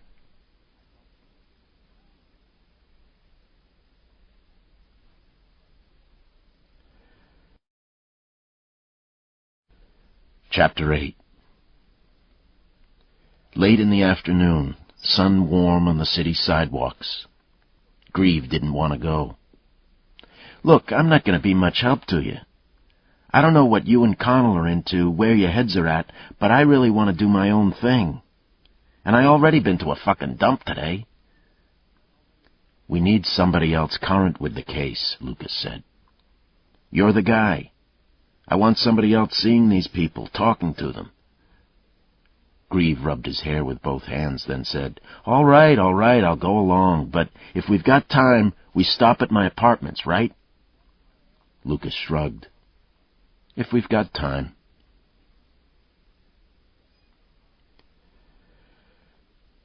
Connell was waiting on a street corner in Woodbury, under a quick wash sign, wearing Puritan black and white, still carrying the huge purse. An automotive diagnostic center sprawled down the block. "Been here long?" Grieve asked. He was still pouting. "1 minute," she said. She was strung out, hard energy overlying a deep weariness. She'd been up all night, Lucas thought, talking to TV, dying. "Have you talked to St. Paul?" he asked. "They're dead in the water," Connell said, impatience harsh in her voice. "The cop at the bookstore was one of theirs. He drinks too much, plays around on his wife. A guy over there told me that he and his wife have gotten physical. I guess one of their brawls is pretty famous inside the department. His wife knocked out 2 of his teeth with an iron, and he was naked chasing her around the backyard with a mop handle, drunk, bleeding all over himself. The neighbors called the cops. They thought she'd shot him. That's what I hear. So what do you think?" "He's an asshole, but he's unlikely," she said. "He's an older guy, too heavy, out of shape. He used to smoke Marlboros, but quit 10 years ago. The main thing is St. Paul is covering like mad. They've been called out to his house a half-dozen times, but there's never been a charge." Lucas shook his head, looked at the diagnostic center. "What about this woman?" "May Hines. Told me on the phone that she'd seen a guy with a beard, short, strong-looking." Lucas led the way inside, a long office full of parts books, tires, cutaway muffler displays, and the usual odor of antifreeze and transmission fluid. Hines was a cheerful, round-faced woman with pink skin and freckles. She sat wide-eyed behind the counter as Connell sketched in the murder. "I was talking to that woman," Hines said. "I remember her asking the question." "But you didn't see her go out with a man?" "She didn't," Hines said. "She went out alone, I remember." "Were there a lot of men there?" "Yeah, there were quite a few. There was a guy with a ponytail and a beard, and his name was Carl. He asked a lot of questions about pigs, and he had dirty fingernails, so I wasn't too interested. Everybody seemed to know him. There was a computer guy, kind of heavy-set blonde. I heard him talking to somebody." "Meyer," Connell said to Lucas.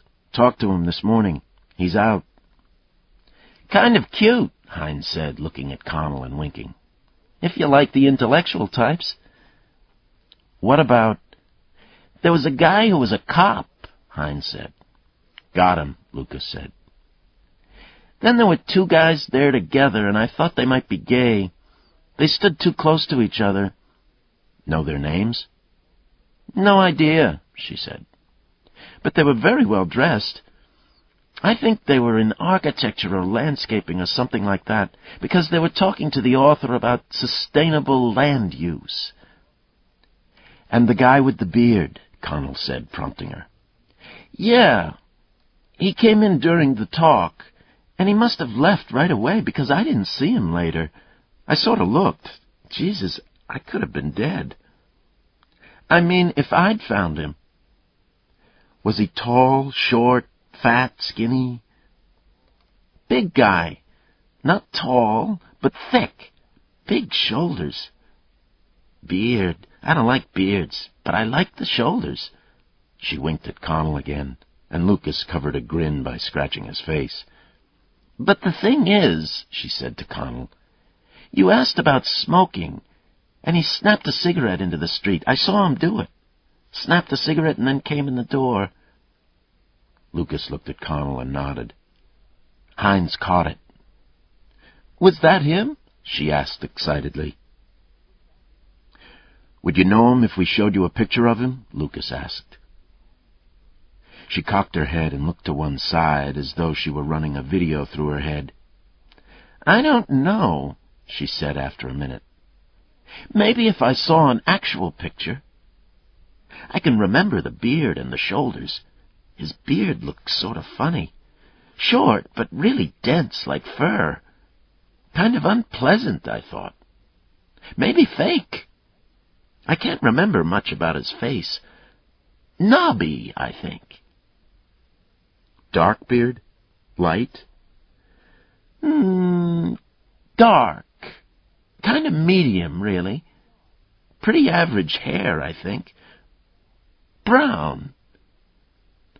All right, Lucas said. Let's nail this down, and let's get you with an artist. Do you have time to come to Minneapolis? Sure. Right now? Let me tell my boss. As the woman went to talk to her boss about leaving, Connell caught Lucas's sleeve. Gotta be him. Smokes, arrives after the talk, then leaves right away. Wanamaker is lingering after the talk, but suddenly leaves like somebody showed up. Wouldn't count on it, Lucas said. But he was counting on it. He felt it, just a sniff of the killer, just a whiff of the track. We gotta put her through the sex files. The woman came back, animated. How do you want to do this? Want me to follow you over?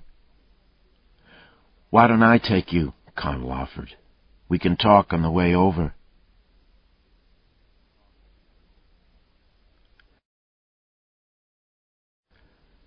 Grieve wanted to stop at the apartment complex so Lucas could look at the locked room mystery. Come on, man, it's 20 fucking minutes. We'll be back before she's done with the artist, he said. A pleading note entered his voice. Come on, man, this is killing me. Lucas glanced at him, hands clutched, the two-hip suit. He sighed and said, All right, 20 minutes. They took I-94 back to Minneapolis, but turned south instead of north toward City Hall. Grieve directed him through a web of streets to a 50s-era mid-rise concrete building with a hand-carved natural wood sign on the narrow front lawn that had a loon on top and the name Eisenhower Docks beneath the bird. A fat man pushed a mower down the lawn away from them, leaving behind the smell of gas and cheap cigar. Eisenhower Docks, Lucas said as they got out. If you stand on the roof, you can see the river, Grieve said, and they figured Eisenhower makes old people feel good. The man pushing the lawnmower made a turn at the end of the lawn and started back. Lucas recognized Ray Cherry, 40 pounds heavier than he'd been when he'd fought in Golden Gloves tournaments in the 60s. Most of the weight had gone to his gut, which hung over beltless Oshkosh jeans. His face had gone from square to blocky, and a half-dozen folds of fat rolled down the back of his neck to his shoulders. His T-shirt was soaked with sweat. He saw Davenport and Grieve, pushed the lawnmower up to their feet, and killed the engine. What are you doing, Davenport? Looking around, Ray, Lucas said, smiling. How've you been? You got fat. You ain't a cop no more, so get the fuck off my property. I'm back on the force, Ray, Lucas said, still smiling. Seeing Ray made him happy. You ought to read the papers. Deputy chief in charge of finding out how you killed this old lady. A look crossed Cherry's face, a quick shadow, and Lucas recognized it, had seen it 600 or 700 or 1,000 times. Cherry had done it. Cherry wiped the expression away, tried a look of confusion, took a soiled rag out of his pocket and blew his nose. "Bullshit," he said finally. "Gonna get you, Ray," Lucas said. The smile stayed, but his voice had gone cold. "Gonna get the Joyces, too. Gonna put you in Stillwater Prison. You must be close to 50, Ray. First-degree murder will get you... Shit, they just changed the law. Tough luck. You'll be better than 80 before you get out." "Fuck you, Davenport," Cherry said. He fired up the mower. "Come and talk to me, Ray," Lucas said over the engine noise. "The Joyces will sell you out the minute they think it'll get them a break. You know that. Come and talk, and maybe we can do a deal." "Fuck you," Cherry said. And he mowed on down the yard. "Lovely fellow," Greaves said in a fake English accent. "He did it," Lucas said. He turned to Greave, and Greave took a step back. Lucas's face was like a block of stone. "Huh?" "He killed her. Let's see her apartment." Lucas started for the apartment door, and Greave trotted after him. "Hey, wait a minute, wait a minute."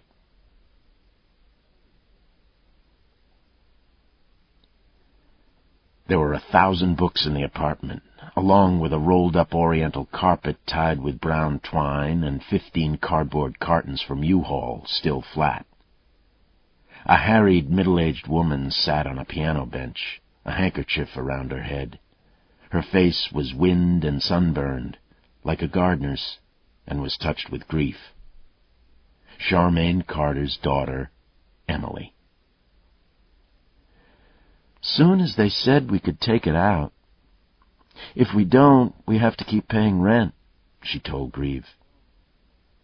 She looked around. "I don't know what to do with the books. I'd like to keep them, but there's so many." Lucas had been looking at the books. American literature, poetry, essays, history, works on feminism, arranged in a way that suggested they were a conscious collection rather than a reading selection. "I could take some of them off your hands," he said. "I mean, if you'd like to name a price, I'd take the poetry." "Well, what do you think?" Carter asked, as Greave watched him curiously. "There are," he counted quickly, 37 volumes, mostly paper. I don't think any of them are particularly rare. How about $100? "Let me look through them. I'll give you a call." "Sure." He turned away from the books, more fully toward her. "Was your mother depressed or anything?" "If you're asking if she committed suicide, she didn't. She wouldn't give the Joyces the pleasure, for one thing. But basically, she liked her life," Carter said. She became more animated as she remembered. "We had dinner the night before, and she was talking about this kid in her class, black kid. She thinks he'll be a novelist, but he needs encouragement. No way'd she'd kill herself. Besides, even if she wanted to, how'd she do it?" "Yeah, that's a question," Lucas said. "The only thing wrong with Mom was her thyroid. She had a little thyroid problem. It was overactive and she had trouble keeping her weight up," Carter said. "And her insomnia. That might have been part of the thyroid problem." "She was actually ill, then?" Lucas glanced sideways at Greave. No, she really wasn't. Not even bad enough to take pills. She was just way too thin. She weighed 99 pounds, and she was 5'6". That's below her ideal weight, but it's not emaciated or anything." "Okay." "Now that kid isn't going to get help. The novelist," Emily said. and a tear started down her cheek. Grieve patted her on the shoulder, officer friendly, and Lucas turned away, hands in pockets, stepping toward the door. Nothing here. "You ought to talk to Bob, next apartment down the hall," Emily said. She picked up a roll of packaging tape and a box, punched it into a cube. She stripped off a length of tape, and it sounded as if she were tearing a sheet. "He came in just before you got here." "Bob was a friend of Charmaine's," Grieve explained to Lucas. "He was here the night she died." Lucas nodded. "All right. I'm sorry about your mother." "Thanks. I hope you get those fuckers," Emily said, her voice dropping into a hiss. "You think she was murdered?" "Something happened," she said.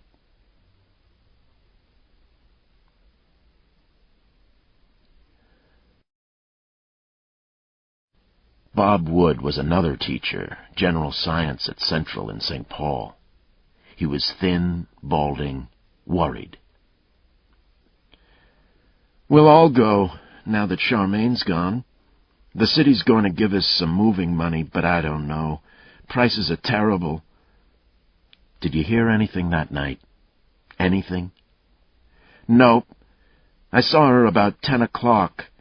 We were taking our aluminum cans down for recycling, and we came up in the elevator together. She was going off to bed right then." "Wasn't depressed?" No, she was pretty upbeat," Wood said. "I'll tell you something. I told the other policeman. When she closed the door, I heard the lock snap shut. You could only throw the bolt from inside, and you had to do it with a key. I know, because when she got it, she was worried about being trapped inside by a fire. But then Cherry scared her one day. Just looked at her, I guess, and scared her, and she started locking the door. I was here when they beat it down. They had to take a piece of the wall with it. They painted, but you can kind of see the outline there." The wall showed the faint dishing of a plaster patch. Lucas touched it and shook his head. "If anything had happened in there, I would have heard it," Wood said. "We share a bedroom wall, and the air conditioning had been out for a couple of days. There was no noise. It was hot and spooky quiet. I didn't hear a thing." "So you think she just died?" Wood swallowed twice, his Adam's apple bobbing. "Geez, I don't know. If you know Cherry, you gotta think... Geez."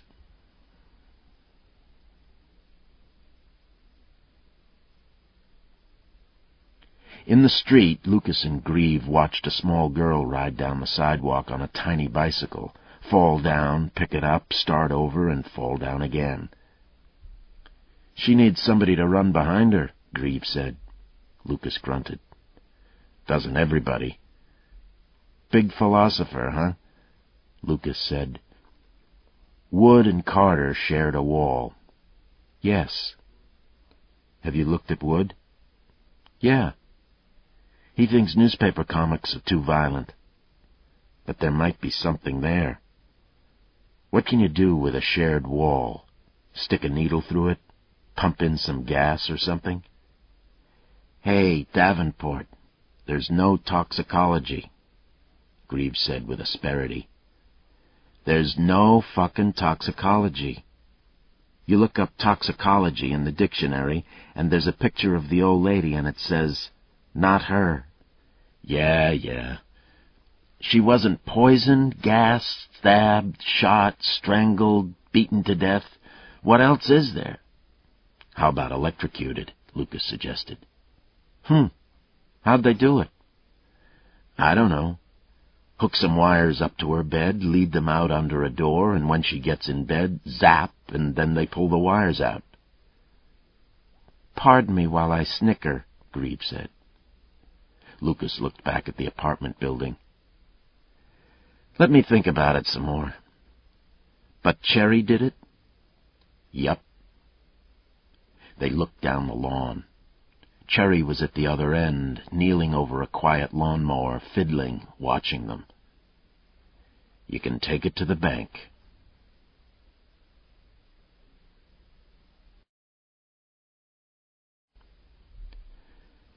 Lucas glanced at his watch as they got back to the car.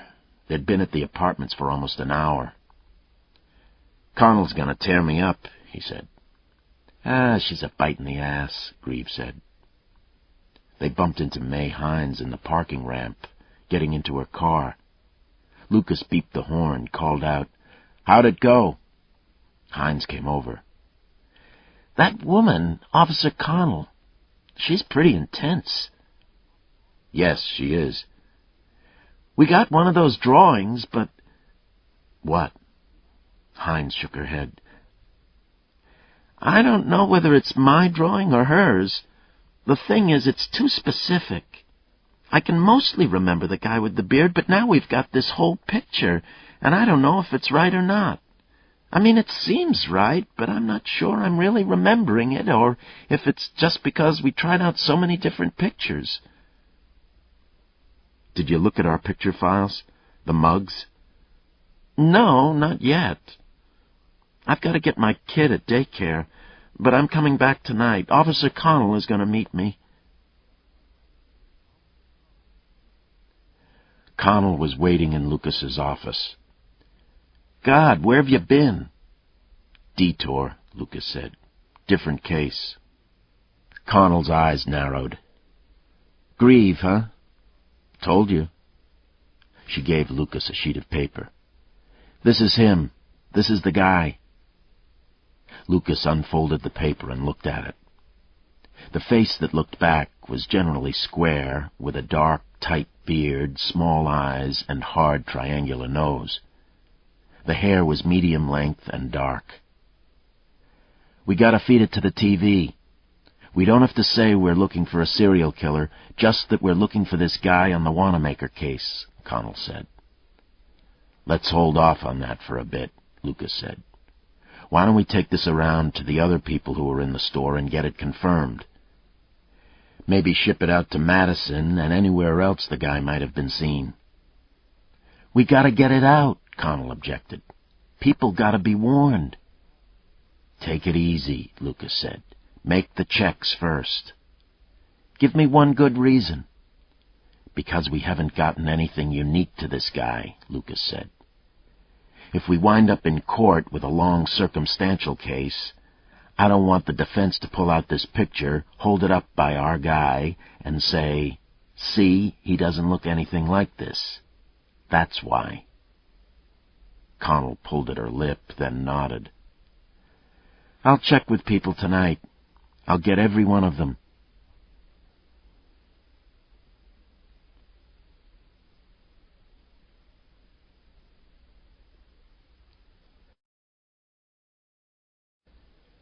Chapter 9. Coop was at Two Guys, working his quads.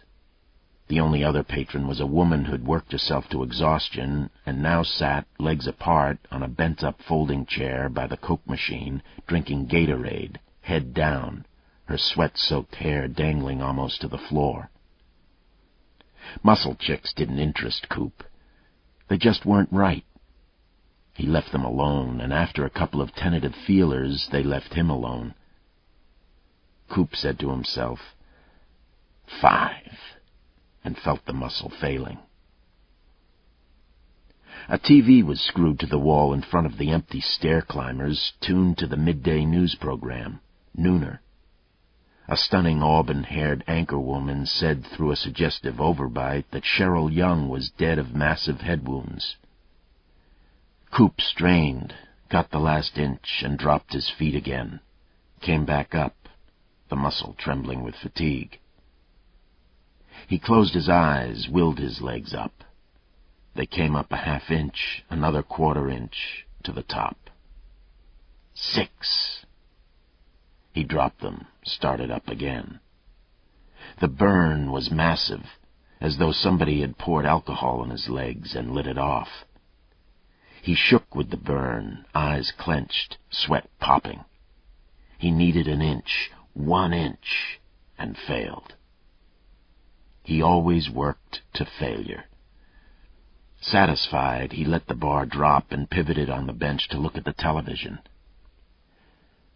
Believed to be the work of young drug addicts. And a cop saying, "The attack was incredibly violent for so little gain. We believe Mr. Flory had less than $30 in his wallet. That we believe it was probably the work of younger gang members who build their status with this kind of meaningless killing." Good. They put it on the gangs.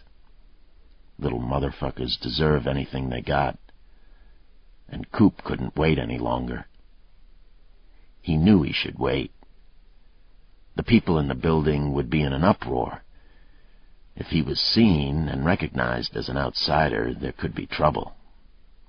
But he just couldn't wait. He picked up his towel and headed for the locker room.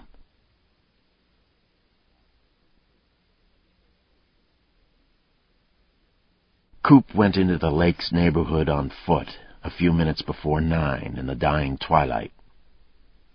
There were other walkers in the neighborhood, but nothing in particular around the building where he'd killed the woman. The blood had been washed away, the medical garbage picked up. Just another door in another apartment building. "Stupid," he said aloud.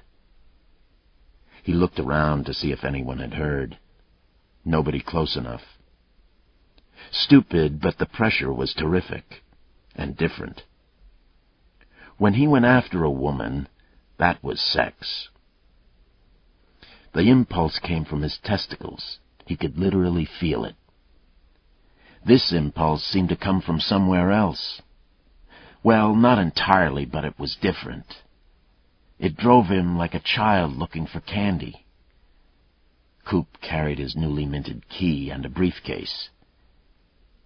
Inside the briefcase was a Kawa TSN-2 spotting scope with a lightweight aluminum tripod, a setup recommended for professional birders and voyeurs. He swung the briefcase casually, letting it dangle, keeping himself loose as he started up the apartment walk. Feelers out. Nothing. Up close, the arborvitae beside the apartment door looked beaten, ragged. There were footprints in the mud around the shrubs. Inside, the lobby light was brighter, harsher. The management's response to murder. Put in a brighter bulb. Maybe they'd changed locks. Coop slipped the key into the door, turned it, and it worked just fine. He took the stairs to the top. No problem. At the top, he checked the hallway, nervous, but not nearly as tense as he was during an entry. He really shouldn't be here. Nobody in the hall. He walked down it, to the exit sign, and up the stairs to the roof access. He used the new key again, pushed through the door, climbed another short flight to the roof, and pushed through the roof door. He was alone on the roof. The night was pleasant, but the roof wasn't a particularly inviting place. Asphalt and pea-rock, and the lingering odor of sun-warmed tar. He walked as quietly as he could to the edge of the roof and looked across the street. Damn. He was just below Sarah Jensen's window. Not much, but enough that he wouldn't be able to see her unless she came and stood near the window. An air conditioner housing squatted on the rooftop, a large gray metal cube projecting up another 8 feet. Coop walked around to the back of it, reached up, pushed the briefcase onto the edge of it, then grabbed the edge, chinned, and pressed himself up on top, never breaking a sweat or even holding his breath. A 3-foot-wide venting stack poked up above the housing. Coop squatted behind the stack and looked across the street. Jensen's apartment was a fishbowl. To the right, there was a balcony with a wrought iron railing in front of sliding glass doors, and through the doors, the living room. To the left, he looked through the knee-high windows into her bedroom. He was now a few feet higher than her floor, he thought, giving him just a small down angle. Perfect. And Jensen was home. 10 seconds after Coop boosted himself onto the air conditioner housing, she walked through the living room wearing a slip, carrying a cup of coffee and a paper. She was as clear as a goldfish in an illuminated aquarium. "God damn," Coop said, happy. This was better than anything he'd hoped for. He fumbled with the briefcase, pulled out the spotting scope. "Come on, Sarah," he said. "Let's see some puss." Coop had 2 eyepieces for the Kawa, a 20 power and a 60. The 60 power put him virtually inside her room, but was sensitive to the slightest touch, and the field of view was tiny. With the 60, her face filled the field. He switched to the 20 power, fumbling the eyepiece in his haste, cursing, screwing it down. Jensen walked back through the living room and in and out of the kitchen, which he couldn't see. He settled down to wait. He'd begun carrying a kerchief with him, with just a dab of her opium. As he watched her windows, he held the kerchief beside his nose so he could smell her. While she was out of sight, he scanned the living room. Huh. New lock. Something really tough. He'd expected that. She also had a new door. It was flat gray, as though awaiting a coat of paint. Metal, probably. Jensen had bought herself a steel-sheathed door after his visit. Jensen showed up again in the bedroom and pulled the slip over her head, then stripped off her pantyhose. She disappeared into the bathroom, came back out without her bra. Coop sucked air like a teenager at a carnival strip show. Jensen had large, rounded breasts, the left one a bit larger than the right, he thought.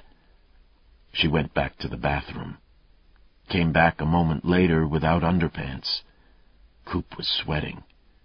Watched her digging something out of a dresser drawer. A towel? He couldn't quite tell. She disappeared again. This time she didn't come back right away. Coop, feverish, heart-pounding, kept his eye to the scope so long that his neck began to hurt, while running through his mind the sight of her body. She was solid and jiggled a little when she walked. Not quite a roll at her waist, but a certain fullness. She had an excellent ass. Again, the way he liked them. Solid, sizable, with a little jiggle. He took his face away from the eyepiece, dropped well below the level of the vent, lit a Camel in his carefully cupped hand, and looked down at the metal surface under his arm.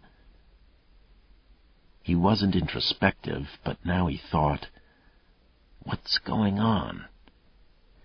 He was breathing hard, as though he'd been on the stair climber. He was beginning to feel some kind of burn. God damn. He squeezed his eyes shut, imagined catching her on the street, getting her in the truck. But then he'd have to do her. He frowned at the thought. And then he wouldn't have this. He peered over the top of the vent. She was still out of sight, and he dropped back on his elbow. He liked this. He needed this time with her. Eventually, he'd have to get with her. He could see that. But for now, he peeked back over the edge. She was still out of sight, and he took 2 more hurried drags on the cigarette and ground it out. Another peek, and he lit another Camel. When Sarah Jensen finally emerged from the bathroom, she was nude except for a white terry-cloth towel wrapped around her head. She looked like a dark angel. She wasn't hurried, but she was moving with deliberation. Going somewhere, Coop thought, his heart pounding, his mouth dry. She was bouncing, her nipples large and dark, pubic hair black as coal. She took something from the same dressing table where he'd found the jewelry box. The box wasn't there anymore, and he wondered briefly where she'd put it, then sat on the bed and began trimming her toenails. He groped in his pocket for the 60-power eyepiece, made the switch. The new lens put him within a foot of her face. She was trimming her nails with a fierce concentration, wrinkles in her forehead and in the flesh along her sides. Foot pulled within a few inches of her nose. She carefully put each clipping aside on the bedspread. He let the scope drop to her legs. She was sitting sideways to him, her far leg pulled up. Her navel was an innie. Her pubic hair seemed artificially low. She probably wore a bikini in the summer. She had a small white scar on her near knee. On her hip. A tattoo? What? No, a birthmark, he thought. Or a bruise. She finished with the far foot and lifted the near one. From his angle on the roof, he could see just the curve of her vulva with a bit of hair. He closed his eyes and swallowed, opened them again. He went back to her hip. Definitely a birthmark. To her breasts, back to the pubic hair, to her face. She was so close, he could almost feel the heat from her. When she finished with her foot, she gathered the trimmed nails in the palm of her hand and carried them out of sight into the bathroom. Again she was gone for a while, and when she came back, the towel was no longer wrapped around her head, and her hair fell on her shoulders, frizzy, coiled, still damp.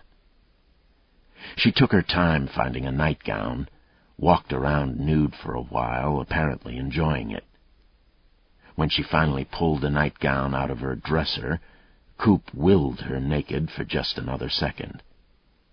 But she pulled the nightgown over her head, facing him, and her body disappeared in a slow, white, erotic tumble of cotton. He closed his eyes. He simply couldn't take it. When he opened them, she was buttoning the gown at the neck. So virginal now, when just a moment before... No. A single dry word, almost a moan. Go back. Start over.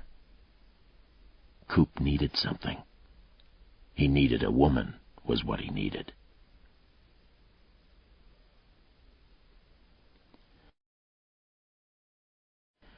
Coop put Sarah Jensen to bed before he left, developing the same sense of loss he always felt when he left her.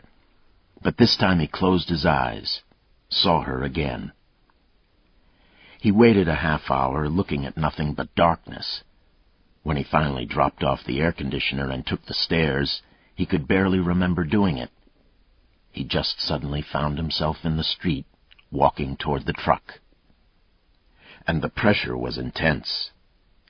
The pressure was always there, but sometimes it was irresistible, even though it put his life in jeopardy. Coop climbed into the truck, took Hennepin Avenue back toward the Loop, then slid into the side streets, wandering aimlessly around downtown. He ran Sarah Jensen behind his eyes like a movie. The curve of her leg, the little pink there. Thought about buying a bottle. He could use a drink.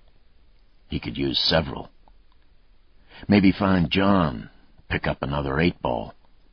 Get an 8-ball and a bottle of Canadian Club and a 6-pack of 7-Up. Have a party. Maybe he should go back. Maybe she'd get up and he could see her again. Maybe he could call her number on a cellular phone, get her up. But he didn't have a cellular phone. Could he get one? Maybe she'd undress again. He shook himself. Stupid. She was asleep.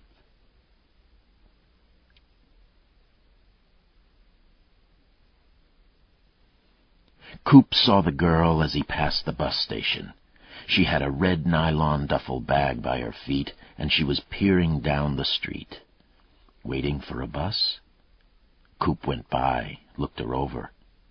She was dark-haired, a little heavy, with a round, smooth, unblemished face. If you squinted, she might be Jensen. And she had the look he always sought in the bookstores, the passivity. Impulsively, he did a quick around the block, dumped the truck behind the station, started into the station, turned, ran back to the truck, opened the back, pulled out the toolbox, closed up the truck, and went through the station. The girl was still standing at the corner, looking down Hennepin. She turned when she sensed him coming, gave him the half-smile and the shifting eyes that he saw from women at night. The smile that said, "I'm nice, don't hurt me." The eyes that said, "I'm not really looking at you." He toted the heavy toolbox past her, and she looked away. A few feet farther down, he stopped, put a frown on his face, turned and looked at her. "Are you waiting for a bus?" "Yes." She bobbed her head and smiled. "I'm going to friends in Uppertown." "Uptown," he said. She wasn't from Minneapolis. There aren't many buses at this time of night. I don't even know if they run to Uptown. Can your friend come and get you?" "He doesn't have a phone. I've only got his address." Coop started away. "You ought to catch a cab," he said. "This is kind of a tough street. There are hookers around here. You don't want the cops thinking—" "Oh, no." Her mouth was an O, eyes large. Coop hesitated. "Are you from Minnesota?" She really wasn't sure about talking to him. "I'm from Worthington." "Sure, I've been there," Coop said, trying a smile. "Stayed at a Holiday Inn on the way to Sioux Falls." "I go to Sioux all the time," she said. Something in common. She'd held her arms crossed over her stomach as they talked. Now she dropped them to her sides, opening up. Coop put the toolbox on the sidewalk. "Look, I'm a maintenance guy with Greyhound.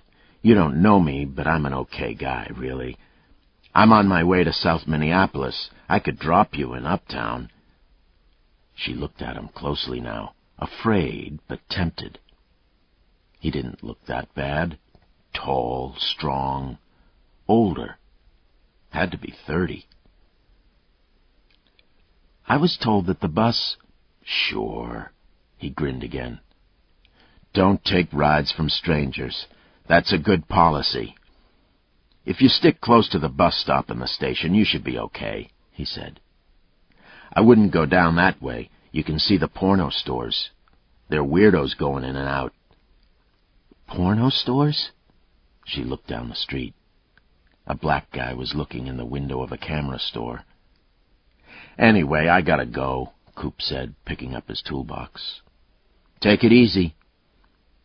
"Wait," she said, her face open, fearful but hoping.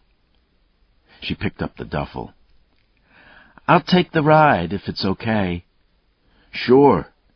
I'm parked right behind the station," Coop said. "Let me get my tools stowed away. You'll be there in 5 minutes." "This is my first time in Minneapolis," the girl said, now chatty. "But I used to go up to Sioux every weekend, just about." "What's your name?" Coop asked. "Marcy Lane," she said. "What's yours?" "Ben," he said. "Ben Cooper." Ben was a nice name, like Gentle Ben the bear on television.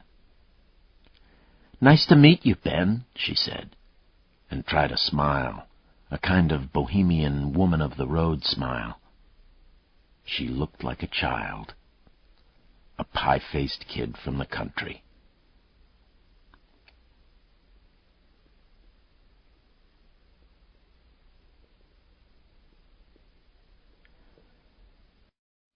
Night Prey, Disc 5.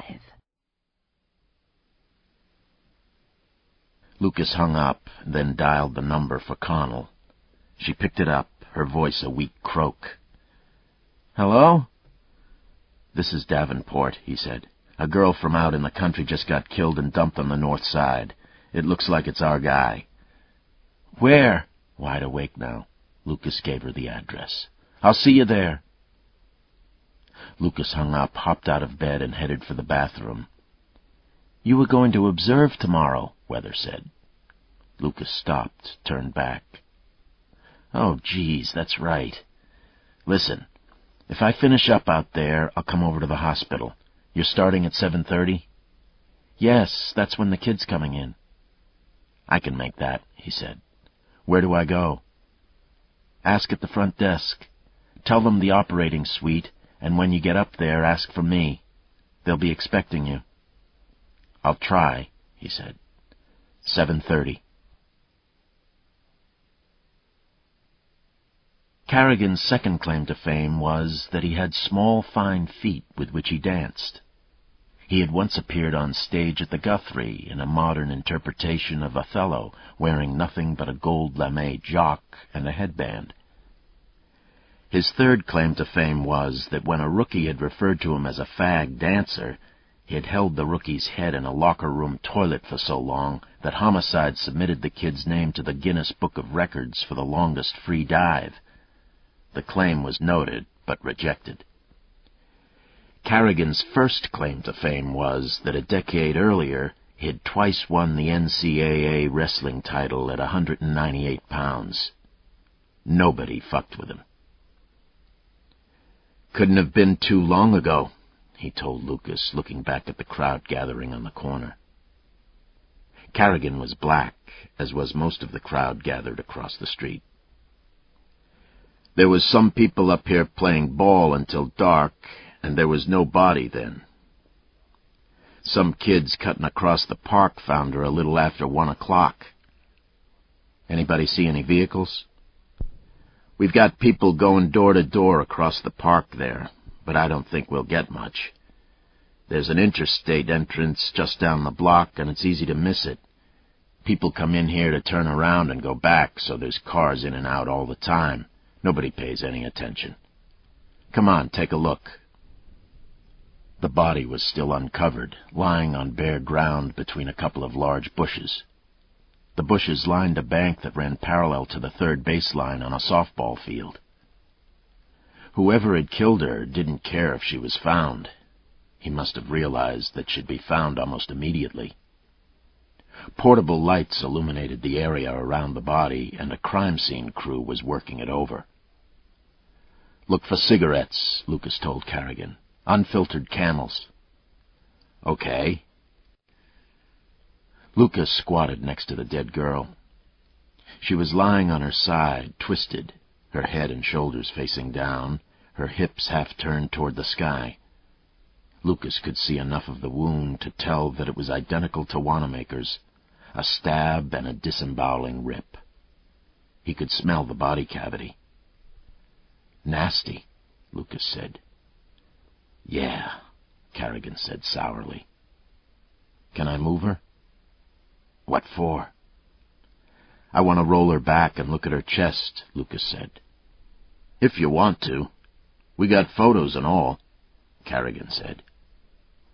"But there's blood all over her. You better use gloves. Hang on."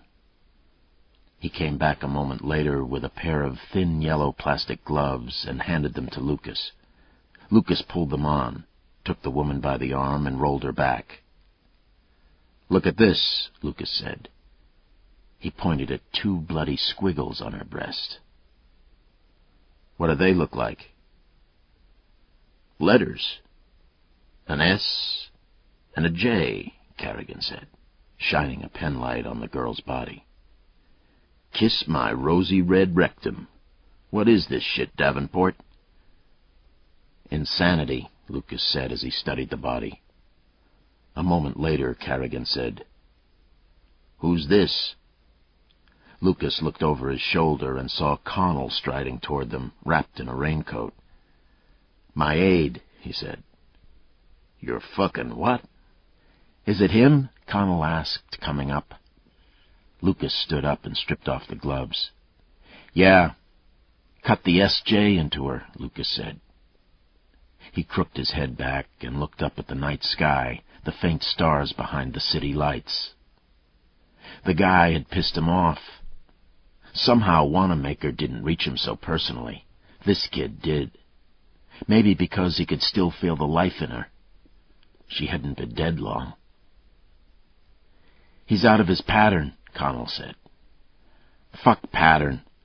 We know he did Wanamaker," Lucas said. "The girl up north didn't have the letters cut into her." "But she was on schedule," Connell said. "Wanamaker and this one, these are two that are out of order. I hope we don't have two guys." "Nah," Lucas shook his head. "The knife in the stomach, man, it's a signature. More than the letters, even." "I better look at her," Connell said. She crept under the bushes for a better look, squatted next to the body, turned the light on it. She studied it for a minute, then two, then walked away to spit. Came back. "I'm getting used to it," she said. "God help you," said Carrigan. A patrolman and a tall black kid were walking fast up the block, the kid a half step ahead of the patrolman. The kid wore knee shorts, an oversized shirt, socks, hat, and an expression of eye-rolling exasperation. Carrigan took a step toward them. "What you got, Bill?" "Kid saw the guy," the patrolman said. "Sure enough." Lucas, Connell, and Carrigan gathered around the kid. "You see him?" "Man!" The kid looked up the block where more people were wandering in, attracted by word of a murder. "What's your name?" Connell asked. "Dex." The answer sounded like a question, and the kid's eyes rolled up to the sky. "How long ago?" Lucas asked. The kid shrugged. "Do I look like a large fucking clock?" "You're gonna look like a large fucking scab if you don't watch your mouth," Carrigan said. Lucas held up a hand, got close to the kid. "This is a farm girl, Dex. Just came up to the city. Somebody let the air out of her." "Ain't got nothing to do with me," Dex said, looking at the crowd again. "Come over here," Lucas said, his voice friendly. He took the kid's arm. "Look at the body." "What?" "Come on." He waved the kid over, then said to the patrolman, "Loan me a flashlight, will you, pal?" Lucas took Dex around the bush, then duck-walked with him toward the woman on the wound side. He went willingly enough. Hell, he'd seen 6,000 bodies on TV, and once had walked by a place where some ambulance guys were taking a body out of a house. This'd be cool. A foot from the body, Lucas turned the light on the stomach wound. "Fuck!" said Dex. He stood up, straight through the bush, and started thrashing his way out. Lucas caught his web pocket, hauled him back down, rough. "Come on, man, you can tell people about this. How the cops let you check her out." He put the flashlight on the girl's face. "Look at her eyes, man, they're still open. They look like eggs. You can smell her guts if you get closer, kind of soapy smelling." Dex's eyes moved toward the corpses, and he shuddered and stood and tried to run. Lucas let him go. Carrigan was waiting when the kid fought free of the bush. "Never saw nothing like that before," Dex said. A line of saliva dribbled from one edge of his mouth, and he wiped it with his hand. "So who was it?" Carrigan asked. "White dude, driving a pickup." "What kind of pickup?" "White with dark on it, maybe red, I don't know." "I know the white part for sure," Dex said. He kept moving away from the body, around the bushes back toward the curb. Carrigan held one arm, and Dex babbled on. There was a camper on the back. People come up here to throw garbage sometimes. I thought that's what he was doing, throwing garbage. How close were you? Connell asked. Down to the corner, Dick said, pointing. 100 yards. What'd he look like, far as you could tell? Connell pressed. Big guy, small guy, skinny? Pretty big, big as me. And I think maybe he plays basketball, the way he got in the truck. He hopped up there, you know? Just real quick, like he's got some speed. Quick. Connell fumbled in her purse and took out a folded square of paper. She started to unfold it when Lucas realized what it was, reached out and caught her hand, shook his head. "Don't do that," he said. He looked at Dex and asked, "How long ago?" "Hour? I don't know, about an hour." That meant nothing. For most witnesses, an hour was more than 15 minutes and less than 3 hours. "What else?" "Man, I don't think there's anything else. I mean, let me think about it." He looked past Lucas. "Here comes my mom." A woman rolled right through the police line, and when a cop reached out toward her, she turned around and snapped something that stopped him short. And she came on. "What are you doing here?" she demanded. "Talking to your son," Carrigan said, facing her. "He's a witness to a crime." "He's never been in no trouble," the woman said. "He's not in any trouble now," Connell said. "He might have seen a killer, a white man. He's just trying to remember what else he might have seen." "He's not in no trouble?" She was suspicious. Connell shook her head. "He's helping out." "Mama, you ought to see that girl," Dick said, swallowing. He looked back toward the bush. The girl's hip was just visible from where they were standing. He looked back at Carrigan. "The truck had those steps on the sides, you know? What do they call them?" "Running boards," Lucas suggested. Dex nodded. "That's it, silver running boards." "Chevy? Ford?" "Shoot, man, they all look the same to me. Wouldn't have one myself." "What color was the camper?" The kid had to think about it. "Dark," he said finally. "What else?" He scratched behind one ear, looked at his mother, then shook his head. "Just some white dude dumping garbage is what I thought." "Were you alone when you saw him?" Lucas asked. He swallowed again and glanced at his mother. His mother saw it and slapped his back hard. "You tell!"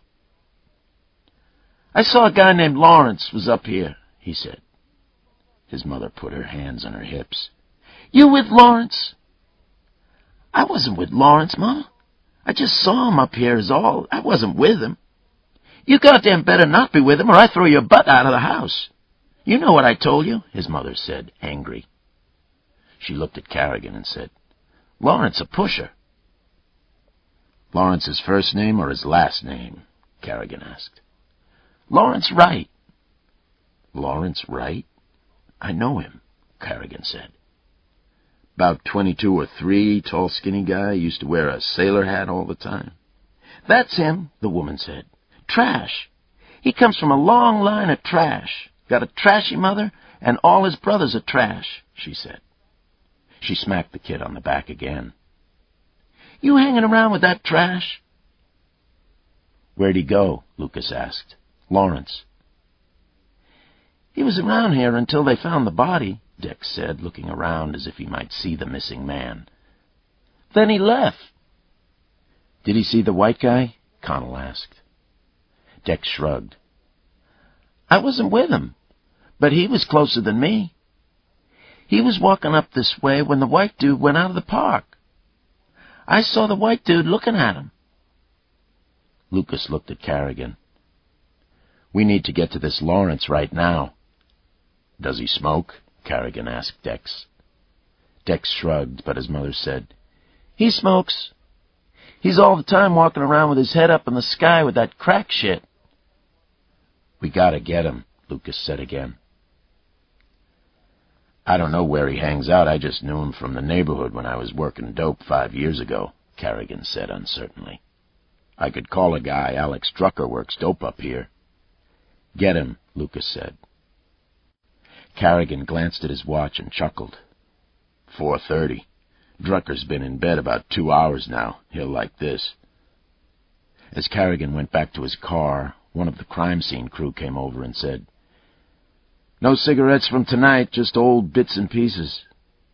"Forget it," Lucas said. "We're told she was dumped an hour ago.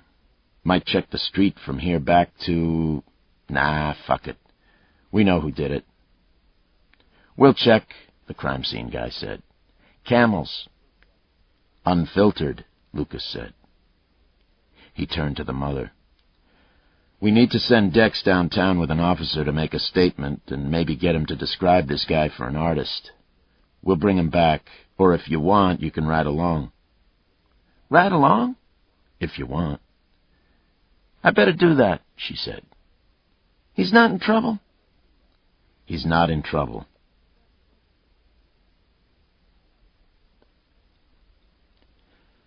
Carrigan came back. Nobody at Drucker's place. No answer.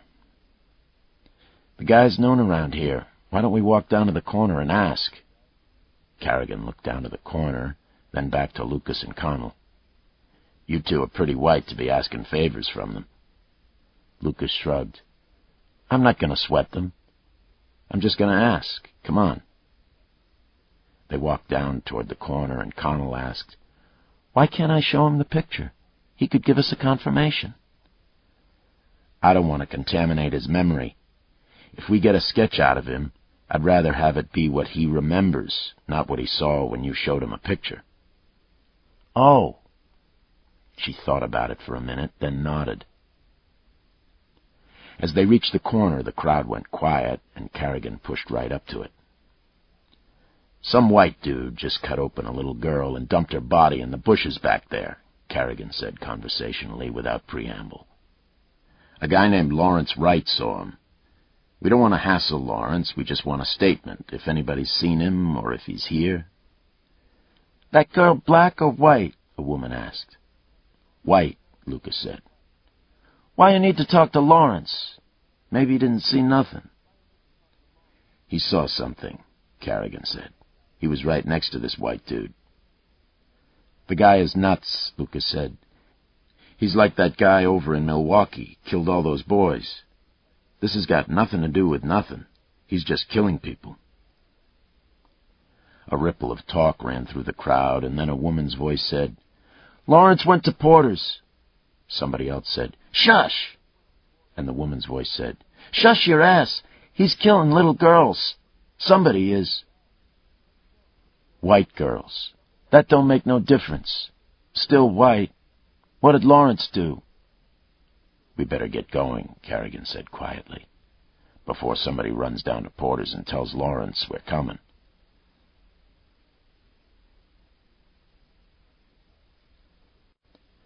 Lucas and Connell rode with Carrigan.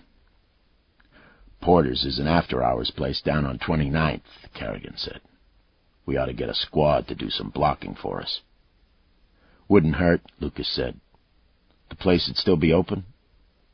"Another 15 minutes or so. He usually closes about 5 in the summertime." They met the squad 4 minutes later at a Perkins restaurant parking lot. One patrolman was black, the other white, and Lucas talked to them through the car windows, told them who they were looking for. "Just hold anybody coming out. You guys know where it is?" "Yeah. We'll slide right down the alley. As soon as you see us going in, though, you better get in the front." "Let's do it," Carrigan said. "How bad might this get?" Connell asked. Carrigan glanced at her. "Shouldn't be bad at all. Porter's is an okay place. Porter goes along. But you know." "Yeah, Lucas and I are white." "Better let me go first. Don't yell at anybody."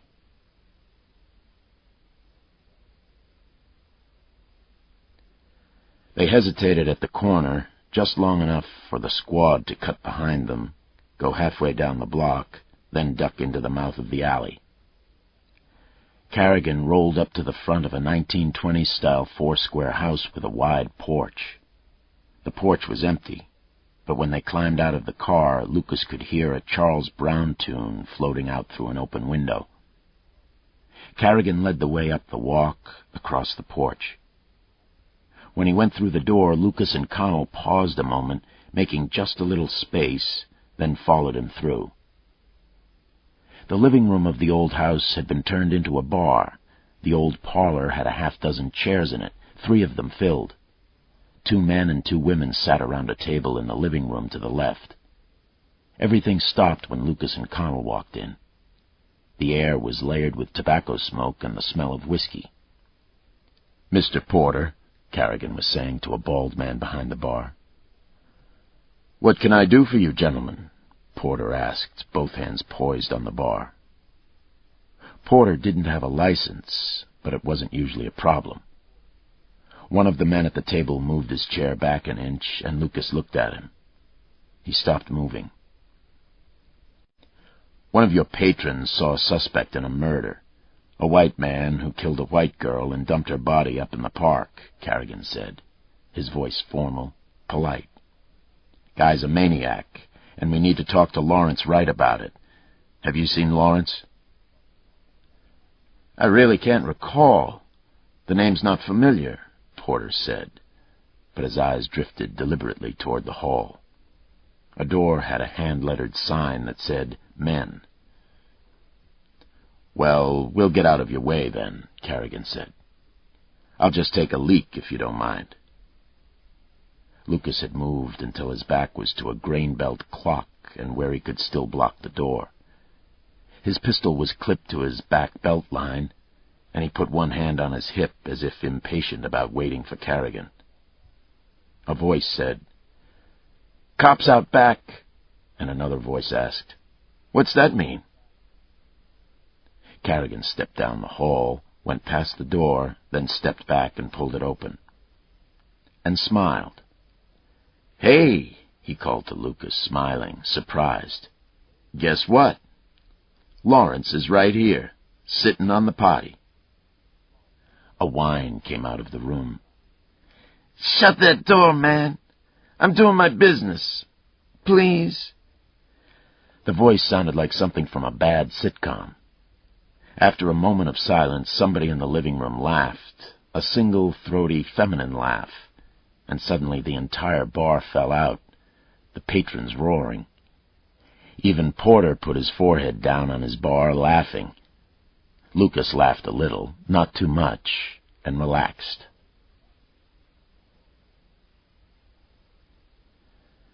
Lawrence was thin, almost emaciated. At 20, he lost his front teeth, both upper and lower, and he made wet slurping sounds when he spoke. "I don't know. Slurp. It was dark. Blue and white, I think. Slurp. And he had a beard. Shit kicker wheels on the truck." "Real big?" "Yeah, real big. Somebody say he had running boards?" Slurp. "I don't think he had running boards. Maybe he did, but I didn't see any. He was a white guy, but he had a beard. Dark beard." "Beard," Connell said. "How come you're sure he was a white guy?" Lawrence frowned as if working out a puzzle, then brightened. "Because I saw his hands. He was taking a pinch, man. He was tooting, that's why I looked at him." "Coke?" "Gotta be," Lawrence said. "Ain't nothing else looks like that, you know, when you're trying to toot while you're walking or doing something else. Slurp. You just get a pinch and you put it up there. That's what he was doing, and I saw his hands." "Long hair? Short?" Connell asked. "Couldn't tell." "Bumper stickers, license plates, anything?" asked Lucas. Lawrence cocked his head, lips pursed. "No, didn't notice anything like that." Slurp. "Didn't see much, did you?" said Carrigan. I told you he was tootin', Lawrence said defensively. I told you he was white. Big fucking deal. That's Minneapolis outside, if you ain't noticed, Carrigan said.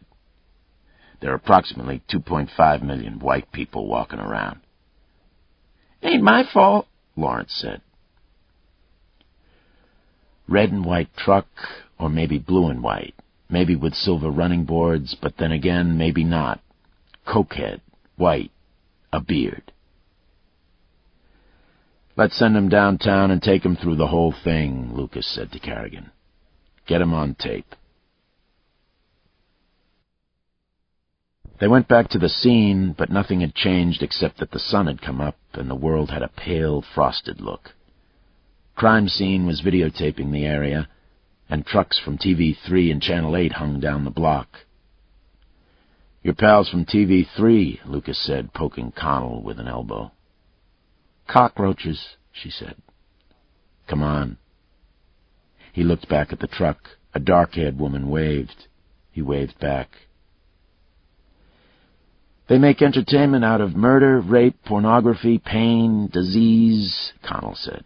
There's nothing bad that happens to humans that they can't make a cartoon out of. You didn't hesitate to go to them. Of course not, she said calmly. They're cockroaches, but they're a fact of life, and they do have their uses.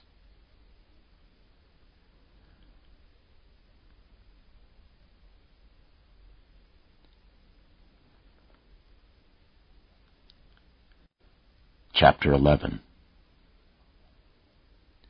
Connell wanted to hear the interview with Lawrence and to press the medical examiner on the Marcy Lane autopsy.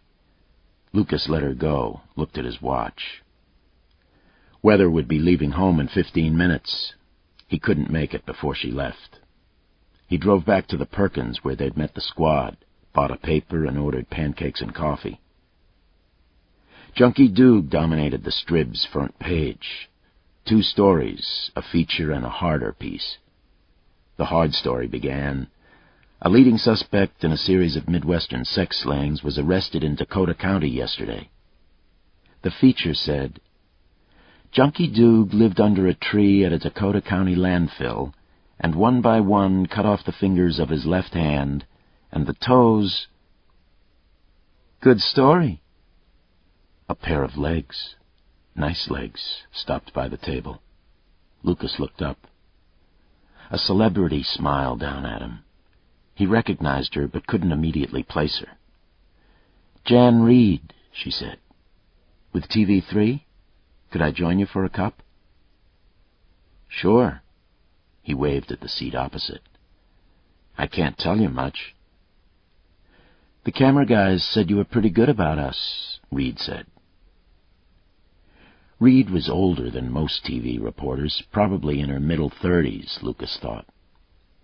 Like all of the latest crop of on-camera newswomen, she was strikingly attractive, with large dark eyes, auburn hair falling to her shoulders, and just a hint of the fashionable overbite.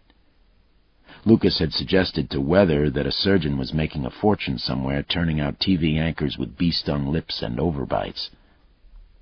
Weather told him that would be unethical. The next day, though, she said she had been watching, and there were far too many overbites on local television to be accounted for by simple jaw problems. Why is that? She had asked. She seemed really interested. Lucas said, You don't know? No, I don't, she said.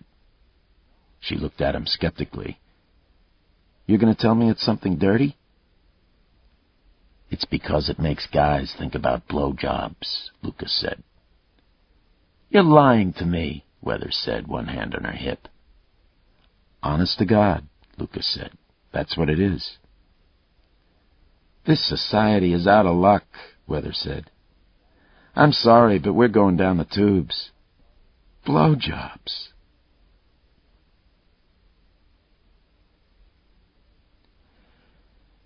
Jan Reed sipped her coffee and said, One of our sources says it's the serial killer. We saw Officer Connell there, of course, so it's a reasonable presumption.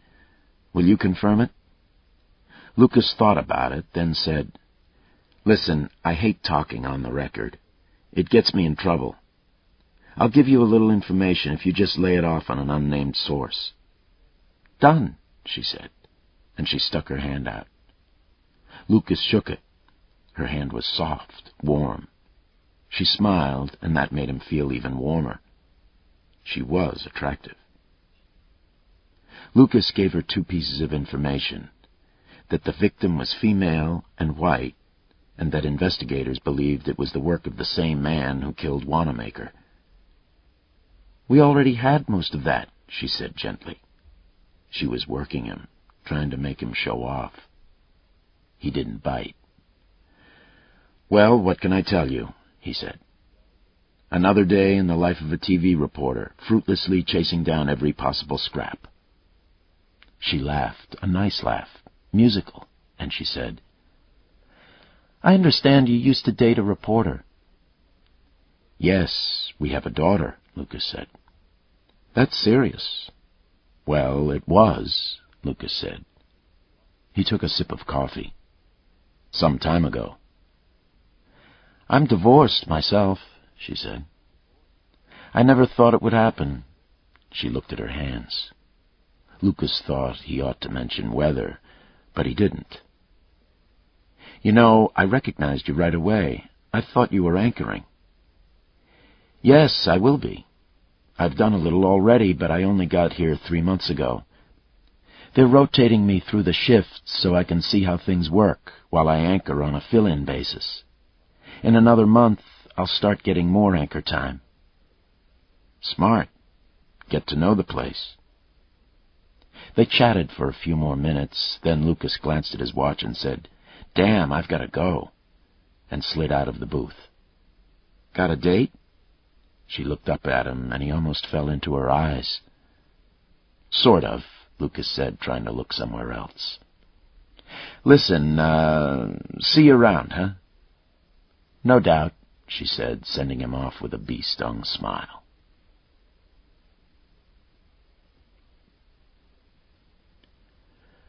Weather had seen Lucas working at close range as he broke a murder case in her small northern Wisconsin town.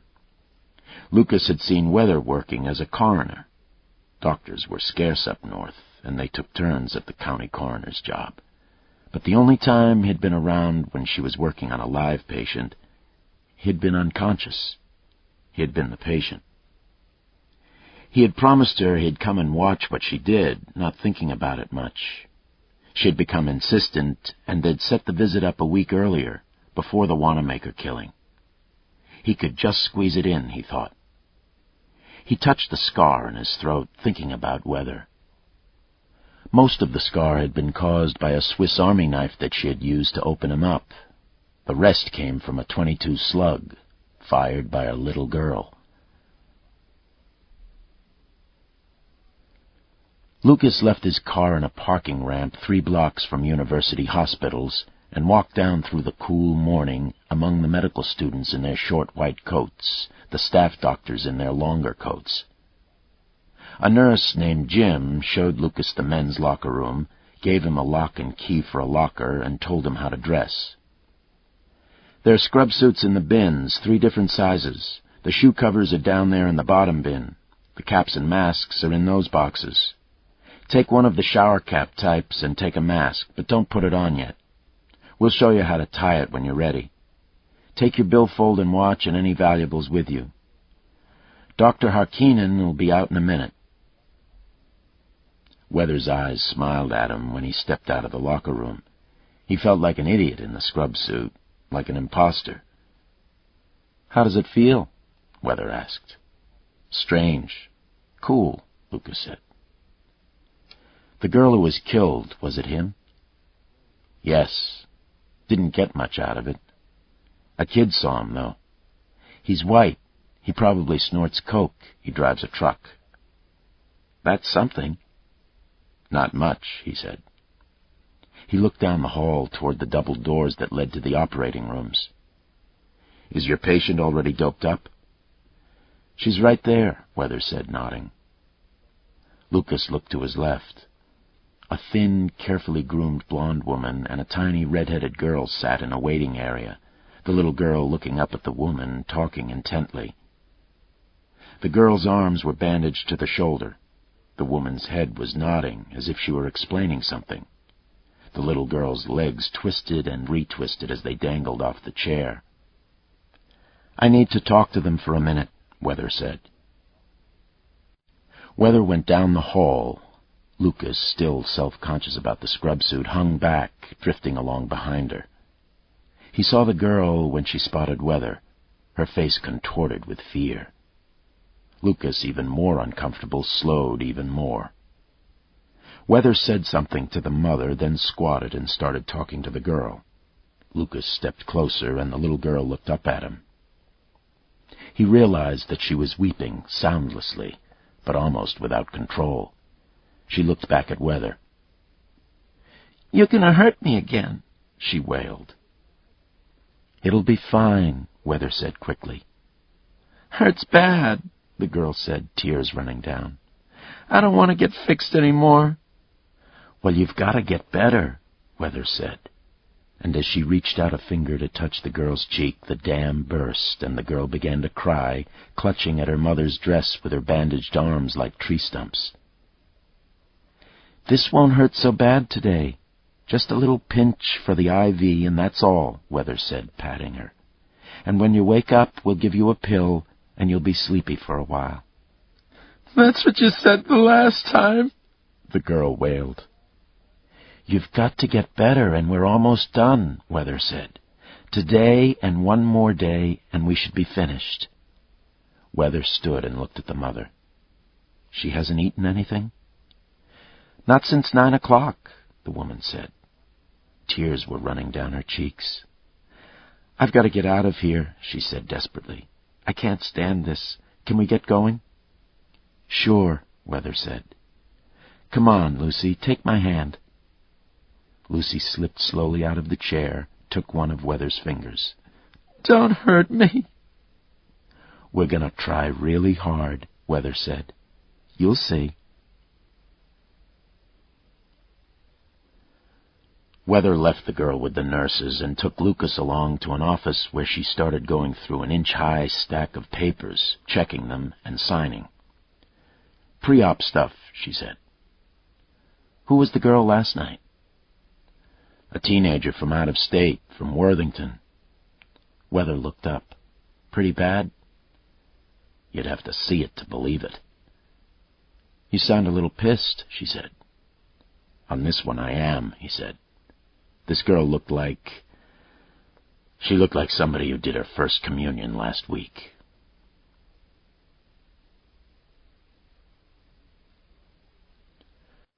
The routine of the operation caught him. Precise, but informal. Everybody in the room except Lucas and the anesthesiologist was female, and the anesthesiologist left for another operation as soon as the girl was down, leaving the job in the hands of a female anesthetist. The surgical team put him in a rectangular area along a wall and suggested that he stay there. Weather and the surgical assistant worked well together, the assistant ready with the instruments almost before Weather asked for them. There was less blood than Lucas expected, but the smell of the cautery bothered him. Burning blood. Weather explained quickly what she was doing, expanding and spreading skin to cover the burns on the girl's arms. Weather ran the show with quick, tight directions, and there were no questions. And she spoke to Lucas from time to time, distractedly, focusing on the work. Her father was running a power line from a 220 outlet to a pump down by the lake using an extension cord. The connection where the two cords came together started to pull apart. That's what they think. Lucy grabbed them to put them back together. They don't know exactly what she was doing, but there was a flash and she had gotten hit on both arms and around her back on her shoulder blades. We'll show you. We're doing skin grafts where we can, and in some places we're expanding the skin to cover. After a while, talk around the table turned to a book about a love affair that was dominating the bestseller lists, about whether the lovers should have gone off together, destroying a marriage and a family. "She was living a lie afterwards. She was hurting everyone," one of the nurses declared. "She should have gone." Right. And the family is wrecked, and just because she has a fling doesn't mean she still doesn't love them. This was not exactly a fling. In the background, music oozed from a portable radio tuned to an easy listening station. On the table, under Weather's gloved hands and knife, Lucy bled. They harvested skin from Lucy's thigh to cover a part of the wound. The skin harvester looked like a cross between an electric sander and a sod cutter. "This looks like it's gonna hurt," Lucas said finally. "Hurt a lot." "Can't help it," Weather grunted, not looking up. "These are the worst, burns are. Skin won't regenerate, but you've got to cover the wounds to prevent infection. That means grafts and expansions. We put the temporary skin on because we couldn't get enough off her the first couple of times, but you can't leave the temporary stuff. She'll reject it." "Maybe you should have told her it was going to hurt," Lucas said, "when you were talking to her outside." Weather glanced up briefly, as though considering it, but shook her head as she continued to tack down the advanced skin on one of the expansions. "I didn't tell her it wouldn't hurt. The idea was to get her in here quiet, with a minimum of resistance. Next time, I can tell it's the last time." "Will it be?" "I hope so," Weather said.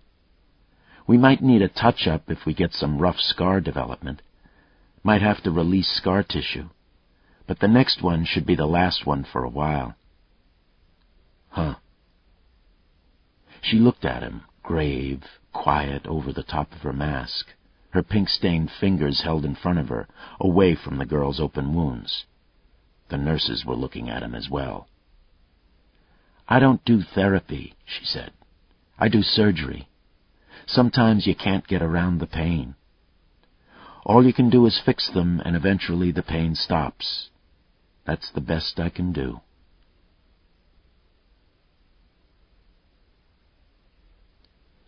And later, when she was finished, they sat together in the surgeon's lounge for a few minutes, and she asked, "What do you think?" "Interesting. Impressive." "Is that all?" There was a tone in her voice. "I've never seen you before as the commander-in-chief," he said. "You do it pretty well." "Any objections?" "Of course not." She stood up. "You seemed disturbed when you were watching me." He looked down, shook his head. "It's pretty strong stuff, and it wasn't what I'd expected, the blood and the smell of the cautery and that skin harvester thing. It's kind of brutal." "Sometimes it is," she said. "But you were most bothered about my attitude toward Lucy." "I don't know." "I can't get involved," she said. "I have to turn off that part of me. I can like patients, and I like Lucy, but I can't afford to go into the operating room worrying that I'll hurt them, or wondering if I'm doing the right thing. I've worked that out in advance. If I didn't, I'd screw up in there." "It did seem a little cold," he admitted. "I wanted you to see that," she said. "Lucas, as a part of my surgeon persona, I guess you'd call it, I'm different. I have to make brutal decisions, and I do, and I run things. I run them very well." "Well, let me finish. Since I moved down here, we've had some very good times in bed. We've had nice runs at night, and some fun going out and fooling around. But this is what I am, right here. What you saw." Lucas sighed and nodded. "I know that, and I admire you for it, honest to God." She smiled then, just a little. "Really?" "Really. It's just that what you do is so much harder than I thought."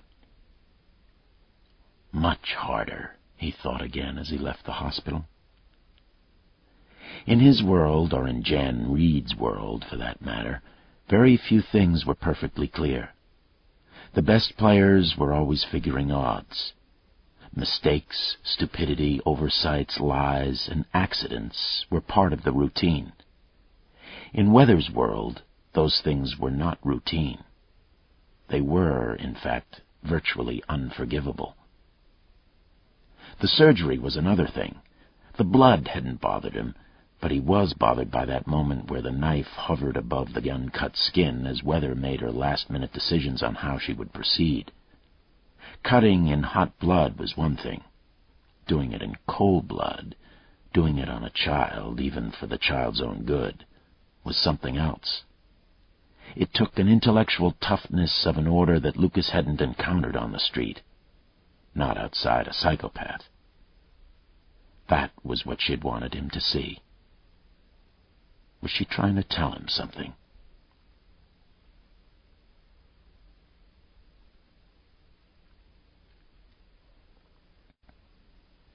Chapter 12. Lucas's head felt large and fuzzy as he walked through the doors of City Hall and up to the chief's office. Lack of sleep. Getting older. Rue's secretary thumbed him through the door, but Lucas stopped for a second. "Check around and see if Megan Connell's in the building, will you? Tell her where I am." "Sure. Do you want me to send her in?" "Yeah, why not?" "Because she and the chief might get in a fistfight." Lester and Anderson were in visitors' chairs. Lonnie Shantz, Rue's press aide, leaned on the windowsill, arms crossed, an accusation on his jowly ward heeler's face. Rue nodded when Lucas arrived. "They're pissed over at the Strib," she said. "Have you seen the paper?" "Yeah, the big thing on Junkie." "With this killing last night, they think we sandbagged them," Shantz said. Lucas sat down. "What can you do? The guy's flipped out. Any other time, it might have held them for a few days." "We're not looking good, Lucas," Rue said. "What about the St. Paul cop?" Shantz asked. "Anything there?" "I'm told that St. Paul had a shrink talk to him," Lester said. "They don't think he's capable of it." "Beat up his wife," Shantz suggested. "The charges were dropped, more like a brawl. His old lady got her licks in," Anderson said. "Hit him in the face with a Mr. Coffee." "I heard it was an iron," Lucas said. "Where was he last night, by the way?" "Bad news," Lester said. "His old lady moved out after the last big fight, and he was home. Alone, watching TV." "Shit," Lucas said. "St. Paul's talking to him again, pinning down the shows he saw." Yeah, but with VCR time delays, he could have been anywhere," Shantz said. "Bullshit," said Anderson. Shantz was talking to Rue. "All we'd have to do is leak a name and the spousal abuse charge. We could do it a long way from here. I could have one of my pals at the DFL do it for me. Hell, they like doing favors for media, for the paybacks. TV3'd pee their pants with that kind of tip. And it really does smell like a cover-up." "They'd crucify him," Lester said. "They'd make it look like the charges were dropped because he's a cop." "Who's to say they weren't?" Shantz asked. "And it would take some of the heat off us. Christ, this killing over at the lakes, that's a goddamn disaster. The woman's dead and the guy's a cabbage. Now we get this serial asshole again knocking off some country milkmaid. We're talking firestorm." "If you feed the St. Paul guy to the press, you'll regret it. It'd kill the Senate for you," Lucas said to Rue. "Why is that?" Shantz demanded. "I don't see how—" Lucas ignored him, spoke to Rue. "Word would get out.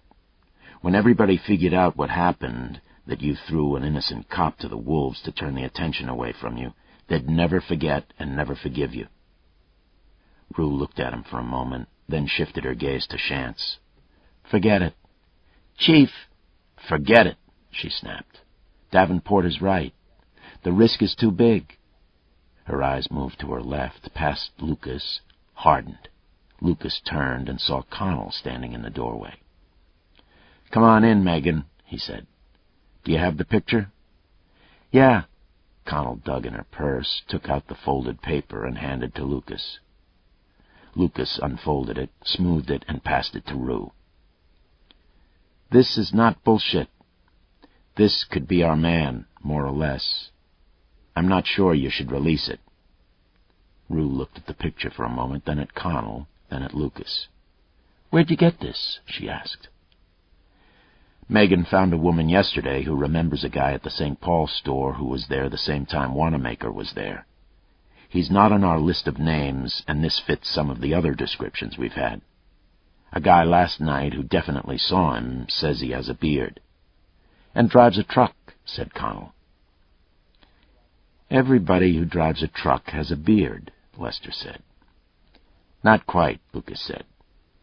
This is actually something. A taste of the guy. Why wouldn't I release it? Rue asked. Because we're not getting enough hard evidence. Nothing that can tie him directly to a killing, a hair or a fingerprint. If this isn't a good picture of him, and we do finally track him down, and we're scraping little bits and pieces together to make a case, a defense attorney will take this and stick it up our ass. You know, here's the guy they were looking for, until they decided to pin it on my client. Is there anything working today? Anything that'd give us a break?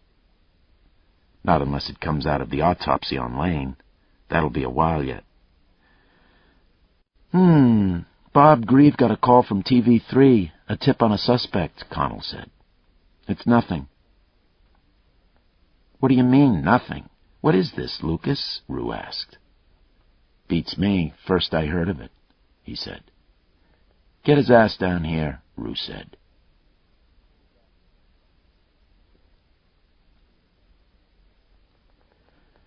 Grieve came down carrying a slip of yellow paper, leaned in the doorway. Well, Rue said. He looked at the paper.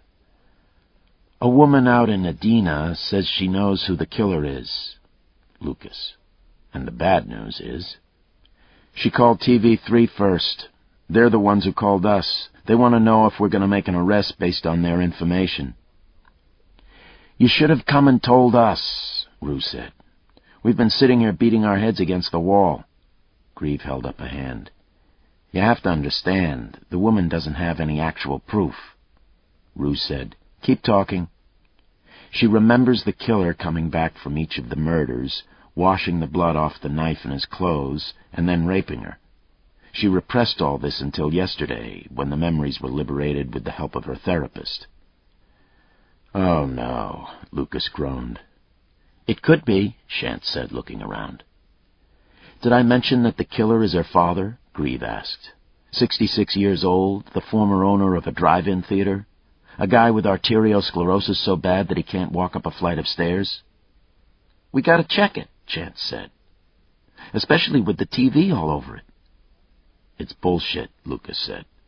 We gotta check, Rue said. We'll check, Lucas said.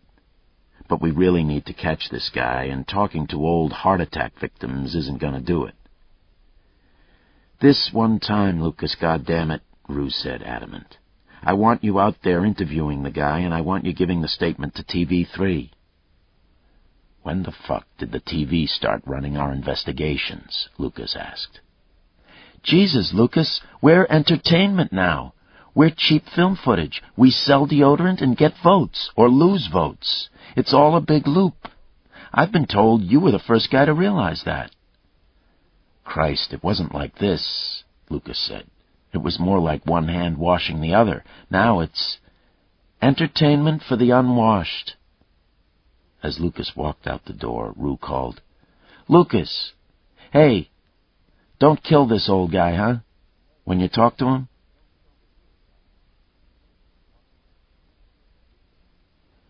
They took a company car, all three of them. Grieve sprawled in the back. Let me do the TV interview, he suggested to Lucas. I did them all the time when I was officer friendly. I'm good at that shit. I got the right suits. You were officer friendly? Connell snorted, looking over the seat at him. Then, you know, it fits. She said it as an insult.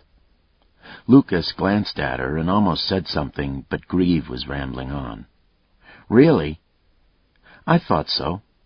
Go into all those classrooms, tell all the little boys that they'd grow up to be firemen and policemen, all the little girls that they'd be housewives and hookers. Lucas, moderately surprised, shut his mouth and looked straight out over the wheel, and Connell said, Fuck you, Grieve. Grieve, still cheerful, said, Say, did I tell you about the deaf people? Huh? Some deaf people went into the St. Paul cops. They saw the thing on TV, that Connell fed them. They think they saw the guy at the bookstore the night Wanamaker was taken off. Bearded guy with a truck. They even got part of his license tag. Connell turned to look over the seat. Why didn't you say something? Unfortunately, they didn't get any numbers, only the letters. Well, that'd get it down to 1,000. Greaves said. The letters they got were ASS. Ass? Yeah. Damn it, Connell said, turning back front. The state banned license plates with potentially offensive letter combinations. There were no FUK, SUK, LIK, or DIK, no CNT or TWT. There was no ASS. Did we check? Yup, Greaves said. There's nary a one. I personally think this old guy did it, then comes home and gives the daughter a little tickle. Kiss my ass, Connell said. Any time, any place, said Greaves.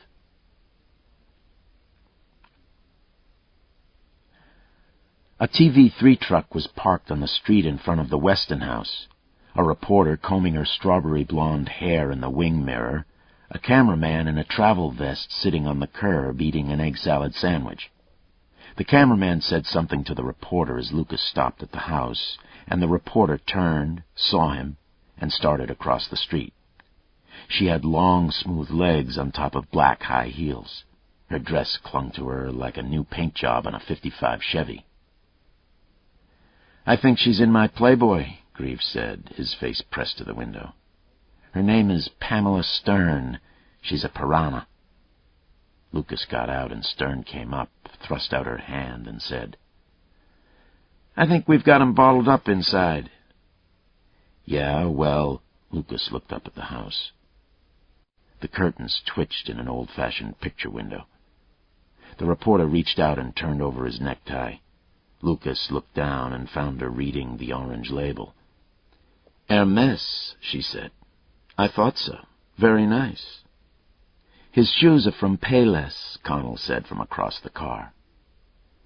His shorts are from Fruit of the Loom, said Greaves, chipping in. He's one of the fruits. I love your sunglasses, Stern said, ignoring them, her perfect white teeth catching her lower lip for just an instant. They make you look mean. Mean is so sexy. Jesus, Lucas said. He started up the walk with Greaves and Connell and found the woman right at his elbow. Behind her, the cameraman had the camera on his shoulder and rolling. Lucas said, When we get to the steps, I'm going to ask the guy if he wants me to arrest you for trespassing. If he does, I will. And I suspect he does. She stopped in her tracks, eyes like chips of flint. It's not nice to fuck with Mother Nature, she said, and then, I don't know what Jan Reed sees in you. Connell said, Who? Jan Reed? And Greaves said, Whoa! And Lucas, irritated, said, Bullshit, and rang the doorbell. Ray Weston opened the door and peeked out like a mouse. I'm Lucas Davenport, Deputy Chief of Police, City of Minneapolis. I'd like to speak to you. My daughter's nuts, Weston said, opening the door another inch. We need to talk, Lucas said. He took off the sunglasses. Let them in, Ray, a woman's voice said. The voice was shaky with fear. Weston opened the door and let them in. Neither Ray nor Myrna Weston knew anything about the killings. Lucas, Connell, and Greaves agreed on that in the first 5 minutes. They spent another half-hour pinning down times on the Wanamaker and Lane killings. The Westons were in bed when Lane was taken, and were watching the Wild Ones with friends when Wanamaker was picked up. Do you think you can get these bums off our back? Ray Weston asked when they were ready to leave. I don't know, he said honestly. That stuff your daughter's giving them, it's pretty heavy. She's nuts, Weston said again. How can they believe that stuff? They don't, Lucas said. Outside, Stern was waiting, microphone in hand, the camera rolling, when Lucas, Connell, and Grieve left the house. "Chief Davenport," she said, "what have you learned? Will you arrest Ray Weston, father of Elaine Louise Weston Brown?" Lucas shook his head. "Nope. Your whole irresponsible story is a crock of shit and a disgrace to journalism." Grieve was laughing about Stern's reaction on the way back, and even Connell seemed a little looser. "I liked the double take she did. She was already rolling with the next question," Grieve said.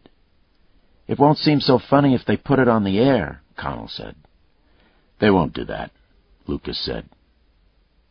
"The whole thing is like some weird feminist joke," Grieve said. "If there was such a thing as a feminist joke."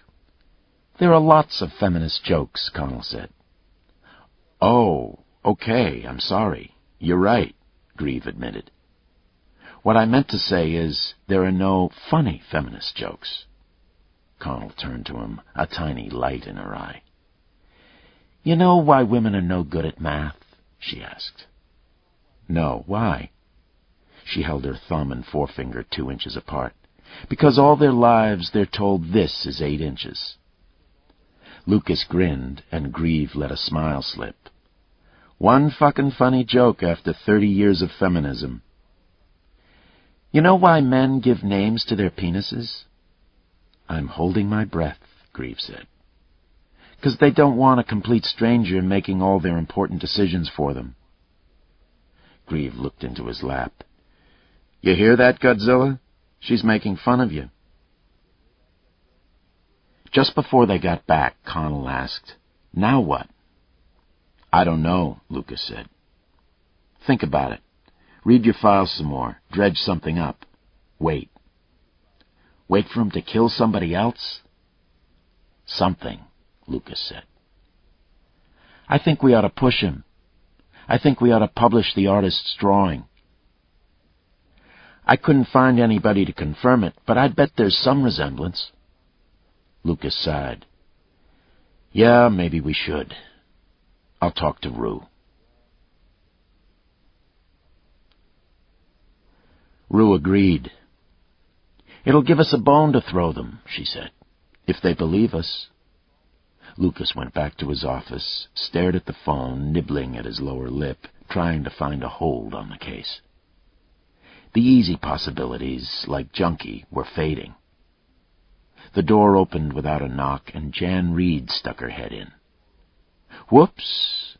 Was I supposed to knock? I thought this was an outer office."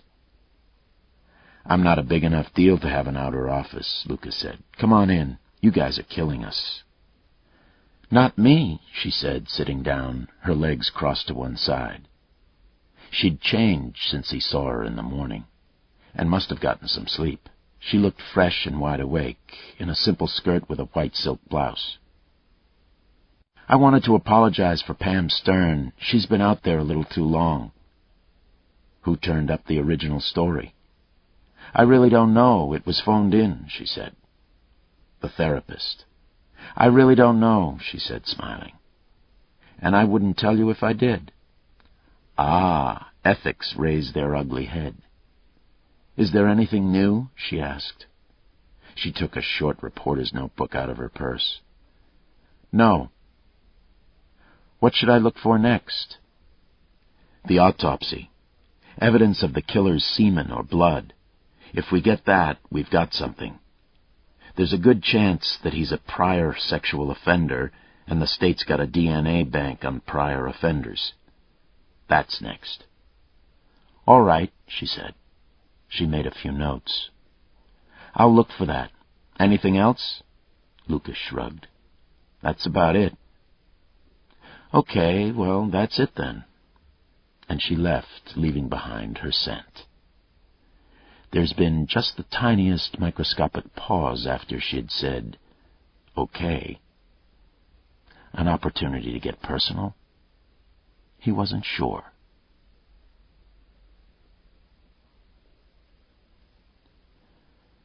Connell came by late in the afternoon. "Nothing from the autopsy yet. There's a bruise on her face where it looks like somebody pinched her, and they're bringing in a specialist to see if they can lift the fingerprint. No great hopes. Nothing else? Not yet, and I'm drawing blanks, she said. How about the PPP guy, the convict who saw the tattoo? What was his name? Price? If nothing comes up, why don't we drive over to Warpun tomorrow and talk to him? Okay, what about Grieve? I'll tell him to work his own case for the day. That's all he wants to do anyway. Good. How far is Warpun? 5 or 6 hours. Why don't we fly? I can get a state patrol plane, I think.